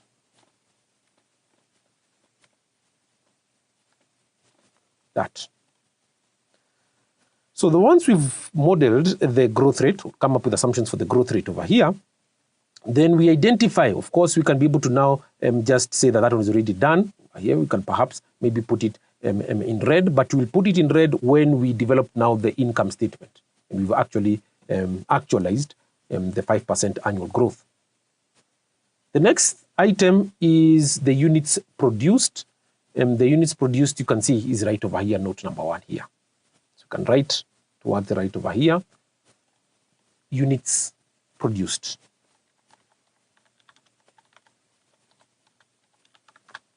Units produced. And with the units produced over there, we are saying that it's going to be 1 million. It's going to remain constant as at 1 million over here. So that. And of course, because we're going to put the comma format, come right over there, put the comma format, the accounting way of doing it, the financial analyst way of doing it is for it to have V0s like that. So just press Shift, Control R, it actually represents over here. And we're saying that this needs to be spread out very well. So you highlight and then you double click. That comes out like that. That is units produced. Then we can proceed on to compute the cost of goods sold. Or the unit selling price is 18.5. You can put selling price, unit selling price, and it's 18.5. Remember, it is for the year. Remember, for year 2023, we may not have been given over here. But you're seeing from year 2024, the revenue growth should actually be, from 2024 should be 5% and 1 million. So these ones should not be able to exceed. But in terms of the number of units not produced, but we're saying that the unit selling price in year 2024 is 18.5. So that one, we should be able to include it right over here, 18.5, unit selling price, unit selling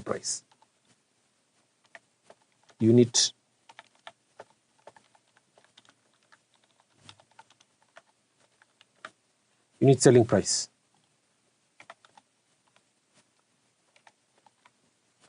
But here is 18.5. That. So we move ahead and we've already modeled these three right over here. The cost of goods sold, we need to model that. So we'll come up with assumptions. The cost of goods sold as a percentage of revenue is 42%. So we are saying it's going to be 42% moving ahead. So the cost of goods sold percentage of revenue, 42% there. So say COGS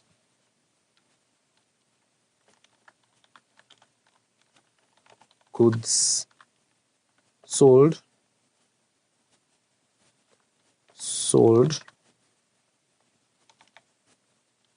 like that. So saying here it is G, the G should be small letters. Why? Consistency. Yeah. So cost of goods sold, here we've been told that it, for 2024 is 42%. It should be 42%. So we put percent here, 42%. But we haven't been told whether it's going to remain constant right over there. That's now what we need to try and be able to identify there. So after that, the salaries and benefits expense as a percentage of revenue is 17%. So 17% remains constant, salaries and benefits.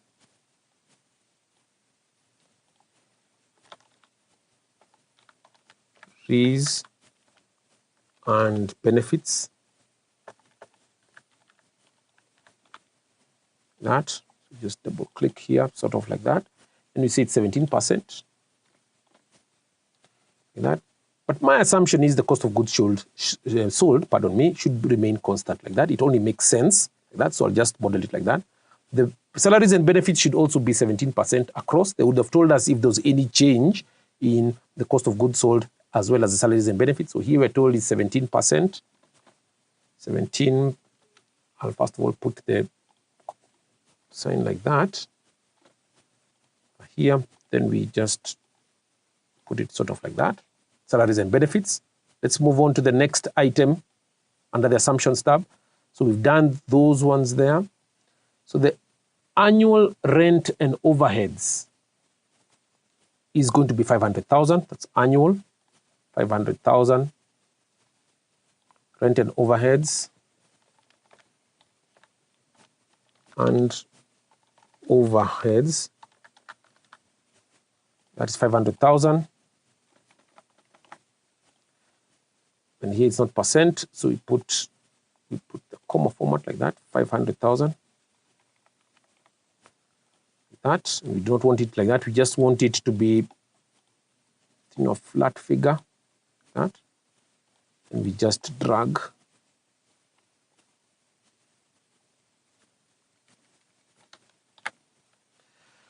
So once we have the rent and overheads given to us there in the assumptions section, then we can move back to the question and identify the next item, which we're saying is depreciation and amortization. And this one is based on the percentage of PPE or percentage of pre-PE. So we come over here like this.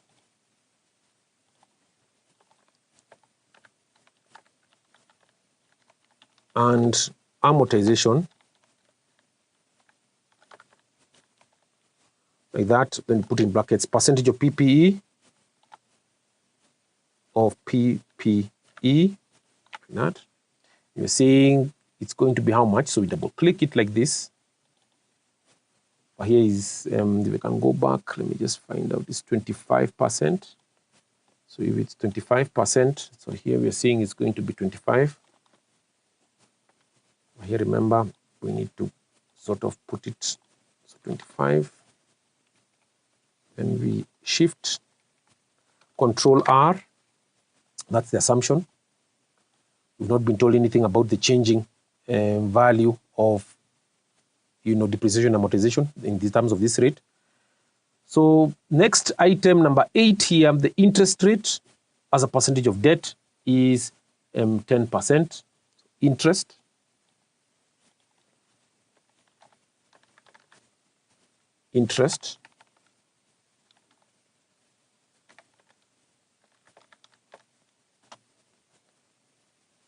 Sorry, pardon my spelling, interest. And you put in brackets over here, percentage of debt.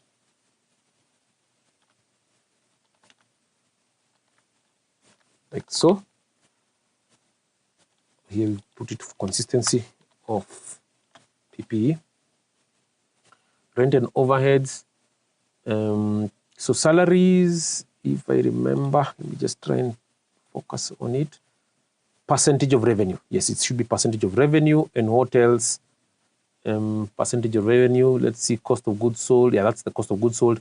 Yeah, so it's percentage. Both of these, the cost of goods sold and salaries is percentage of revenue. That. So here I can say salaries, percentage of revenue. Shift percentage of revenue. That. This D should be capital. Right. And then this should also be the same. So this item should be copied. Percentage of revenue, like that. Oops. Percentage of revenue, copy. Percentage of revenue, close the brackets. Like that. Close the brackets. So once we have the interest on debt given to us there, we need to put in the values moving across over here. So the interest on debt, let me just try and recall right here. Note number 8, interest on debt, percentage of debt is 10%. So we put 10% moving across. Percent, and then Control R, like so. The next item is the tax rate. Should be 30%, flat figure there, tax rate.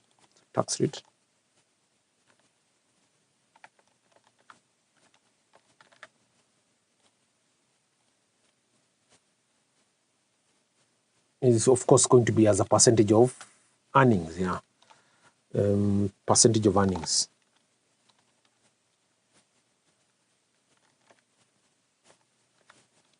earnings, that.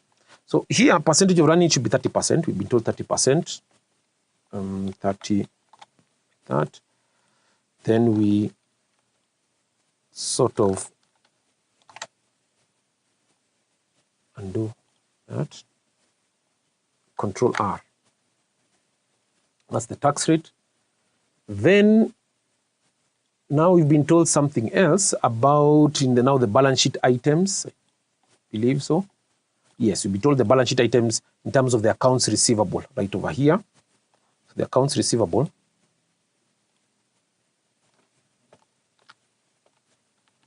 Accounts receivable.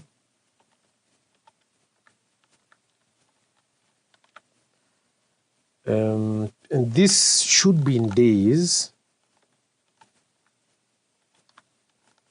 What have we been told? Let's go to the assumptions. The question itself. Accounts receivable note number 10 is 30. The days is 30. So it should remain constant like that. So 30 days. This is not percentage. So we need to put the comma format like that. So we put 30 now. That. And of course, we do not want it in like that. So we shift that. Next item is inventory. Days is 14. Inventory days.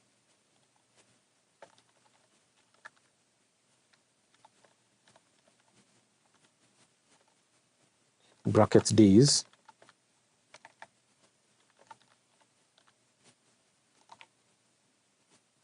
$14. That as usual, percentage like that we do not want. So we want to copy the format. Come to format painter. Come right there. Put it like so. So we put 14.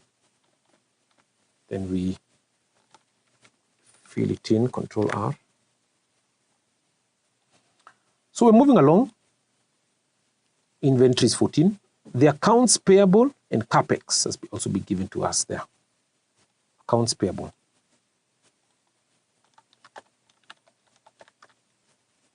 Payable. This is, of course, in days. So we've been told the days, how much, just to confirm. Note number 12, the accounts payable days is 30. It's 30.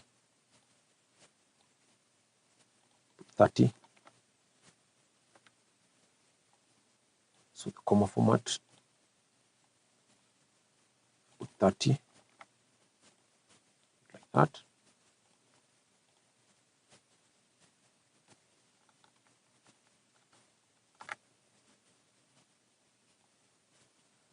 Once we have the 30 there, we can then develop our assumptions for capex. Year 0 is 15 million. So 15 million. Capex. Capital expenditures.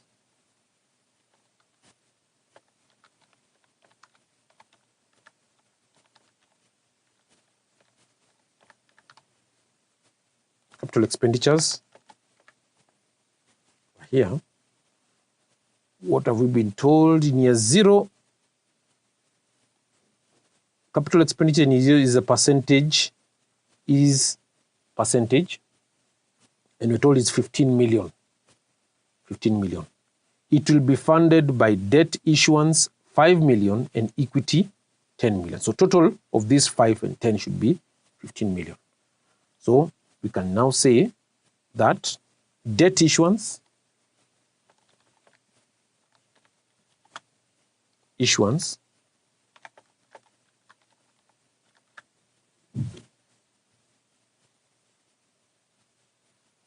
it could be either issuance or repayment. When you repay debt, it becomes a negative value. When you are issuing, it becomes a positive value. So debt issuance should be positive, debt repayment should be negative over there. And then you've been told equity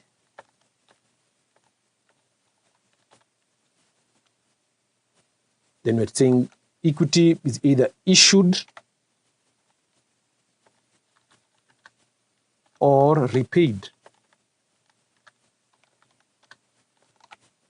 repaid. So here capital expenditures, just to confirm,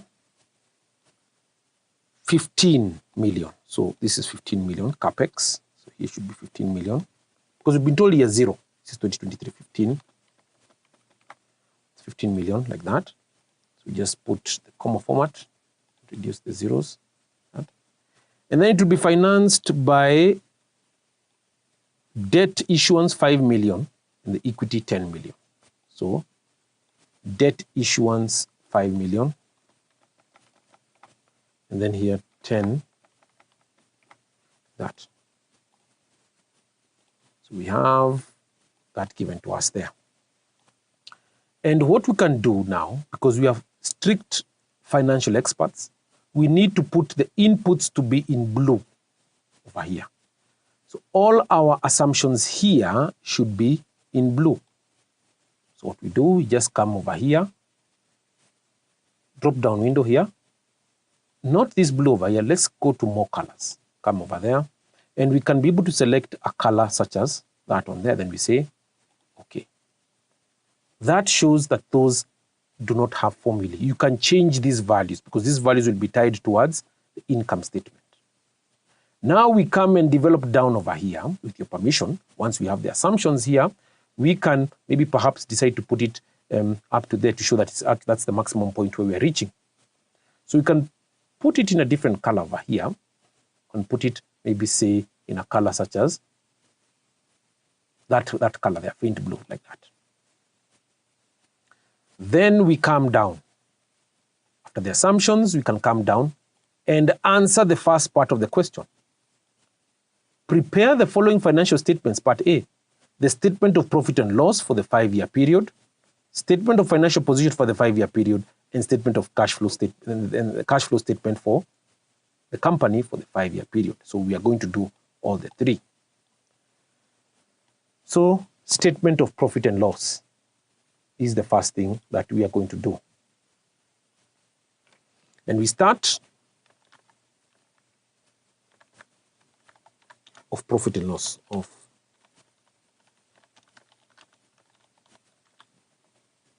profit and loss.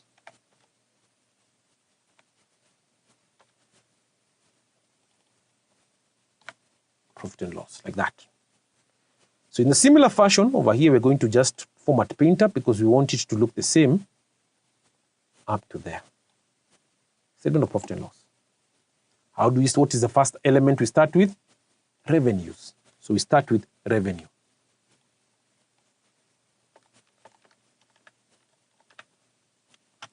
That. We're not dealing with this current year revenue. This is just to give us a guide of the starting point we're supposed to start. But we are supposed to create a forecast based on the current values here. So what do? We just try to make sure that it's almost the same in terms of the format over here. Just try and maybe perhaps squeeze it a bit like that, if you don't mind. Double click. Like that.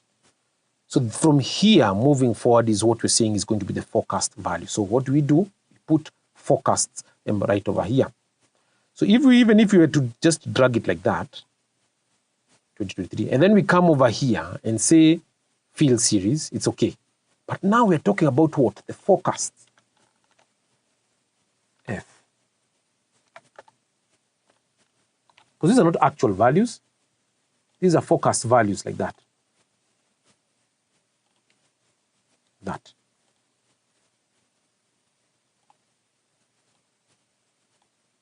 That's more like it. This is the actual values of Y, but we do not really have the values here. But we are trying to focus based on the information given to us. So we come to revenue, and we can see we've been given the revenue growth as 5%. So we've been given the units produced and the unit selling price. So the unit selling price times the units produced will give us the revenue itself.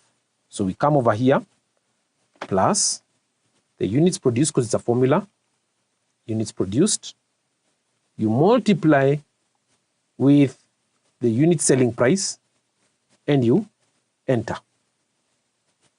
So what I want us now over here is, because this section moving down over here will be the accounting format. So I put that, and then I put 2 zeros like that, so that now it cannot disturb us now. So that is it. So how do we model now the years 2025, 2026, and so on and so forth like that? So we are saying that the growth rate is 5% moving forward. So it's pretty simple. You pick the previous revenue and you add a factor increasing the previous revenue by 5%. How do we do that? We multiply by 1 plus the 5%, this growth rate over here for 2025. Then we close the bracket and we enter. That's what it gives us. And if now we are to drag it moving across,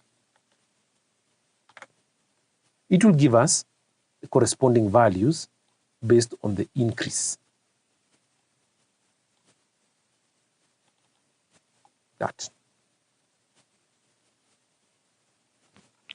Moving on, we can model now the cost of goods sold. Just pick cost of goods sold there. So cost of goods sold as a percentage of revenue. What I've done is just I just put plus this item over here. That's what I've done. And that's why you can see it's written over here plus C8. So it's just picking what C8 is. C8 over there. C8. So how do we model cost of goods sold? And over here we are told that the cost of goods sold as a percentage of revenue is 42%. So if you can put the formula over here,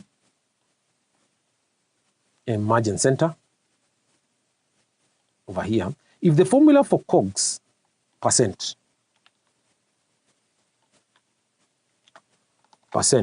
is given as, and over here of course you're going to try and center it as much as possible, cost of is just given COGS over revenue. That. So this is the formula that you need to remember. Cost of goods sold over revenue. Like that. So if the cost of goods sold over revenue gives us 42%, so this is already the 42% which has been given to us here. We already have the revenue given to us. These are the revenues. Can we then get the cost of goods sold figure, which will be able to fit in right over here? Yes, we can. The COGS percent, the 42% moving across there, we multiply with the corresponding revenues, will give us the COGS. Hence, plus the revenue, which is this one over here when you cross multiply. Then you multiply that with 42%, will give us the COGS of the cost of goods sold. And then you just drag it moving across. That.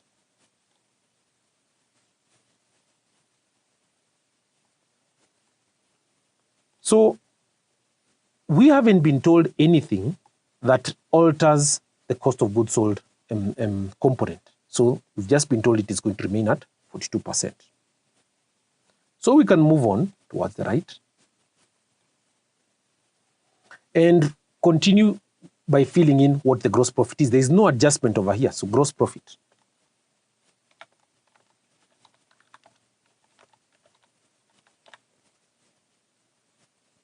And this, because it's a, it's a value over here. Remember, these ones have got formulas, that's why they are black in color.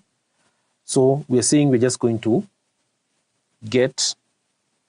need to underline that over here, and we say here we are getting them now as revenue. You subtract cost of goods sold, enter, get 10.7 million. Once you get that, you move sort of the formula towards the right so that you can be able to get the solution.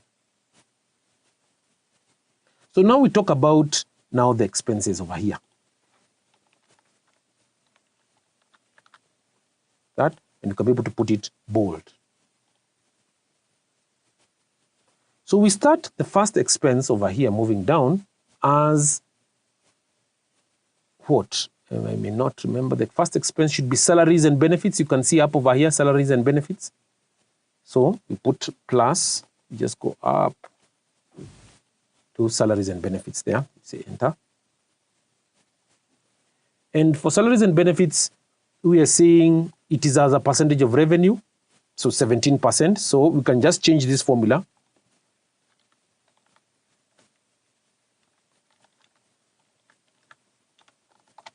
Percent. Salaries and benefits percent.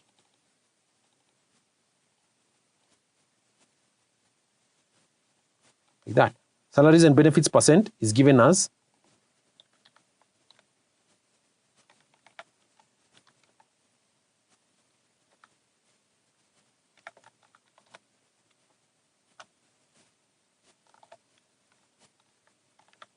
salary and benefits, salaries and benefits divided by revenue. So we have the revenue given to us there. It's this one which is moving across there. And we have the salaries and benefits percent. Can we get the salaries and benefits? Yes. In a similar fashion of the way we did the cost of goods sold is what we're going to apply right here. Hence, plus revenue multiplied by salaries and benefits percent. That. And move, Control R. So we also move ahead and talk about depreciation. Plus that value over there. So depreciation will be based on the PPE value. And hence, we may not be able to have the depreciation right away. We leave it like that. We proceed and identify what else we have. After depreciation and amortization, we have the interest. It's a percentage of debt. So, percentage of debt. We don't have the debt component given to us there. So, we just leave it like that. Those two items, we just need to leave it like so. We move ahead and compute the total expenses.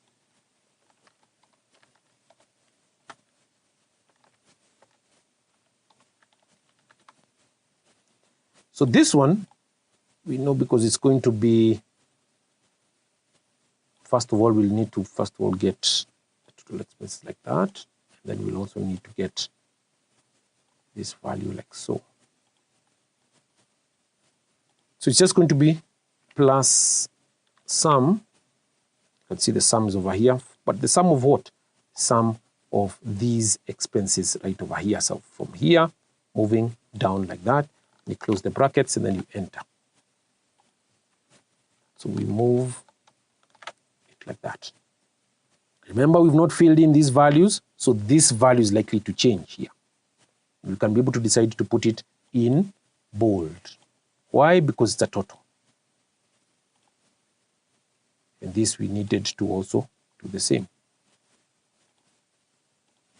That. So once we've filled in what we've managed to fill in, we can move ahead and get earnings before tax.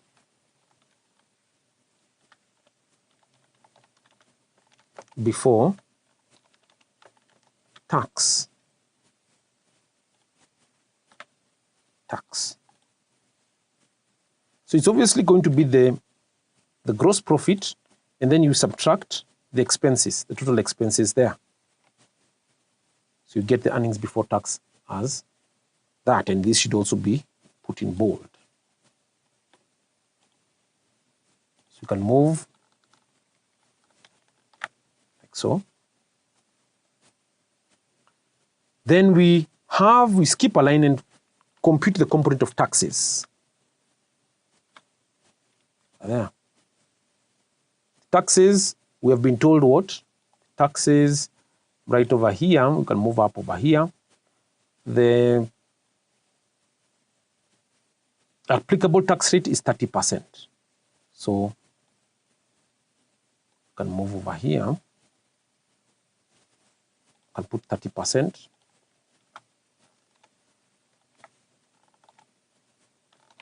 Close the brackets like that. So plus 0.3, that's 30%. Then you multiply that against that. Control R. What about net earnings? We're getting about the net earnings.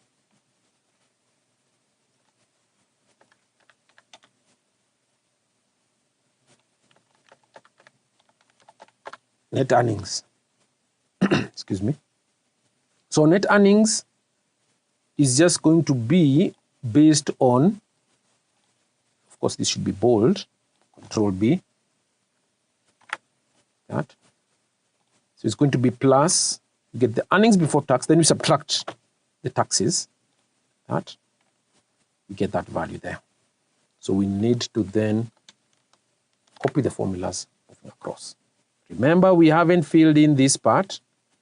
If I can be able to use with your permission, so that you cannot be able to forget, I can be able to highlight something like that that you've not filled that value, that part or that section. So that is our provisional statement of profit and loss. Provisional statement of profit and loss, because we've not filled in this part here. We move ahead and fill in the statement of financial position right down below here. So, of financial position.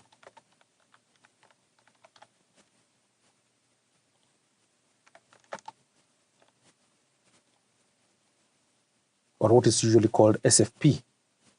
Like that. So we use format printer. This is a similar fashion. That's what we need. So we start by identifying the assets. So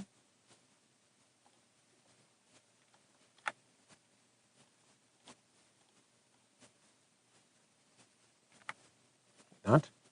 And then we put in the first item over here of cash. We're just putting up items that are considered to be the assets. So we've combined the current assets and non-current assets. We'll be able to do that just for convenience purposes. So for cash, we haven't been given any item or any component on cash over there. So we can be able just to put that color there. So accounts receivable is the next one.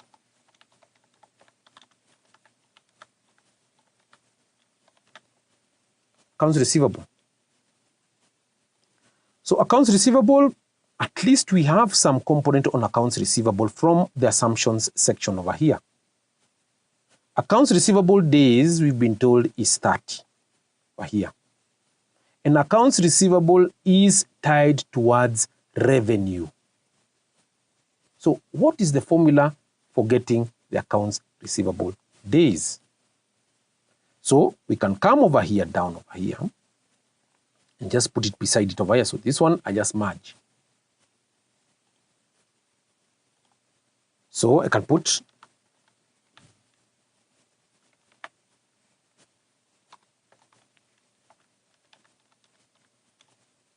accounts receivable. These are days. Like that. This is just a short form, please guys, note that. Is given as accounts receivable over revenue. Like that, then times 365. Of course, this one can be just to merge at center, put it there, then you just put x 365. That's how we get it. Accounts receivable days is given as accounts receivable over revenue times 365. So once we know that, we can be able to model the accounts receivable, because that's what we want here, accounts receivable. We have the accounts receivable days. They are given to us up over here. Accounts receivable days, you can see they're 30. We also have the revenue given to us there, which is this is over here. So we have the accounts receivable days, we have the revenues, and 365 is a constant. Can we be able to model the accounts receivable? Yes. The accounts receivable is given as accounts receivable days, you multiply by the revenue, and then you divide by what? By 365. So let's do that together. So you pick the accounts receivable days, which are up here. Accounts receivable days, you can see them here. And then we multiply with the revenue, which is that. And then you divide by 365. We get that as our accounts receivable. But we do not want decimals over here, guys. What we want to model based on complete values, complete figures. So what do? We apply that same formula moving across. We move on and see what are other assets. Inventory.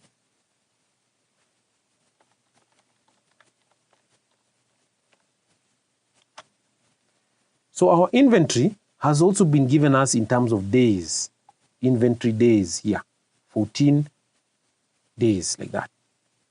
But inventory is driven by the cost of goods sold, not the revenue, but the cost of goods sold. Knowing that, how do we model inventory? So,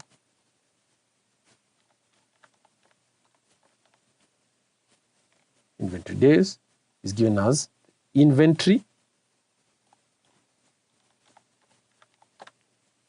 Inventory, we divide by COGS, cost of goods sold, and then times 365.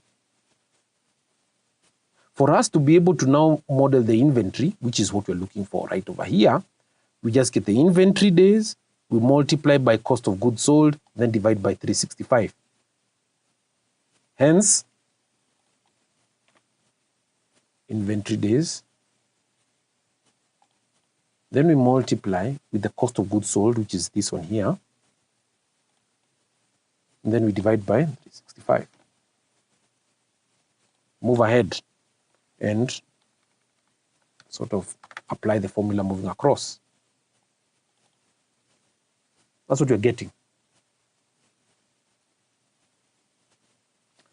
Thereafter, we can model other items that are related in the assets over here. So because we can see that we need depreciation over here, it goes without saying that we will need to compute something inclined towards property, plant, and equipment, PPE. So we can be able to have property, and equipment.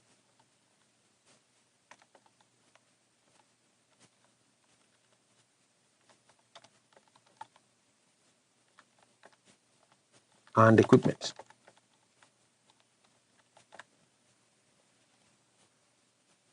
So this we will need to have what is called perhaps maybe a depreciation schedule so that we can be able to fill in this value here. The moment we have the property, plant, and equipment, then we'll be able to also fill in the depreciation over here. So just in a similar manner, we just leave it like that. We'll be able to come and fill it later on. So anything that is pegged on the assets or the creation of financial statement or financial position does not exist. And so we can be able to just come over here and maybe sort of create a sum part or a summation right here. You can say total assets.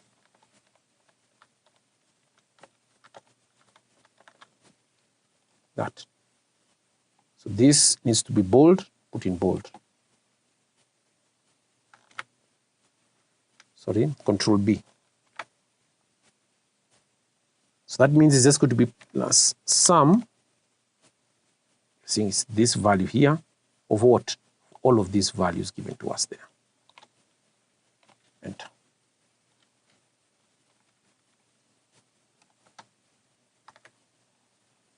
So here, of course, we do not need to have something like that, so it's like that.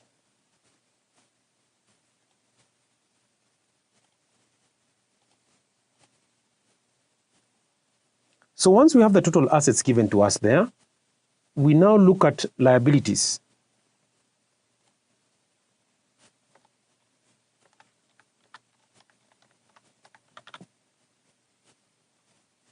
So as for modeling the liabilities, pardon me, we control B, yeah. We'll need to identify what liabilities exist based on the income statement of these assumptions here given to us here. Depreciation, we will need a depreciation schedule. The interest, we need an interest schedule. The tax, we'll be able to create a tax schedule. The accounts receivable, the inventory, we've already modeled these two. Now it's accounts payable over here. So the accounts payable and an element of debt, because we're talking about interest on debt. So the debt is also going to be a component that we'll need to put in as part of our liabilities there. So we start by identifying accounts payable.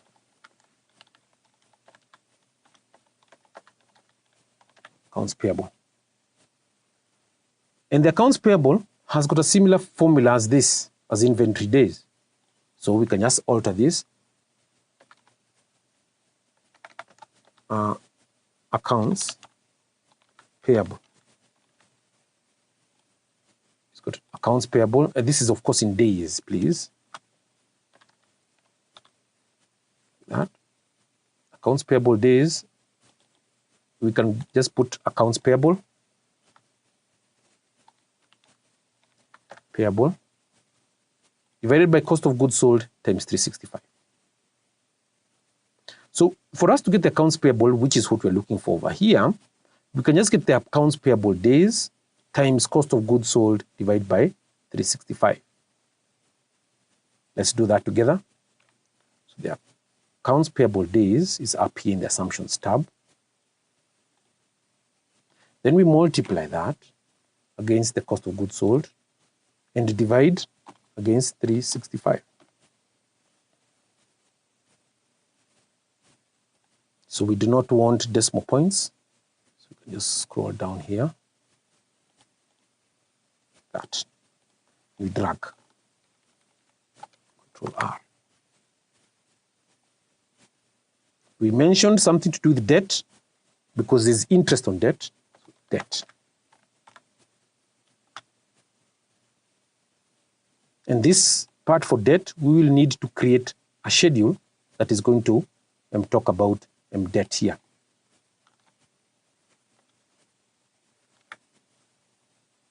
So here we're going to just put,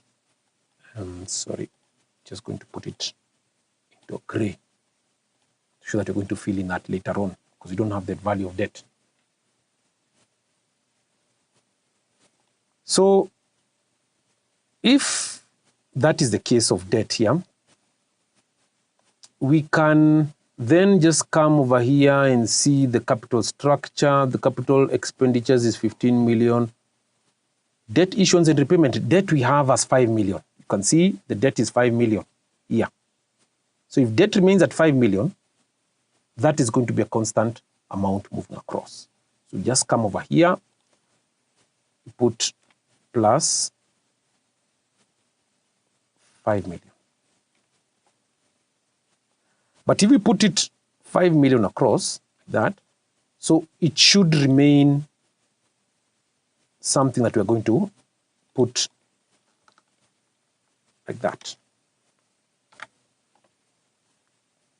And hence, we should now drag this moving across. Control R.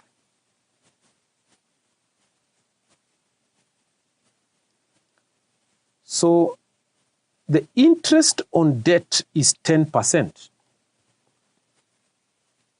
So if the interest on debt is 10%, so how much then can we say our interest is? We go back now to the income statement. You see what I was saying? That we need now to start filling in these values. It's as a percentage of debt. So you can say is plus 10%. Is it 10%? Interest on debt, you can see it here, interest on debt. Multiplied by the debt component. 500,000. And of course, obviously now it means that we're going to now change the color. because we already have those items given to us there. That item. See, it just changes our income statement instantly and it will just fill in these values very well. We're not done yet. We need to get the depreciation component here. So we move ahead.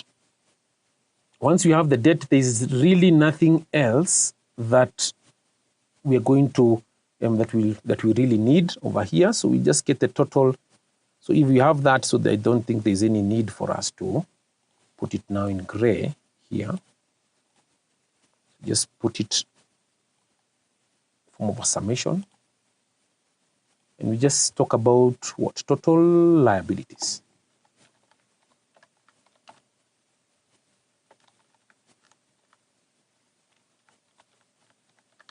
Total liabilities. So we have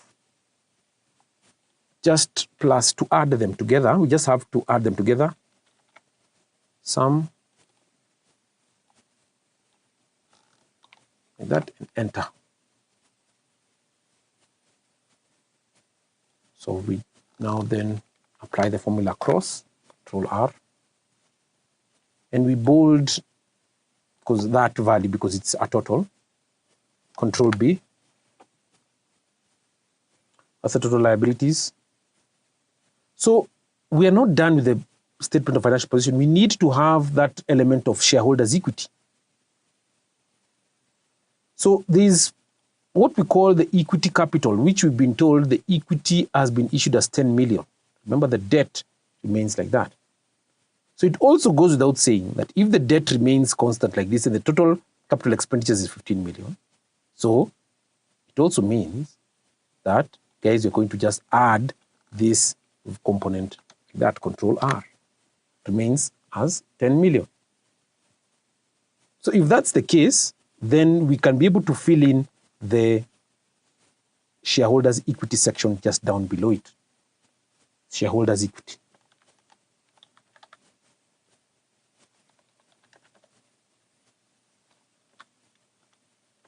Equity.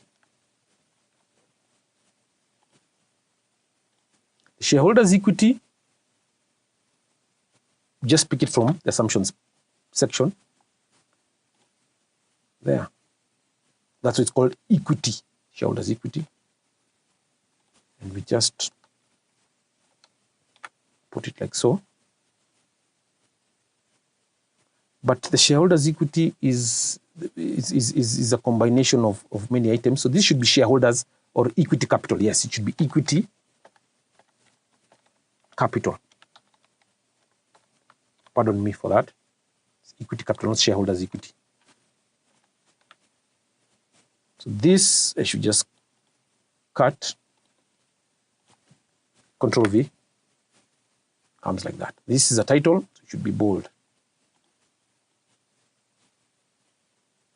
Do we have anything else in equity capital? The only item perhaps is retained earnings.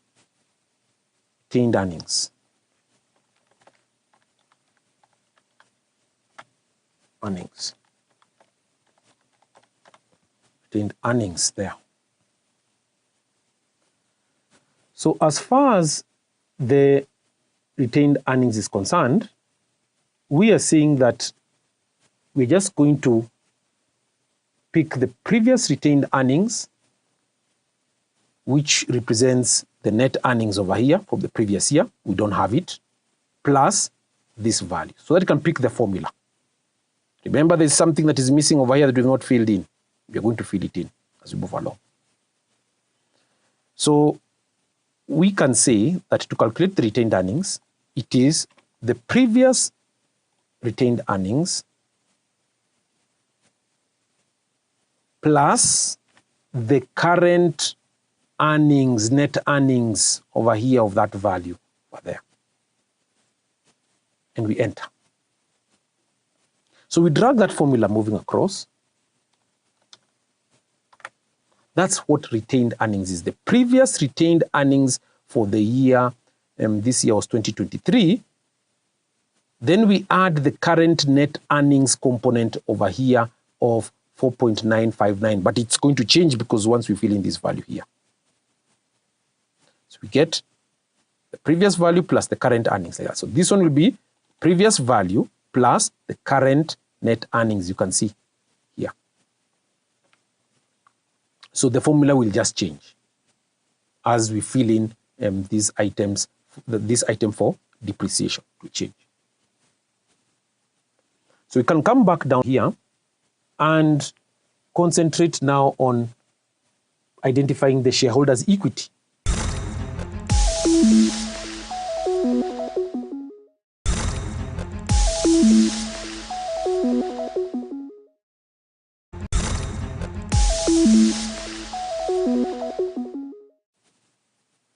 So we can come back here and concentrate now on identifying the shareholders' equity because we don't have any other item. Shareholders' equity. And we are saying that we need to come up with a summation there, and also summation under it. That. So that should be controlled, it should be bold. So plus that value plus that value.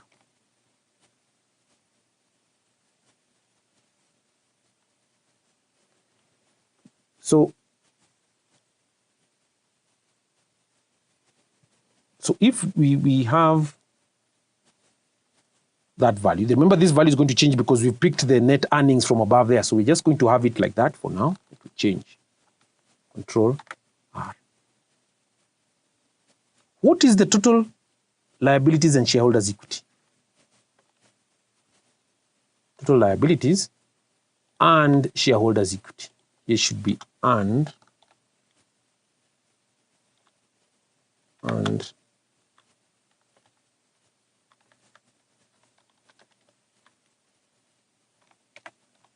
shareholders' equity.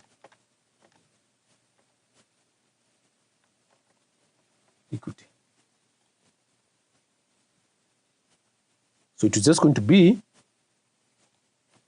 we add this total liabilities plus that value there. So it's going to be plus that one, then we add shareholders' equity. That's what we have there. Sort of give it control bold.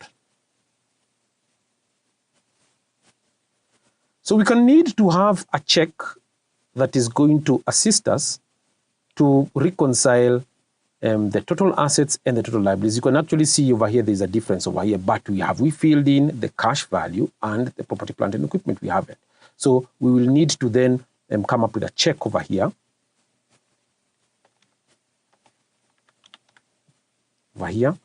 So for the check, it means that for you to balance plus, that should be minus the total assets. So this is to the tune of 18 million. This is going to be just our check to see if indeed we have done the correct thing. Control R. So as of now, we cannot be able to have balance because we don't have this value given, these values for cash and property, plant and equipment. We'll then need to come up with the cash flow statement over here. So this we can be able to put it maybe some form of, can be able to italicize, to put it in italics and like that, so that, you know, we can just be sure that we have the correct value for the balance sheet there. We can put it in small letters, maybe in a small font, like that, bold.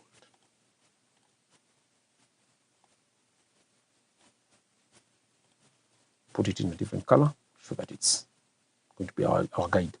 We can then move on to the cash flow statement. Remember what we're being asked in the question right here. We move back up here. Prepare statement of profit and loss, statement of financial position, cash flow statement for the company for the 5-year period. So we're going to prepare now the statement of cash flows here, cash flow statement.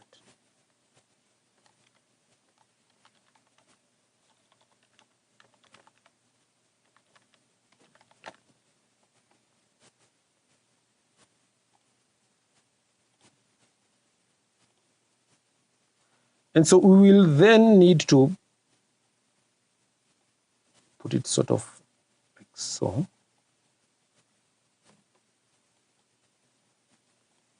Cash flow statement. The items of the cash flow statement start by assessing operating cash flow. Operating cash flow. So we have cash flow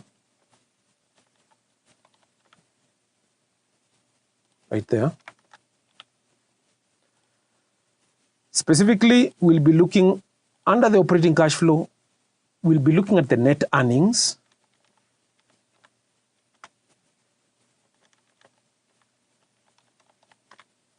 And then we add depreciation and amortization.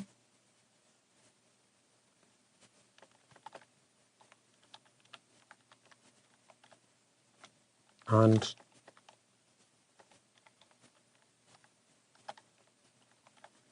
that, we're going to add that. And then we subtract the changes in working capital. In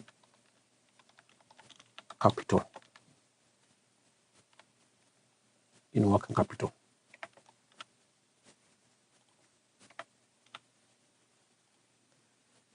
So that we can be able to get what is called cash from operations.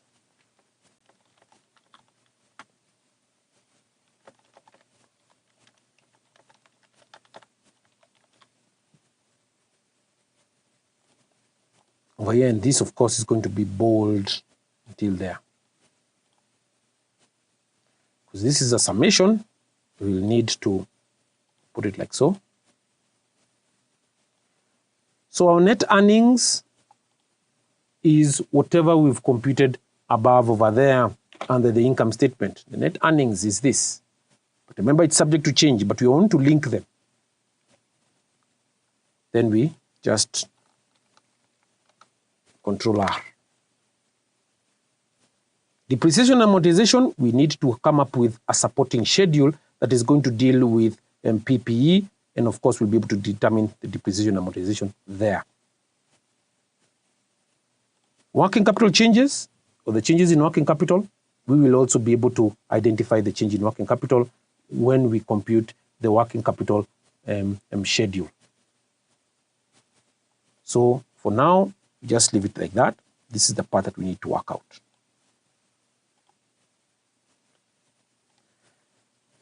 Moving on, we will need to move on to the next item, investing cash flow.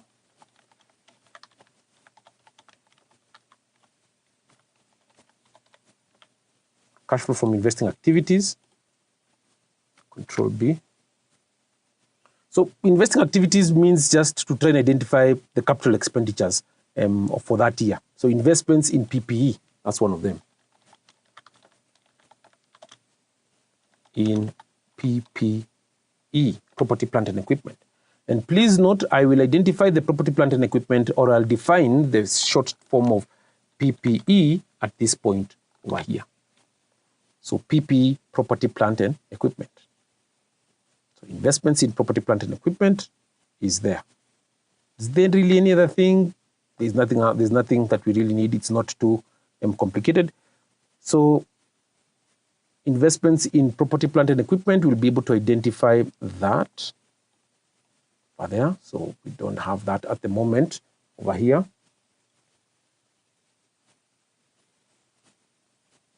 So when that is the case, so we can then move ahead and look at the next item, financing outflow. Cash flow, sorry. Cash flow. Financing cash flow. So when we talk about financing, how was the activities of the firm financed? Based on equity and debt.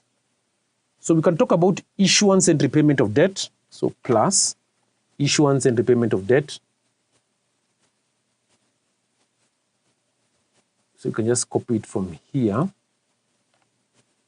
And then just down below it, because it's in succession, it just peaks. So we're saying that these values will be able to come up with a debt schedule and interest schedule moving ahead.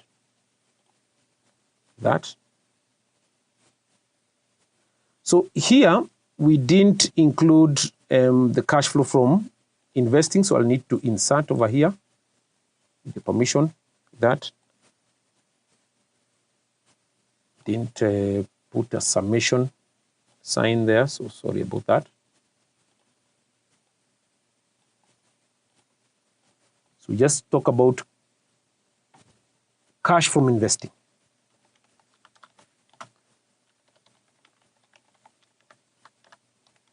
Cash from investing, this should be put in bold. That. And here we're saying we'll have cash from financing.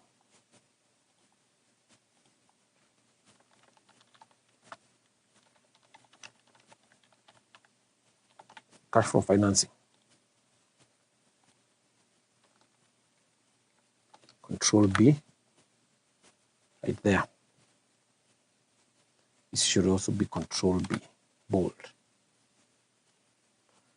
Because we don't have the items from the cash flow statement, or most of the items from the cash flow statement, we will now then move on to the final schedule, which, or before we move on to the final schedule, we'll need to then compute the net increase or decrease in cash just down over here.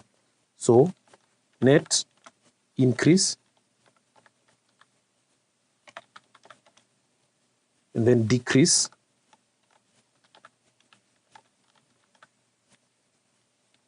in cash.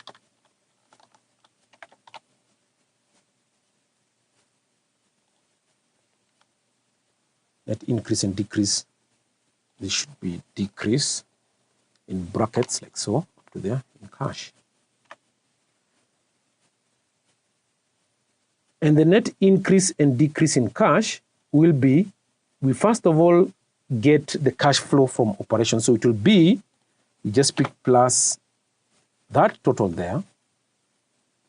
And then we subtract cash flow from investing because it's an outflow of cash. And then we add cash flow from financing right here. From financing right there. So as of now, we don't have anything. We'll be able to fill it in as we move along. So that is the net increase and decrease in cash. So we'll need to also get the opening cash balance. So the opening cash balance will be the closing cash balance from the previous period. So the opening cash balance, cash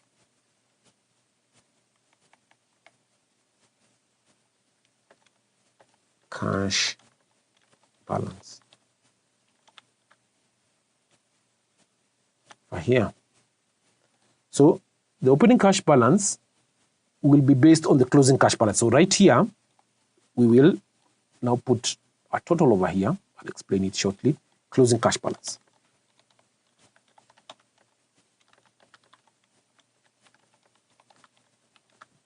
Closing cash balance.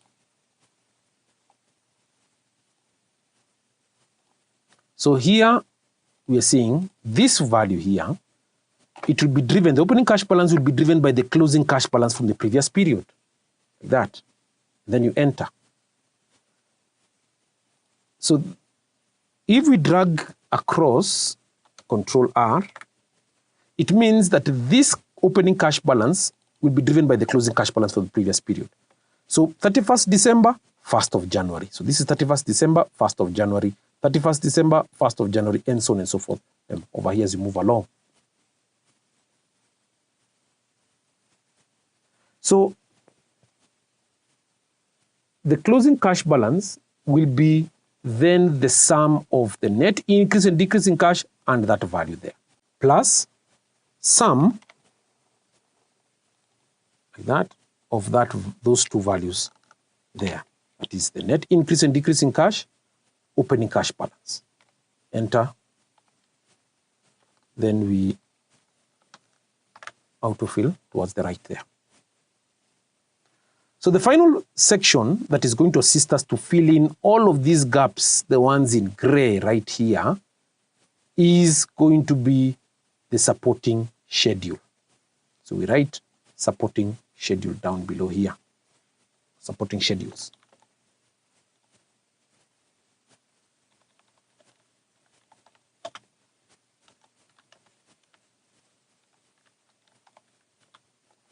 Supporting schedules. And in a similar format, you're going to do it like so. Supporting schedules. The first supporting schedule that will be able to assist us based on whatever we've computed is the working capital schedule. So, capital schedule.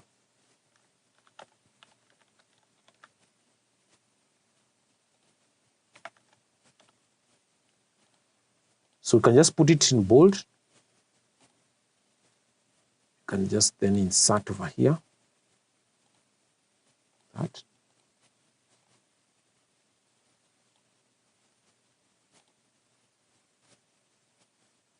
No fill. Like that. So what is working capital? It's accounts receivable. You add the inventory, then you less the accounts payable. So accounts receivable, you can just put plus. We go to the balance sheet. We had the accounts receivable. We copy that there. It comes there. Down below it was inventory, so we just sort of drag it down, inventory. And then accounts payable. So we put plus accounts payable, still on the balance sheet. Accounts payable, you can have it there. So what is the accounts receivable? Remember, we computed this accounts receivable. So this value we already have over there. But before we compute the accounts receivable, we can then decide to maybe lock in or close this part so that we can be able to identify the years right over here. What do I mean? We can come to view, then we can come to freeze panes. Then we can just freeze panes like that. Why? So that now we can be able to see which year we are dealing with over here. And like the previous case, I was scrolling down over here and you couldn't be able to see which year we are dealing with over here. So for accounts receivable, for the forecast period, we're talking about, we go to plus the accounts receivable value, which is in the balance sheet. This is what we have here. Pick it there. And down below it, you can see it's inventory. So we'll just drag it. We'll just copy the formula down. That, because it's inventory. It's just in following each other. Control R. Accounts payable, we just pick the value from accounts payable from the balance sheet. Right here. We just autofill. Control R. So once we have that, we can get the net working capital. The net working capital there.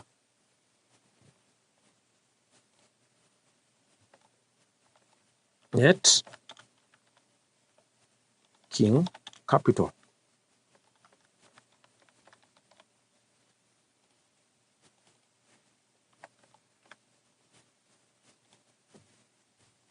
Plus accounts receivable, plus inventory, which is that, then you less the accounts payable.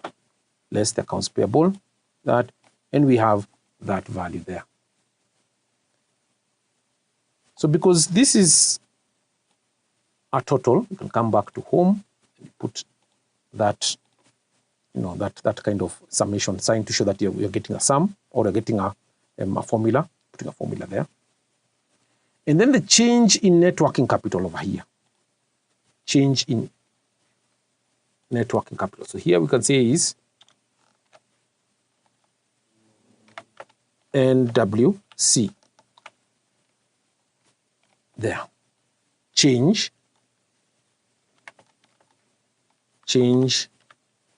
in NWC. We're using that because we've already defined what net working capital is there. So we're getting the change in net working capital over here. So plus that one minus that value. We don't have it. So it remains this value here. And because we'll get we'll apply the formulas moving across, we also need to do the same for change in net working capital.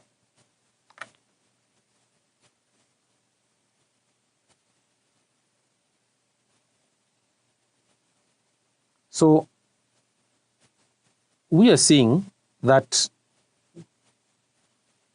this value, which is the accounts receivable, we add the inventory and then subtract the accounts payable, like so. So we can then proceed on. Once we've computed the net change in working capital, we go to another schedule, which you can say is termed as the depreciation schedule. Depreciation schedule.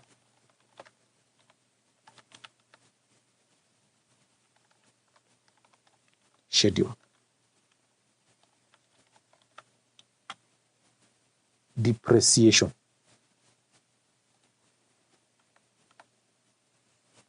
Schedule.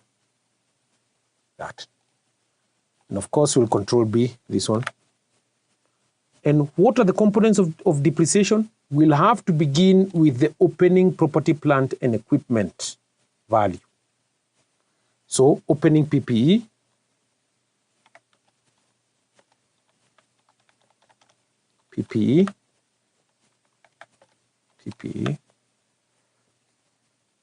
then we'll need to add the capex,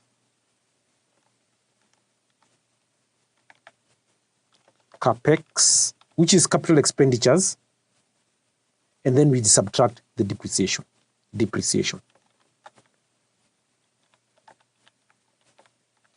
And amortization.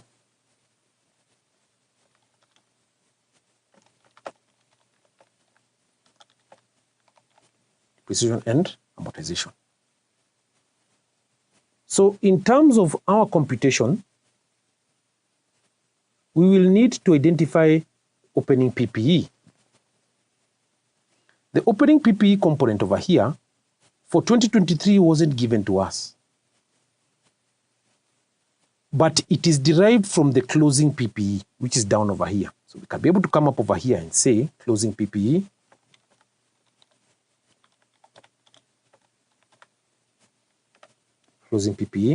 over here, because you're saying that it is going to be a formula, so just or a summation or a computation. We are saying that the focus for 2024, the opening PPE, is just from the closing PPE plus that value. And then we enter. What is our capital expenditure? Our capital expenditure is derived from the assumptions section. So we go back up to the assumption section. What is our capital expenditures? You can see it's 15 million here. And that is what is going to be. Yes, it was 2023, I'm saying it's 2023, 15 million. But that one is broken down into debt and equity. So we pick these capital expenditures from above over here. Place it down here. So capital expenditures plus 15 million. So it would be prudent for us to put it over here because it's 2024. So I skip that, then I put it right over here, because even the question is telling us that we are just going to deal with that item of the PPE itself. So we're saying we're going to just deal with 15 million.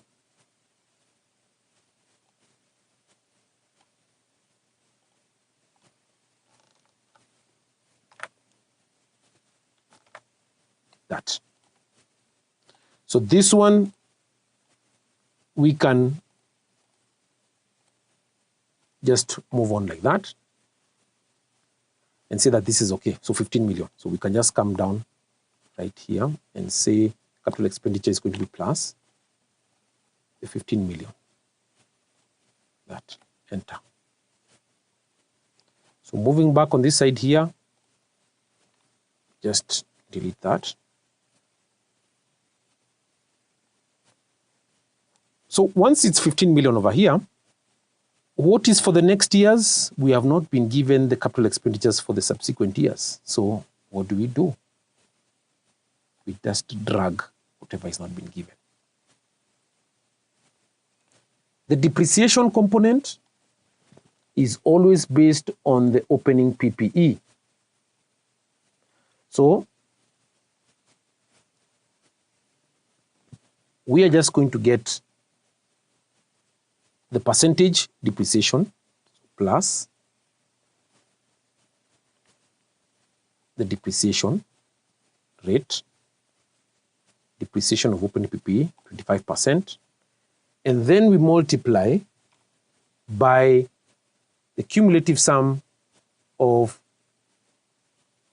the opening PPEs plus the capex. So that rate times this value plus that value.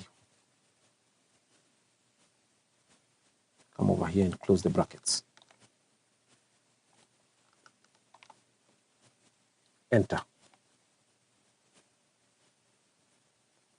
So for us to be able to estimate our opening PPE or our closing PPE, this value over here, it will be, sorry, you're saying our closing PPE will be, we get the opening PPE, we add the capex, and then you less depreciation. We've even said it before. So for us to get the closing PPE, we get plus opening PPE, then we add capex, and then we less this depreciation component here. That's what we get. And because it's a formula, Control R. There is nothing over here. But what I want us to fill, because this value is picked from down over here, we will need to fill in or autofill that as well.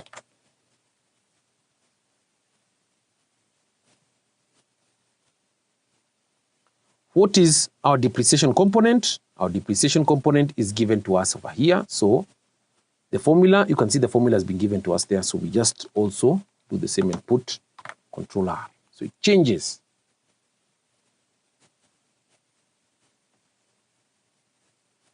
So once we have that, guys, we can put this as part of now our filling in, because we can be able to fill in the depreciation and amortization component. Remember, our income statement over here did not have what? Did not have depreciation and amortization. So is it correct for us now, since we've identified the components of PPE, to now fill in the depreciation based on the working capital schedules? Yes, so depreciation is picked from plus this value here, depreciation and amortization, there. We enter. Now we fill in across, Control R. We change it to like so, because we filled in the depreciation component. Once we fill in the depreciation, now we can see our net earnings, or our income statement seems to be complete.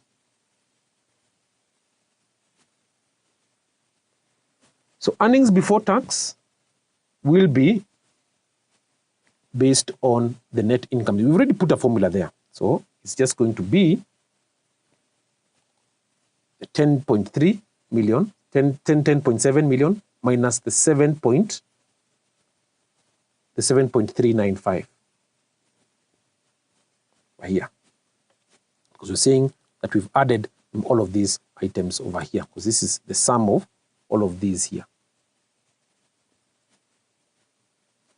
So let me just double check if we've put everything that is given to us over here. Revenue, we've used revenue. Units produced, we've used that. The unit selling price, we've used that.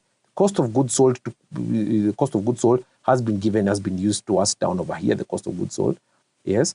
The salaries and benefits, we've been told is 17%, and that one is what we've put salaries and benefits over here. And then the rent and overheads. Oh, the rent and overheads hasn't been put over here, guys. So what we can be able to do is just simply put rent and overheads and right over here. And we've been told the rent over overheads is just a constant 500,000 over here. My sincere apologies for that. So this is the item we haven't fixed in, rent and overheads.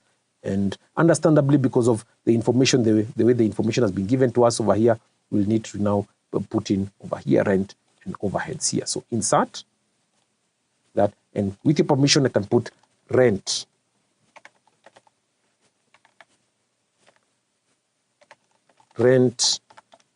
and overheads.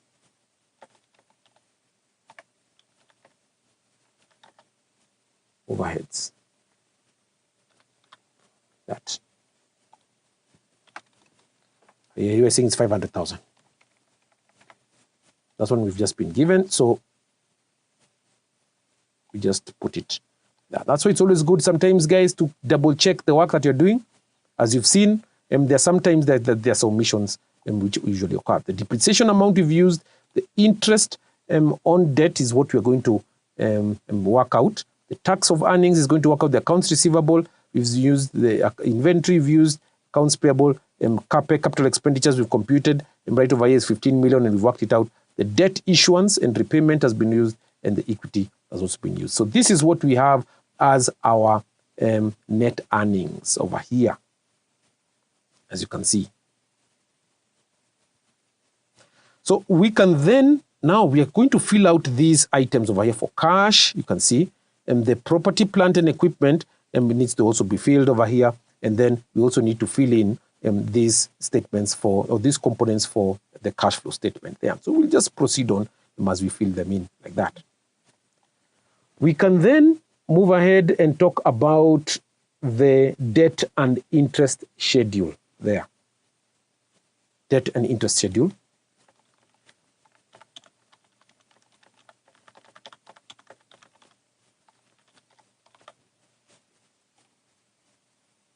The debt and interest schedule will begin from the debt opening debt.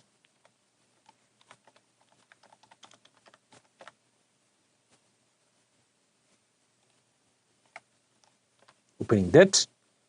And of course, this one is control B, bold.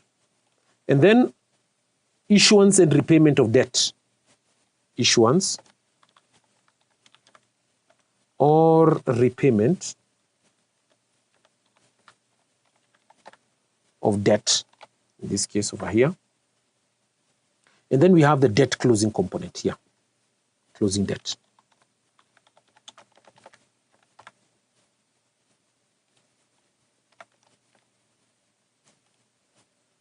We also have an interest component, expense,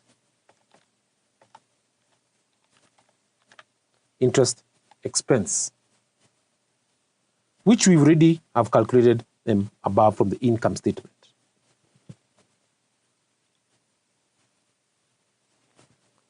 So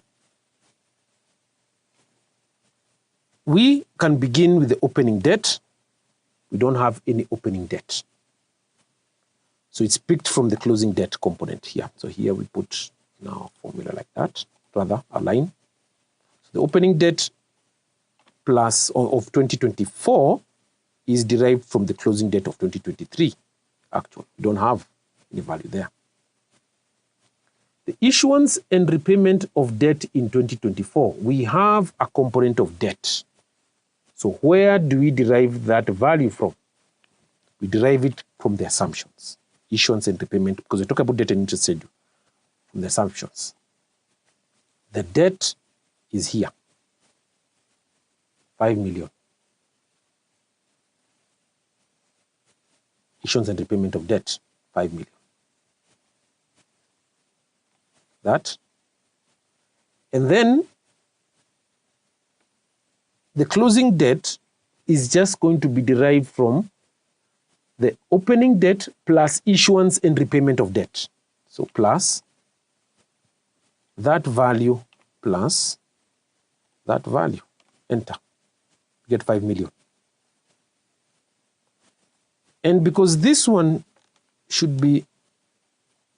is a formula, you just fill across that.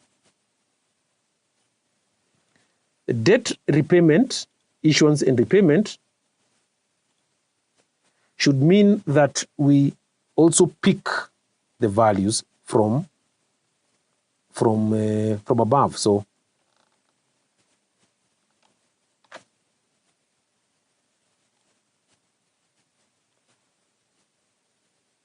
is it correct to say that in 2025 we issued an additional debt like that? So this perhaps would mean that we'd need to do away with, because it was just one issuance that was done. So if that is the case, so we need then to do away with just this debt was opening. This is the debt opening over here.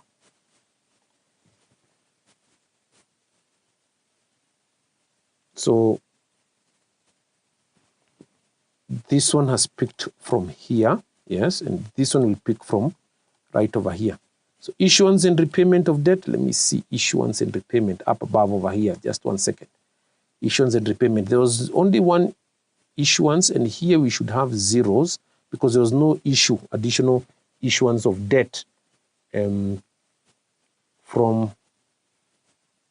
the schedule over here.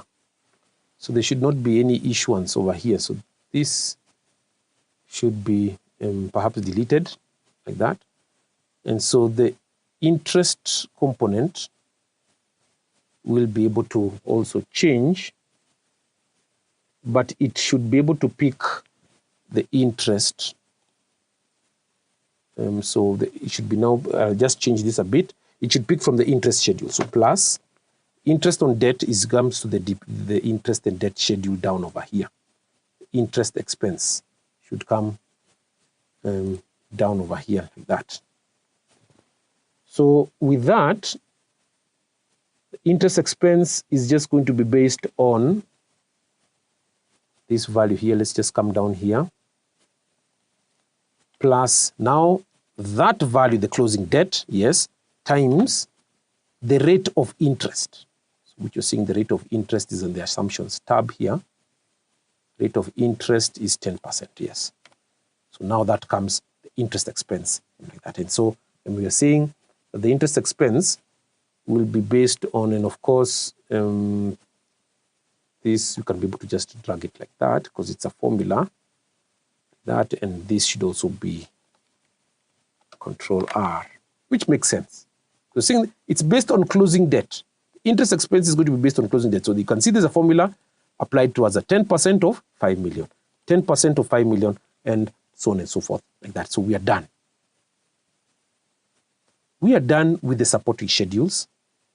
We've done supporting schedule, the working capital schedule, the depreciation schedule, and we are done with the debt schedule, debt and interest schedule.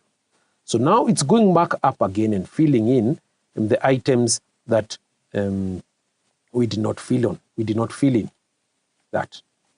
So this interest on debt, the interest on debt will come from the interest schedule over here.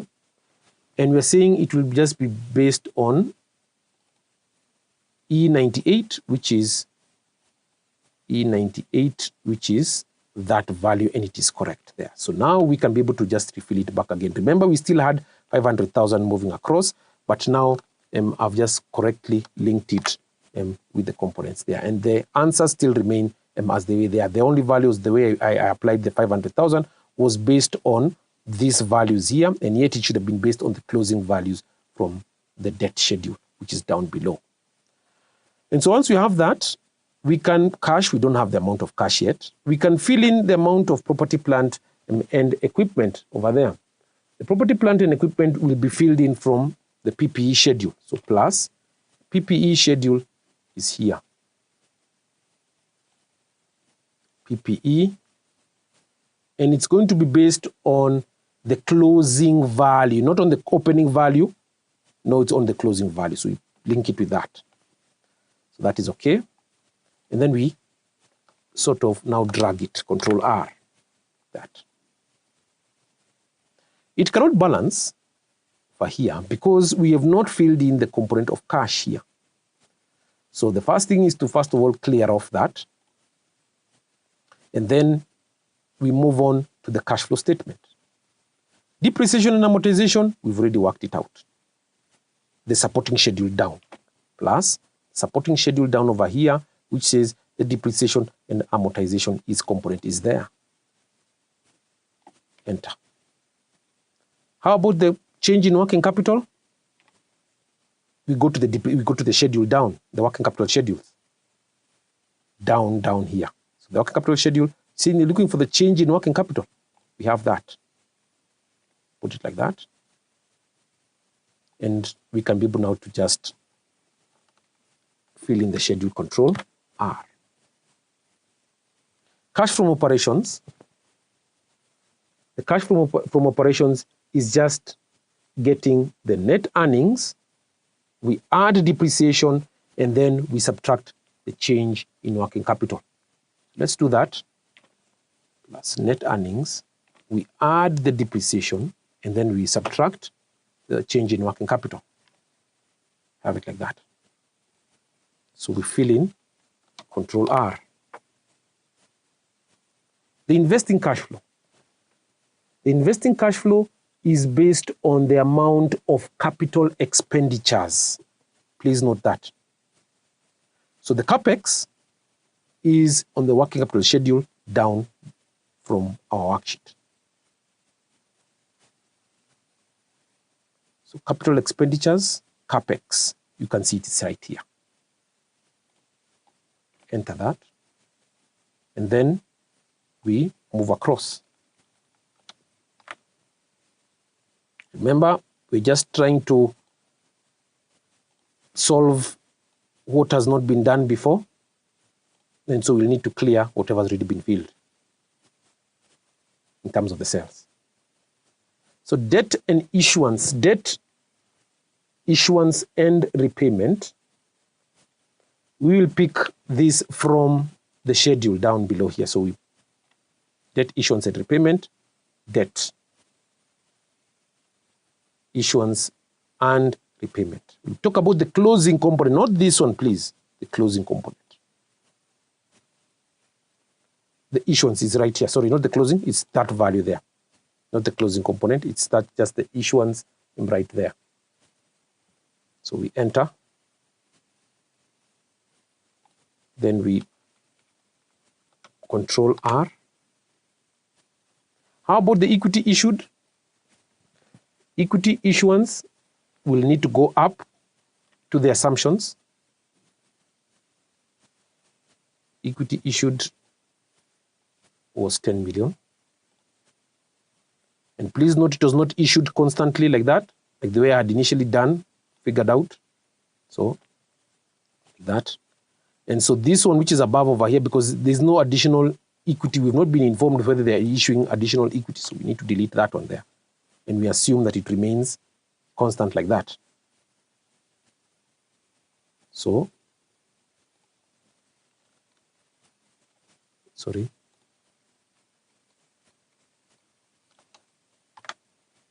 Keep it like that. So what is cash flow from financing?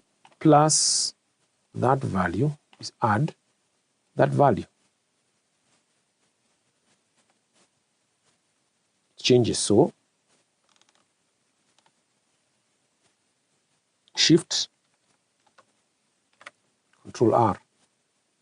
What we didn't do above over here, we didn't get the sum. Plus that value, enter. It keeps on changing, please. Control R. Didn't get the sum on this cash flow from investing. So now, what are we left with now? We have filled in the schedules. We are left with, now we've got some balances over here. So how do we balance off? We come and pick the cash item, which is the only one remaining, and we fill it from the cash flow statement. This closing cash balance value here. There. Then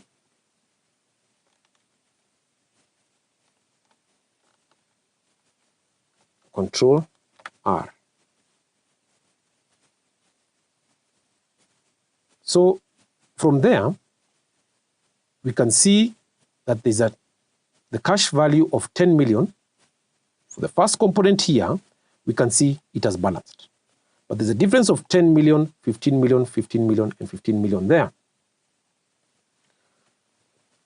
So those items can be checked from the balance sheet, from the income statement. We can just double check whether our cash component is okay over here. So we're just checking. So from the cash flow statement is okay.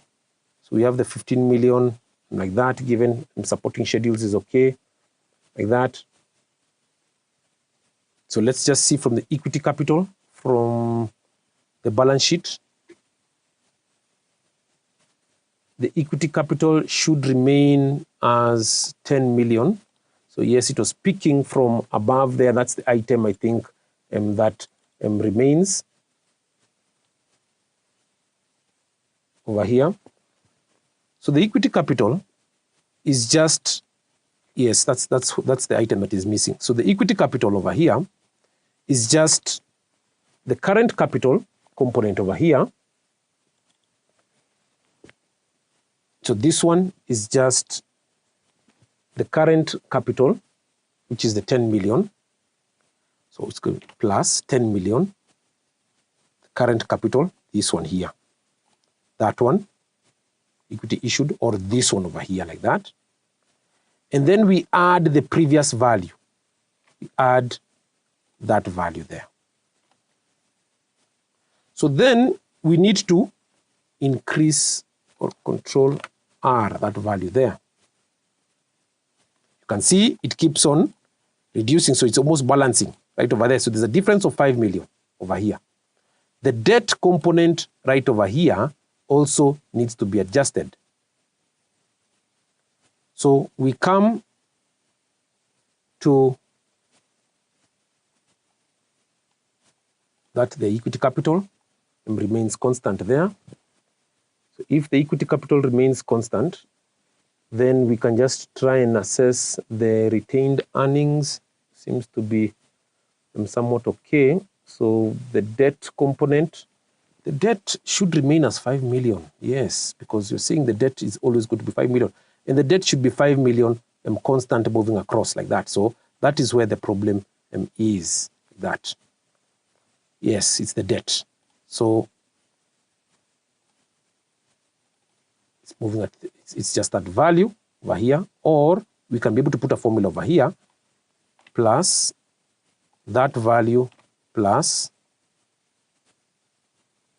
this 5 million, that. Then we Control R. Let's confirm whether it balances. Indeed, ladies and gentlemen, it has balanced. And you can be able to see with this check over here that it balances completely. So that answers our first part of the question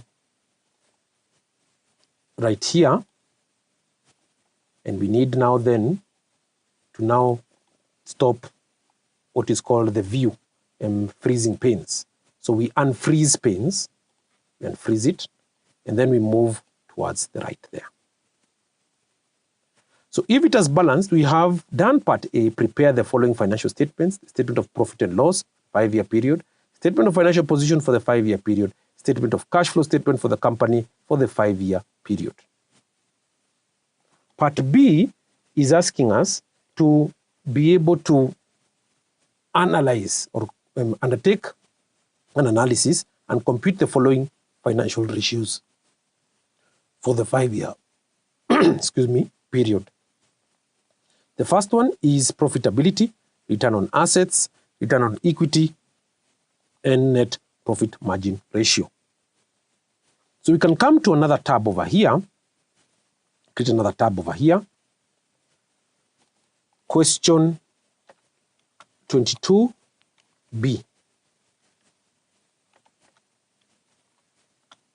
This is question 22A.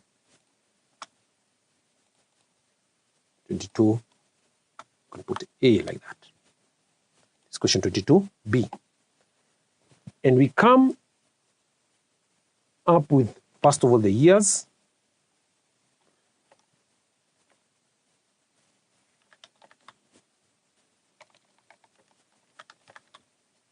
For here, just insert. So, and we're saying the years are from 2024 all through to 2028. Put it like that. All through to 2028.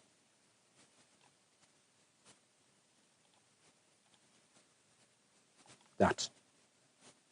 So we're dealing with profitability ratios.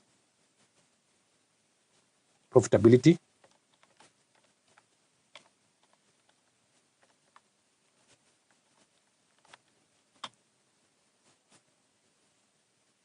Right over here.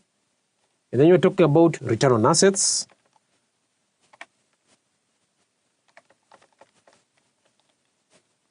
On assets.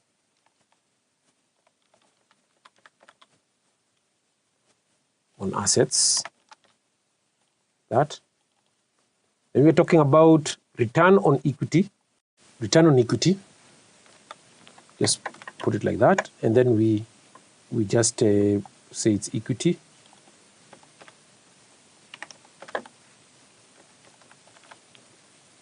That. Of course, this needs to be deleted. To the left. That.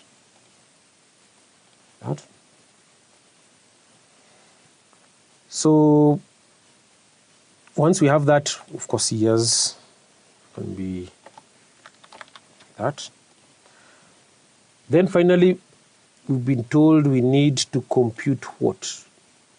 Return on assets, return on equity, net profit margin ratio. So net profit margin.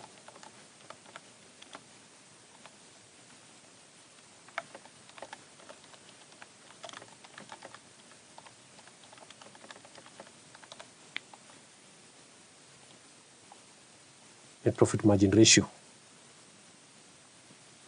So once we have that, we can then now demarcate it by now computing liquidity ratios.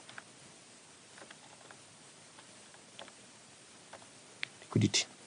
What liquidity ratios did they want us to compute? Let's go back to the question. Current ratio, quick ratio. Current ratio. This should be Control B. Control B. We don't even need the years over here. For what? Just you can see that these are years. So it's the current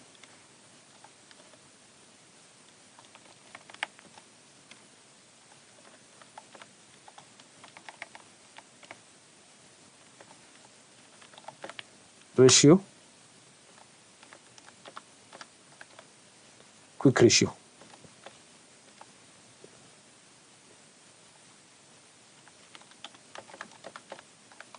Quick ratio.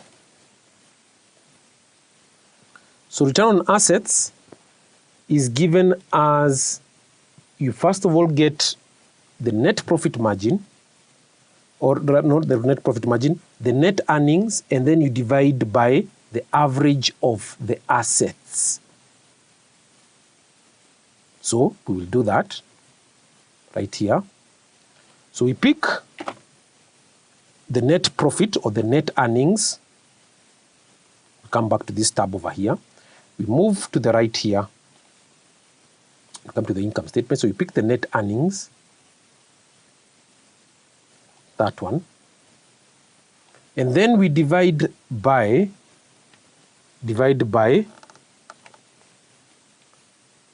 we want average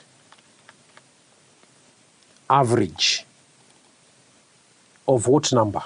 Of what? We want the average of the assets. So those two. Then we close the brackets. Why? Because we talk about 2023, 2024. Enter. Yes. So we put it in percentage forms, we come home. And of course, because we want this in percentage forms, we just put it like that, 2 decimal places. And we drag it, moving towards the right.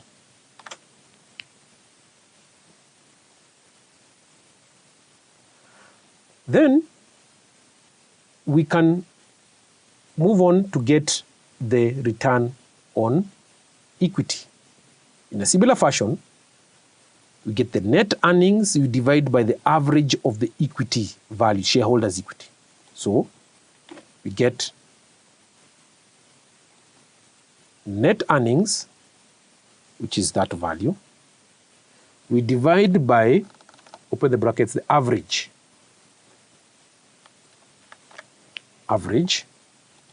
of the equity value. We're not looking at the liabilities, the equity, shareholders' equity. So that. Then we close the brackets like that. You say enter. So Control R.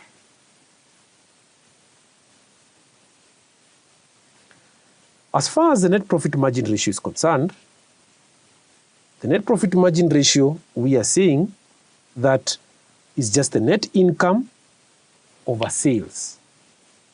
So we get plus net income, which is over here, the income statement, the net income, which is the same as the net earnings, over the revenue. There. We move across.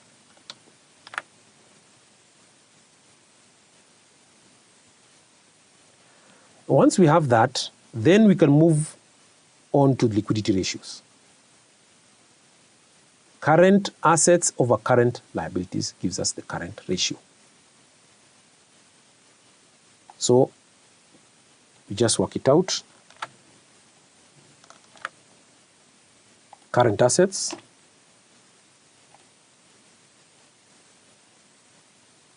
the current assets represent that one plus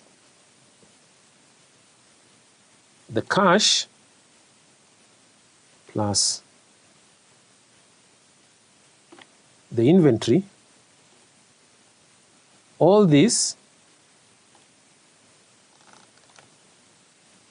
current assets we divide by current liabilities. Current liabilities is that one. Enter. That is it, current ratio.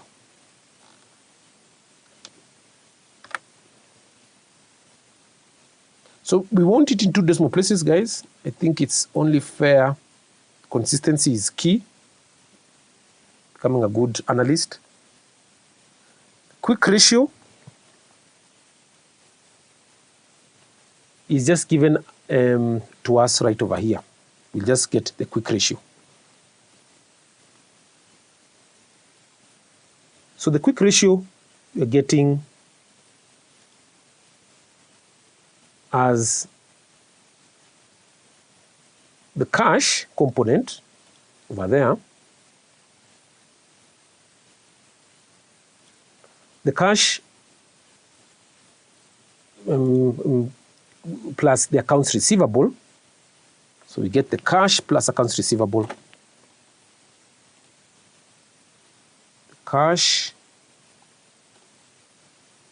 plus the accounts receivable. That, and then we divide that by or against the accounts payable. The accounts payable. So we divide against the accounts payable, which is here. This is in brackets. Like that. So that is what we are saying we are getting as our quick ratio. Consistency is key. That.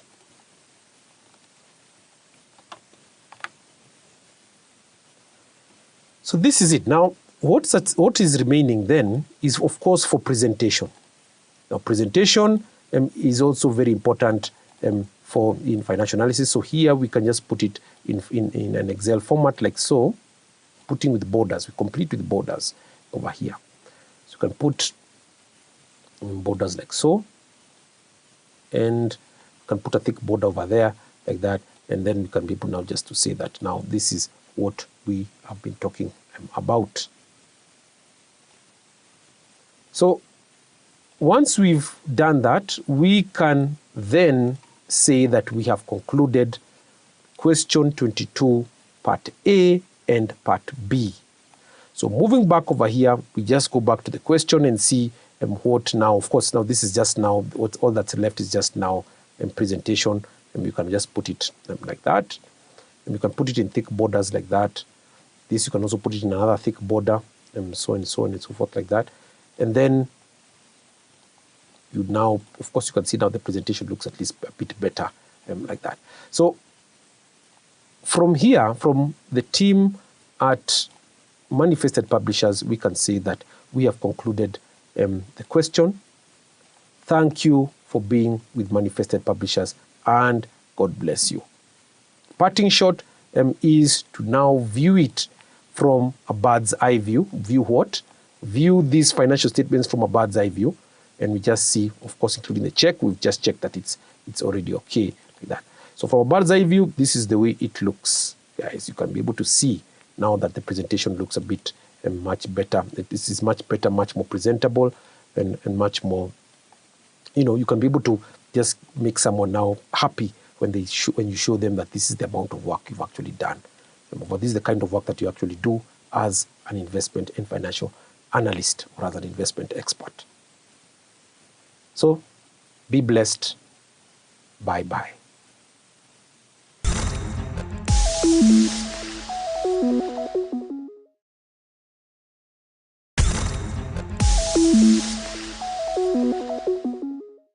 Hello and welcome back to the lesson. The subject is leadership and management. Today we want to answer question number 4. Question number 4. Part A reads, examine 3 skills required by managers at different levels of management. 6 marks. Skills required by different managers. Part A, skills required by different managers.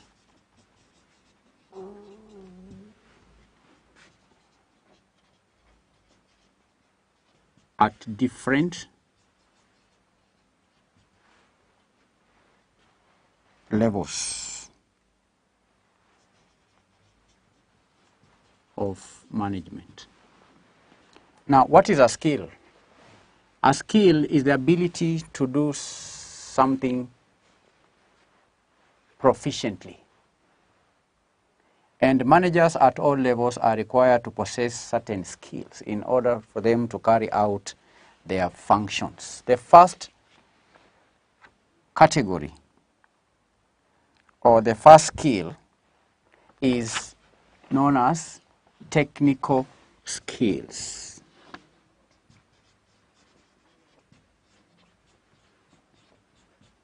Technical skills. Now, technical skills, we can say, is the ability to use specific knowledge, methods, techniques, processes, procedures, and resources in performing work. Do you understand? To have technical skills is to have the ability to use specific knowledge or methods or techniques in performing work. For example, if you are an accountant, for you to carry out accounting work, you require accounting skills. If you are a video editor, for you to carry out video editing function, you need to have video editing skills. If you are a preacher, for you to preach, you need preaching skills. If you are a farmer or a carpenter or a teacher, you require to have specific knowledge, specific methods, specific techniques, specific processes and procedures in performing work. They are technical, and these skills are especially important at the first line management level. Why? Because daily work related problems must be solved. So a manager who supervises accountants, a manager who supervises builders, one who supervises carpenters, such a manager requires to have the specific skills. If you are supervising video editors, then you require to have video editing skills. Otherwise, what would you be supervising? So these are skills that are required at the lower level or the first line management level. That should be clear. Technical skills. Then the second skill is known as analytical skills. Analytical skills involve using scientific approaches or techniques to solve managerial problems. It is the ability to diagnose and evaluate in order to identify key factors and to understand how they interrelate and the roles that they play in a given situation. And for a manager to understand a problem, the manager has to possess analytical skills, or the manager has to have these skills in order to understand a problem. So the manager will use analytical skills in evaluating a situation, in finding out what are the causes of the problem, and also in putting in place all the factors that surround the problem, so that the manager can not only just understand the problem, but also can develop a plan of action. And without analytical expertise, there is little hope for long-term success of any company. 3, decision-making skills.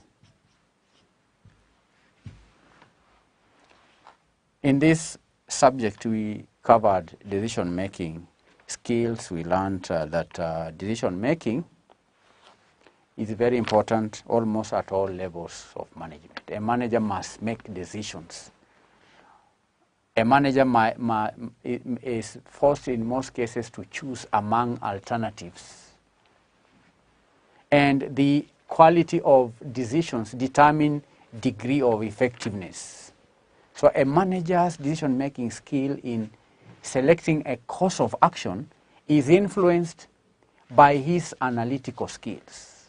So poor analytical skills are bound to result in inefficient or inadequate or in erroneous decisions. Decision-making skills. Lower level managers need these skills. Upper level managers need these skills. Middle level managers need decision-making skills. And even to some extent, employees, the subordinates, they require to have decision-making skills because we solve problems by making decisions. 4, human relations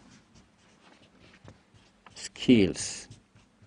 Human relations skills. The human relation skill is essential at every level of management within an organization because it is a reflection of a manager's leadership abilities.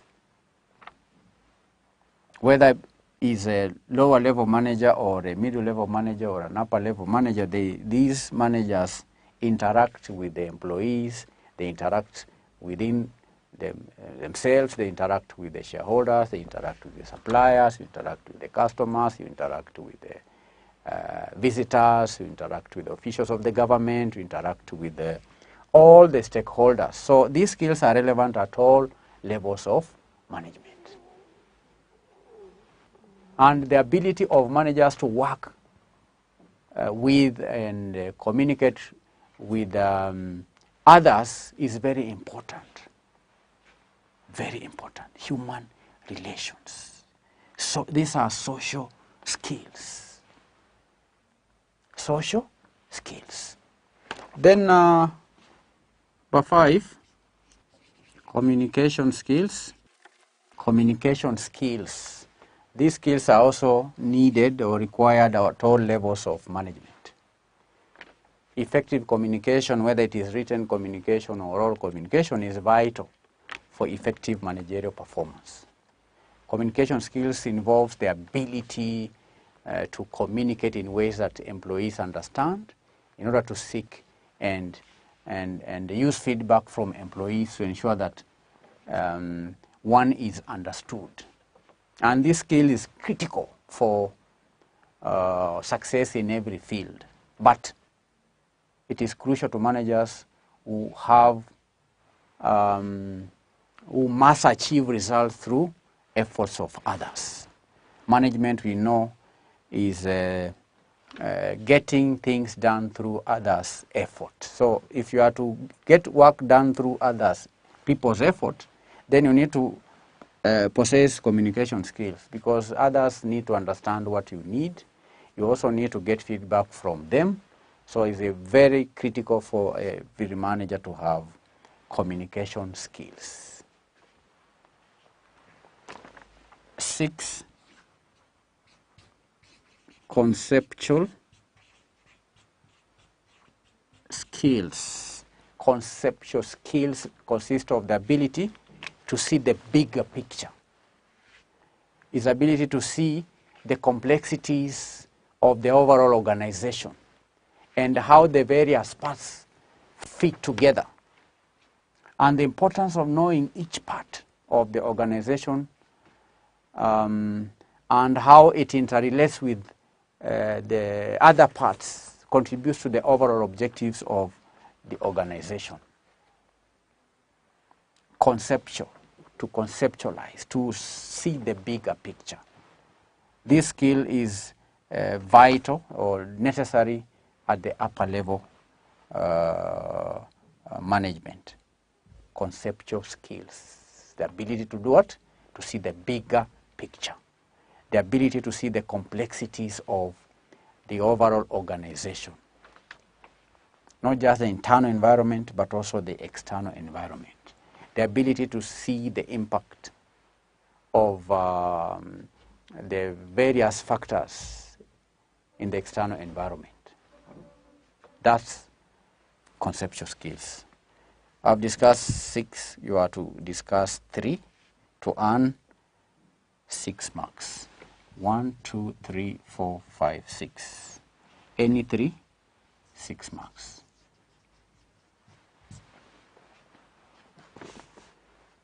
I now want to answer part B. A leader's primary responsibility involves accomplishing the tasks for which the group or an organization exists.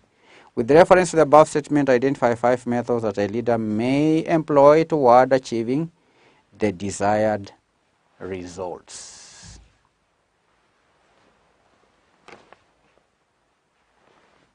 I'll use this space here, B.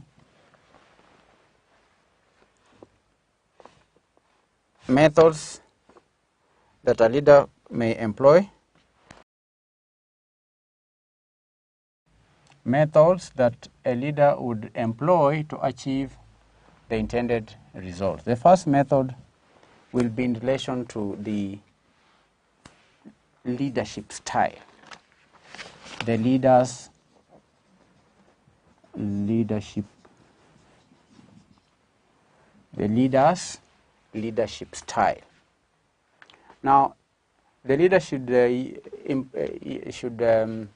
use a style that suits the organizational culture. Implementing a leadership style that suits the organizational culture can encourage employees to be motivated. Why? Because they will consider their leader as someone who is able to give inspiration in doing organizational jobs. Leadership style. We have various styles of leadership. We have the democratic style, the laissez-faire style, there is the authoritarian style, and so on. So if the organization, the culture of the organization is one that supports laissez-faire, that is the free style, then the leader should adopt the laissez-faire style of leadership in leading the organizational members. But if the leaders, if the employees prefer the laissez-faire style, if they've been used to being led in such a way that they're given freedom to choose what time to work, to choose what, to set their own objectives, and then a leader comes in with an autocratic style of leadership, then that can that can discourage employees, that can demotivate employees, because they will consider their leader as someone who is unable to inspire them towards achieving the intended results. Leadership style. A leader can also achieve the intended results through coordination. Coordination.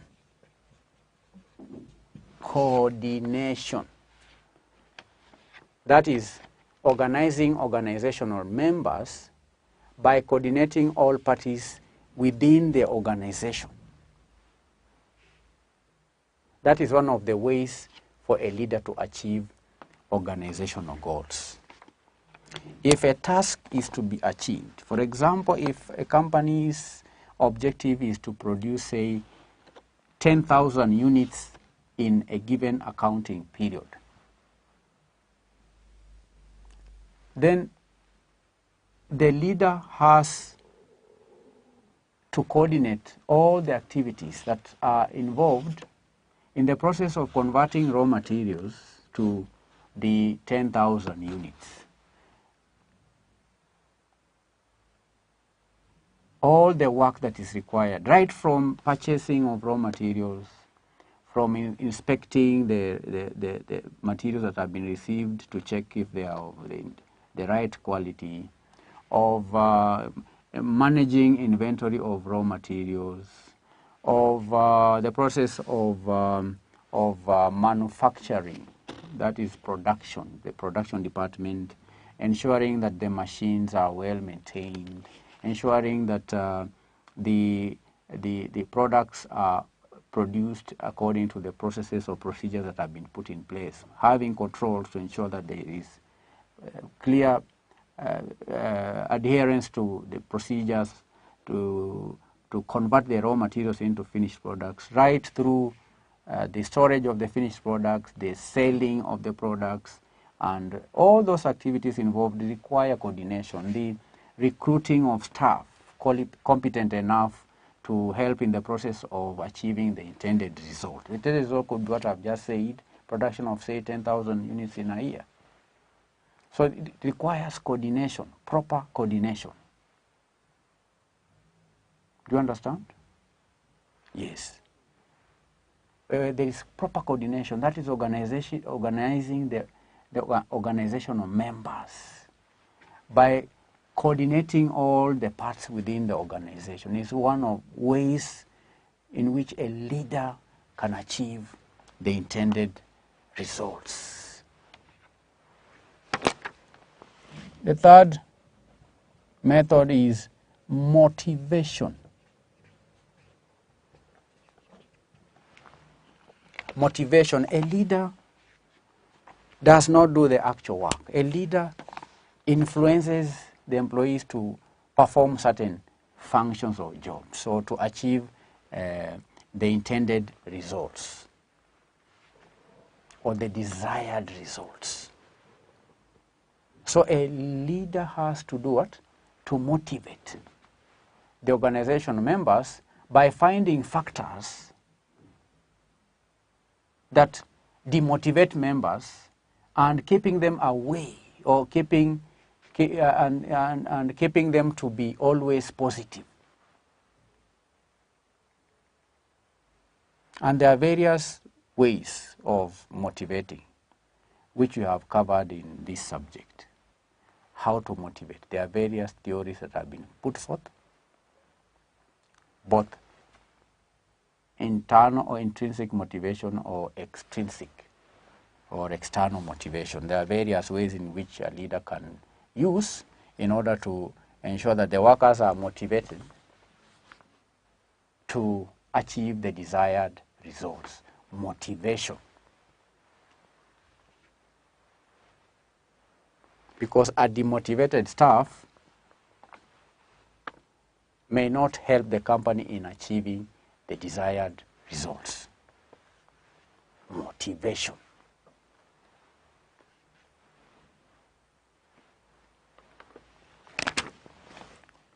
Four, training.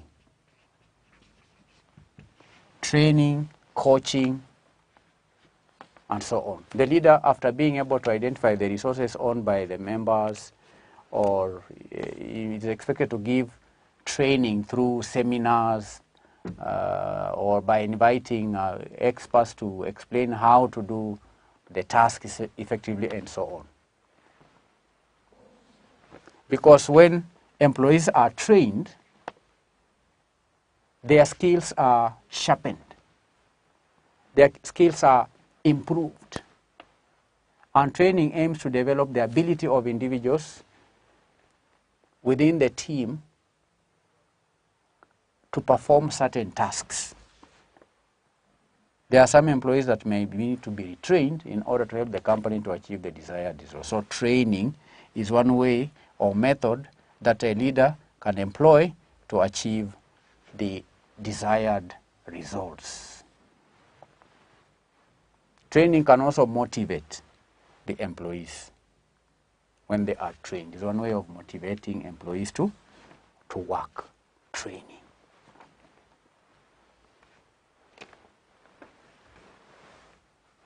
Another way is encourage employees to be creative. Creativity.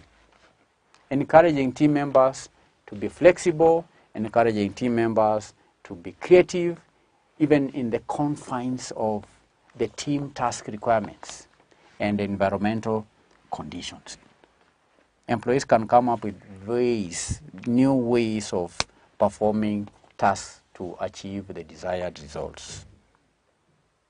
Employees can be encouraged to innovate ways, to innovate procedures, to improve the current procedures. So when a team leader encourages employees to be creative, to be innovative, then that's one way in which leader can employ, one way in which a leader can use to achieve the desired results. That is part B. 5 methods, 5 marks. 1, 2, 3, 4, 5, 5 marks. Now I'm going to answer part C. With respect to emotional intelligence skills, distinguish between the terms self-awareness and self-regulation.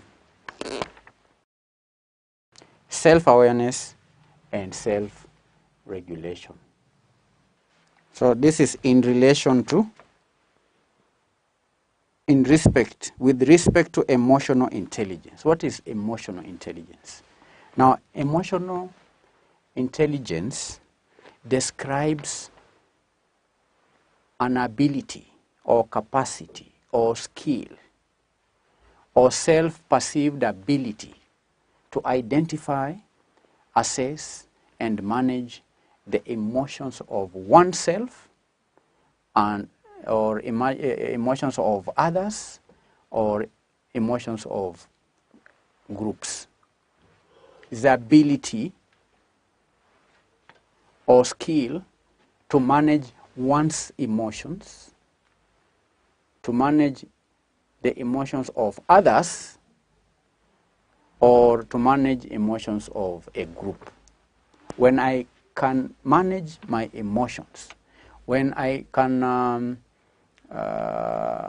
identify and manage and assess my emotions, then I can be termed as someone who has emotional intelligence. All right? But the question is, what's the distinction between self-awareness? Self-awareness can be described as the means, it is the means or the ability, let me use the word ability, is the ability of having deep understanding. To be self-aware is to have deep understanding of one's emotions, strengths, weaknesses, needs, and drives. It is the ability to accurately perceive one's emotions and understand one's tendencies across situations. Self-awareness. Okay? You understand? Having a deep understanding of one's emotions. It means having deep understanding of one's emotions and others' emotions. When I have self-awareness, then it's very easy for me to understand or assess other people's emotions. And it's supposed to be self-awareness and what else? Self-regulation. Self-regulation. This refers to self-control. This is a component of emotional intelligence that frees us from being prisoners of our feelings. All right? It is a component of emotional intelligence that frees us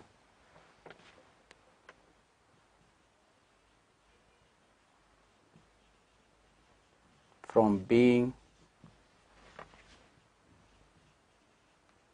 prisoners of our own emotions. Of course, we know emotions, we mean feelings, desires, affections,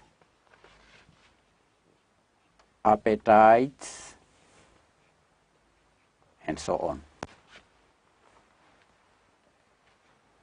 So to be self-regulated means to be free from being overwhelmed by emotions, being overwhelmed by feelings.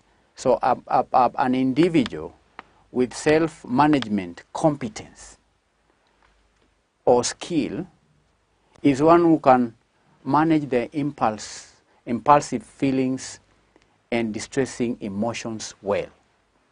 Because you all go through all manner of emotions, negative emotions, fear, anger, and all that. So one who has even grief, sorrow, suffering, fear, anger, all those are negative emotions. Though all those are distressing emotions. An individual who has self-control or self-regulation is one who can manage all such emotions well. Such an individual can also manage or can stay composed, can stay positive in trying moments. There are people who can go through trying moments, but you find them being calm. There are people who can go through distressful situations, but they still stay calm. They can still stay unflappable, all right? They stay composed. Those are individuals who possess that skill of self-regulation. These are individuals when still under such overwhelming emotions or distressful emotions, they think clearly and stay focused even under pressure. Do you understand? And individuals who have this skill known as self-awareness are people with strong self-awareness. They are neither overly critical or unrealistically hopeful. Look at those two words. They are neither what? They are neither overly critical. They don't over-criticize others or over-criticizing themselves. Neither are they unrealistically hopeful. They don't have false hopes. They are people who are realistic.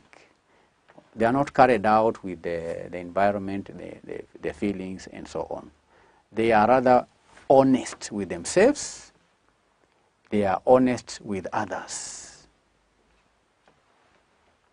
They recognize how their feelings affect them, how their feelings affect other people, and how their feelings affect their job performance. Self-awareness. Having deep understanding of one's emotions. And as a leader, these are competencies you need to cultivate. It's not enough for you and me to just define these terms. Not enough.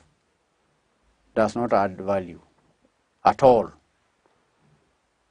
We are required to develop these competencies. The question I should be asking myself is that, am I free from my emotions? Or am I carried away? Am I easily carried out by emotions? The question I should be asking myself is, do I stay composed? Do I stay positive in trying moments? Or I blame others, I blame parents, I blame my wife, I blame my God, I blame my parents, my environment? Do I do that, or do I stay composed in trying moments? Can I think clearly? Can I stay focused even under immense pressure? Those are questions that I need to ask myself. Those are questions that you need to ask yourself. Over and above being able to define these terms, over and above being able to provide answers in an exam room. So the purpose for you studying emotional intelligence is so that you can develop emotional intelligence competencies. There are many, there are not two. Emotional intelligence is a wide area which is handled effectively in the boardroom dynamics subject in the certified secretaries. It's an area that you may also want to explore, not just for the purposes of the exams or career, but we need an emotional intelligence in all the other aspects of life, at the family level, social level, everywhere. Because we are emotional beings, we are social beings, we interact with people, our emotions, our behaviors have an impact on other people. So we can develop these competencies and become big assets, not just at the workplace, but also in the society. The ability to identify, the ability to assess, the ability to manage one's emotions and emotions of others is an asset, a big one. It's a competency, it's a core competency. So that's all for this question. We've answered question number 4.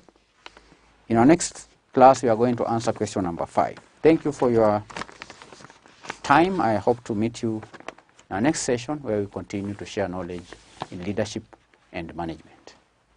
Bye.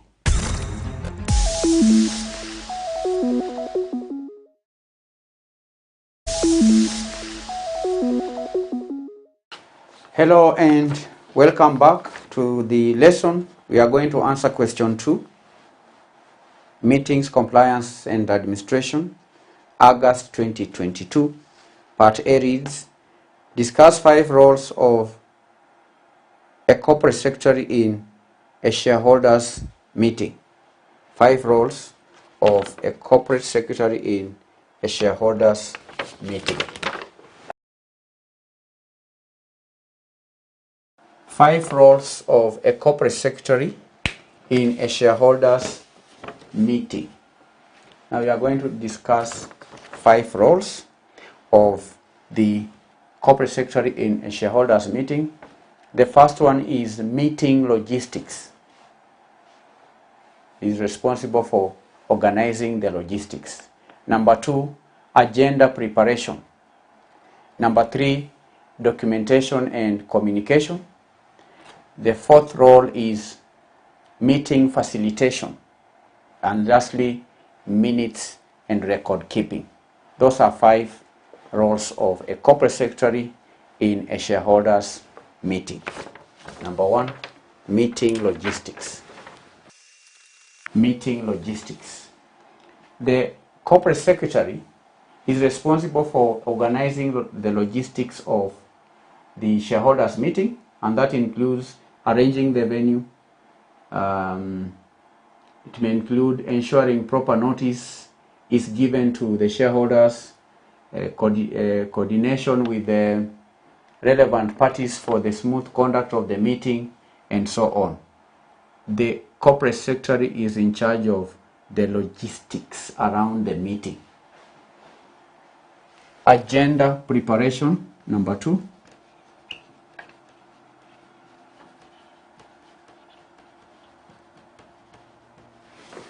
Agenda preparation.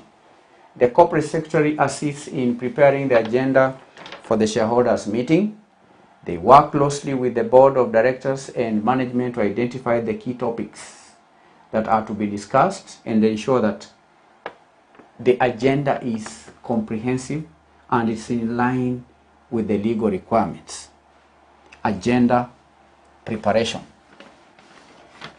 The third role is documentation and communication. Documentation and communication. The corporate secretary ensures that all necessary documents and materials related to the meeting are prepared and distributed to shareholders in a timely manner. And that includes notice of the meeting, proxy forms, financial reports, or any other relevant material or information. Documentation and communication. 4. Meeting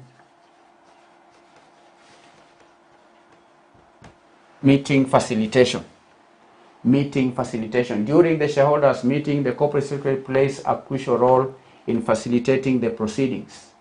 They may chair the meeting or even support the chair in maintaining order, ensuring compliance with meeting protocols, and handling any procedural matters that may arise during the shareholders meeting.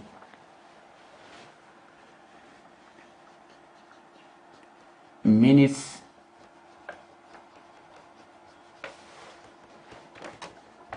and record keeping. Minutes and record keeping. The corporate secretary is responsible for taking minutes and accurate minutes for that matter. These are minutes of the shareholders meeting. They document the discussions, the decisions. They document resolutions made during the meeting. Additionally, they maintain proper records for the meeting, proper records for the minutes, attendance, and other relevant documents for the future reference and compliance purposes. They prepare minutes and records and keep records. So these are 5 roles of a corporate secretary in a shareholders meeting.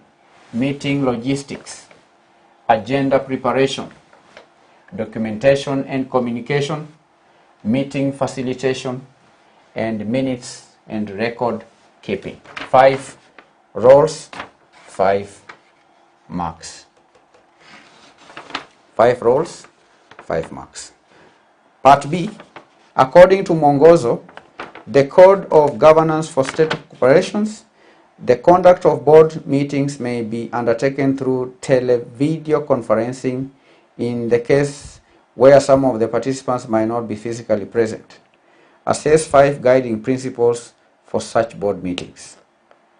Assess 5 guiding principles for such board meetings. These are virtual meetings. All right? Virtual meetings. Part B. Candidates were to give guidelines. Televideo conferencing. These are virtual meetings.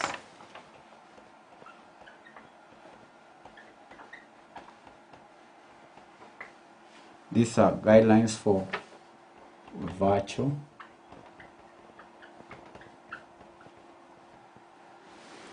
Now this question we have answered many times, but we'll not skip it, we'll still answer it. 1. Guideline for virtual meetings is accessibility and inclusivity.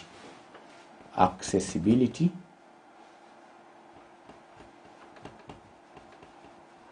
and inclusivity.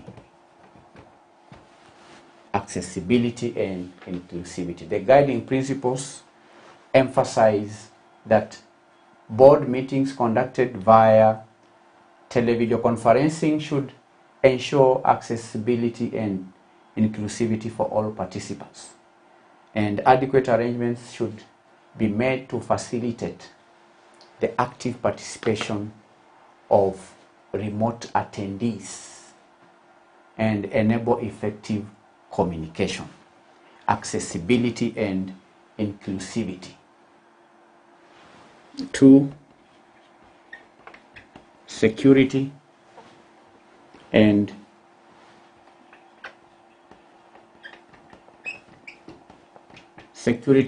confidentiality. Security and confidentiality.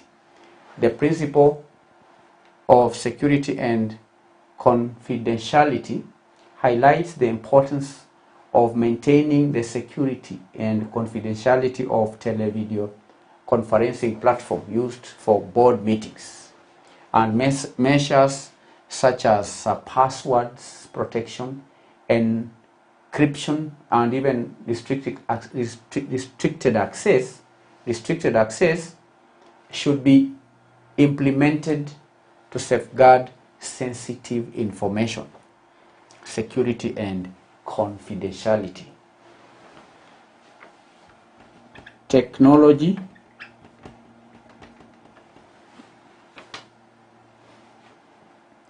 We have a guiding principle around technology and connectivity.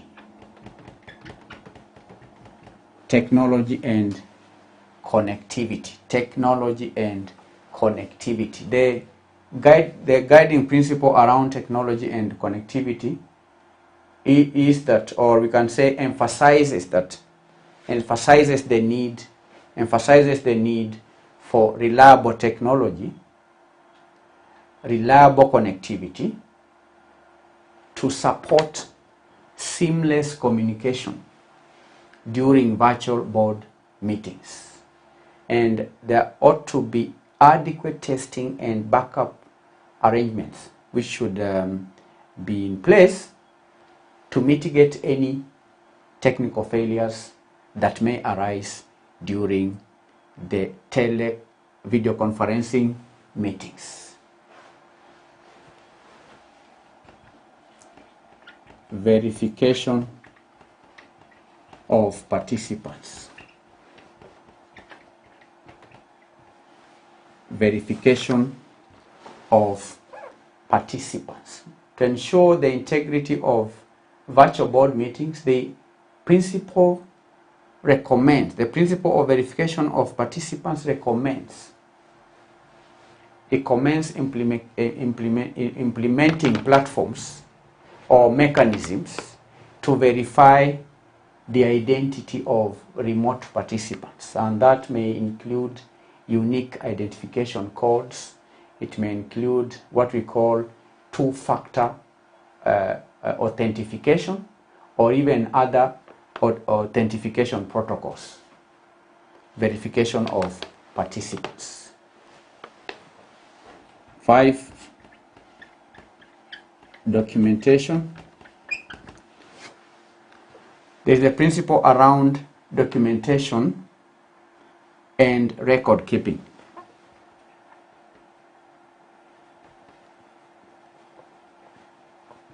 Documentation and record keeping. Now, this principle emphasizes the importance of documenting and maintaining accurate records of virtual board meetings.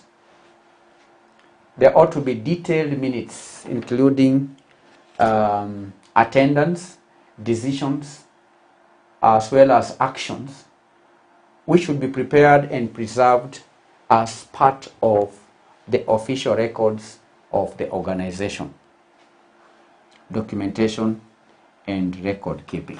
So these are 5 guidelines for virtual board meetings: accessibility and inclusivity, security and confidentiality, technology and connectivity, verification of participants, documentation and record keeping. These are 5 guidelines.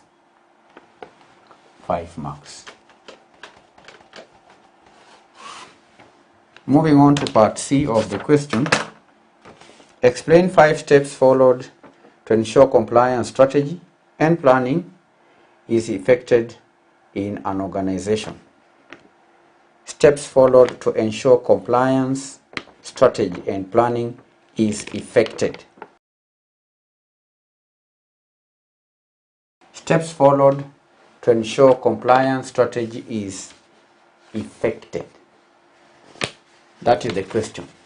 Steps followed to ensure compliance strategy is effected. Steps followed to ensure compliance strategy is effected. Now we are going to discuss 5 steps. The first one is in relation to assessment. Compliance assessment is step number 1. Number 2 is compliance objectives. Step number 3 is on development, that is compliance strategy development. Then 4, implementation and training. Then lastly, monitoring and review. 5 steps. 5 steps. Compliance assessment number 1. Compliance assessment. Compliance assessment. Now the first step involves conducting a comprehensive assessment of organizations' existing compliance framework, and that includes reviewing relevant laws, regulations, and internal policies to identify areas of non-compliance and potential risks. So first of all, carry out comprehensive assessment. Then number 2, compliance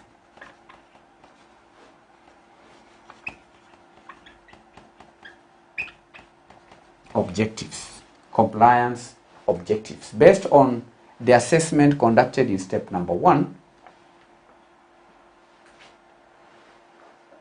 the organization can establish clear and measurable compliance objectives, and these objectives defines the desired level of compliance, and they also serve as a guide for developing the compliance strategy. All right. First of all, carry out compliance assessment. Then, based on the compliance assessment, you can now come up with compliance objectives. Then the third step is to develop the strategy. Compliance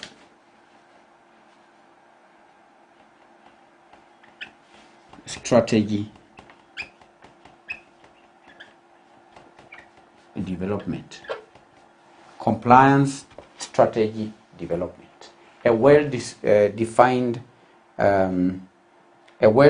compliance strategy is developed, outlining the approach, the priorities, and actions required to achieve the compliance objectives outlined in step number 2. Development. Okay? And that involves establishing policies and procedures. It involves allocating resources. It involves assigning responsibilities for implementing and monitoring the compliance measures. Development of compliance strategy. Development of compliance strategy. Then number 4, implementation. Implementation and training. Implementation and training. The compliance strategy is put into action in step number 4 through implementation of appropriate compliance measures, and that includes providing training, providing awareness to employees, stakeholders, and relevant parties to ensure understanding of the compliance requirements and expectations. Then, of course, the last step is monitoring. Monitoring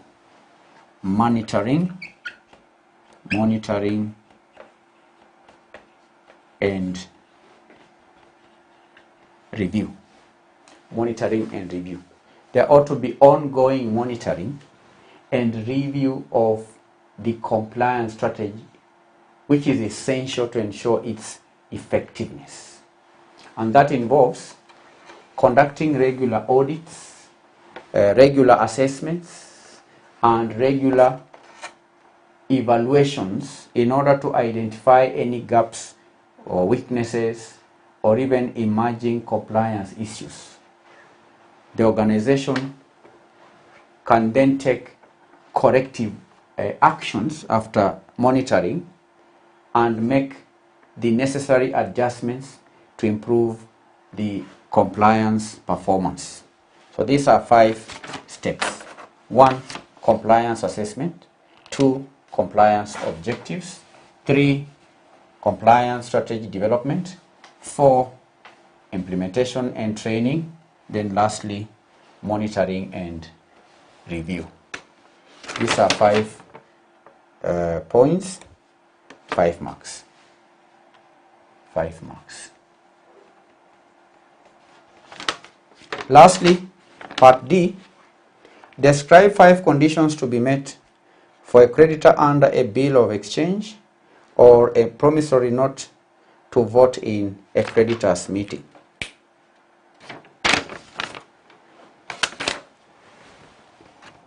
D,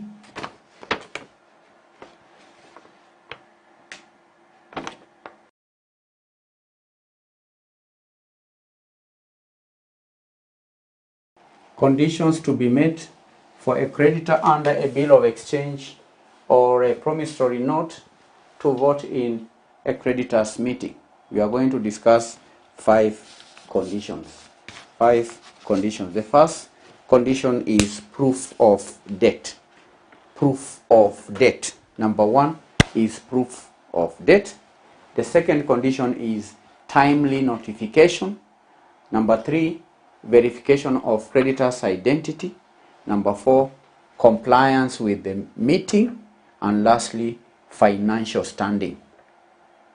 So those are 5 conditions to be met for a creditor under a bill of exchange or a promissory note to vote in a creditors meeting.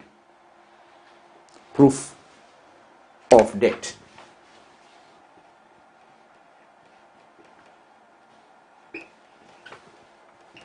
Proof of debt. The creditor must provide valid proof of their debt, demonstrating their status as creditor of the company, and that include presenting the original bill of exchange or promissory note along with any supporting documentation. Timely notification.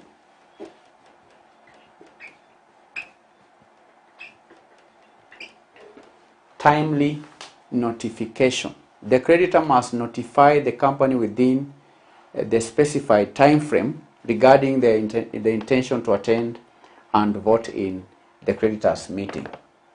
Failure to provide timely notification may result in the creditor's vote being invalidated. Timely notification. 3, verification of creditor's identity.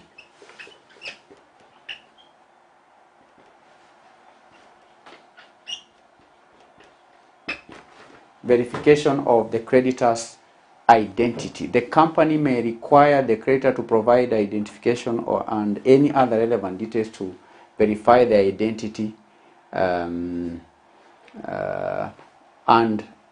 ensure they are eligible to participate in the meeting and cast their vote. Verification of creditors' identity.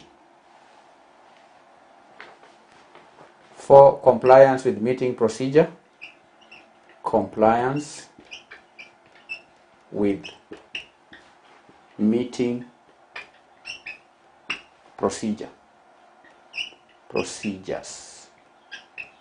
compliance with the meeting procedures. The creditor must comply with the meeting procedures outlined in the relevant laws and regulations, all right, which govern the creditor's meeting. And that includes any rules regarding voting procedures, or rules regarding quorum requirements, or any other specific requirements that is set forth in the meeting's agenda. That is compliance with meeting procedures. For an auditor, for a creditor to be allowed to vote in a creditor's meeting, then that auditor must comply with meeting procedures. Financial standing. Now, candidates, in some jurisdictions, the auditor may be required to meet certain financial standing. This is financial standing criteria to be eligible to vote in a creditor's meeting. And this is to ensure that only legitimate creditors with substantial interest in the company are allowed to participate in the decision-making process. So these are 5 conditions to be met for an auditor under a bill of exchange or promissory not to vote in a creditor's meeting. Number 1 is proof of debt. Number 2, timely notification. Number 3, verification of creditor's identity. Number 4, compliance with meeting procedures. Then financial standing, 5 marks. 5 marks. So we've done question 2, August 2022, meetings, compliance, and administration. Thank you for attending the lesson. We are going to answer question number 4, that is question number 3, in our next lesson. Bye-bye.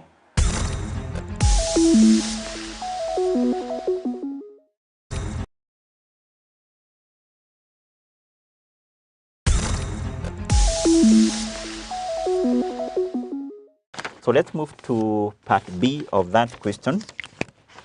Part B, the examiner was requiring the preparation of the statement of changes in equity. Statement of changes in equity for the year which ended 31st of December 2022.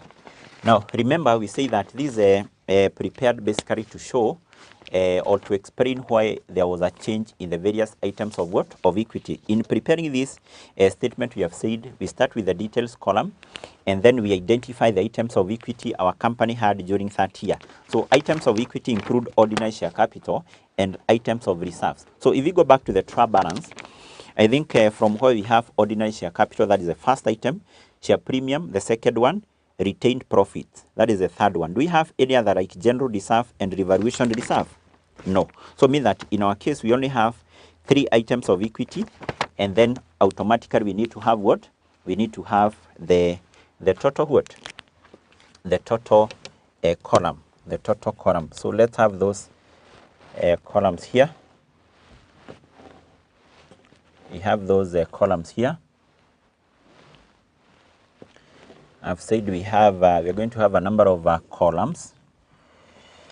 The first one will be the details column, and then ordinary share capital,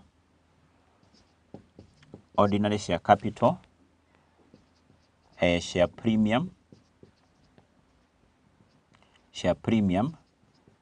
and then retained what? Retained profit, and then the total column, Also our figures here, we indicate they are in thousands of shillings. So what do we start with here? We always start with the opening balances, the opening balances brought down. So the balances brought down, these are the figures we have in the trial balance. These are the figures we have in the trial balance. For ordinary share capital, the opening balance was 200,000, share premium 50,000, retained profits 223, 640, 223, 640. Then what we need to do, basically we get now the totals. We get the totals. So we have 200,000 plus 50,000 plus 223, 223, 640, and that will give us a total of 473, 640. And then what we need to do is basically to take into account the transactions which occurred during the current year and which affected those items. The first adjustment which we need to make to this particular retained profit is what we were given in the additional information number 5. Not number 5, but note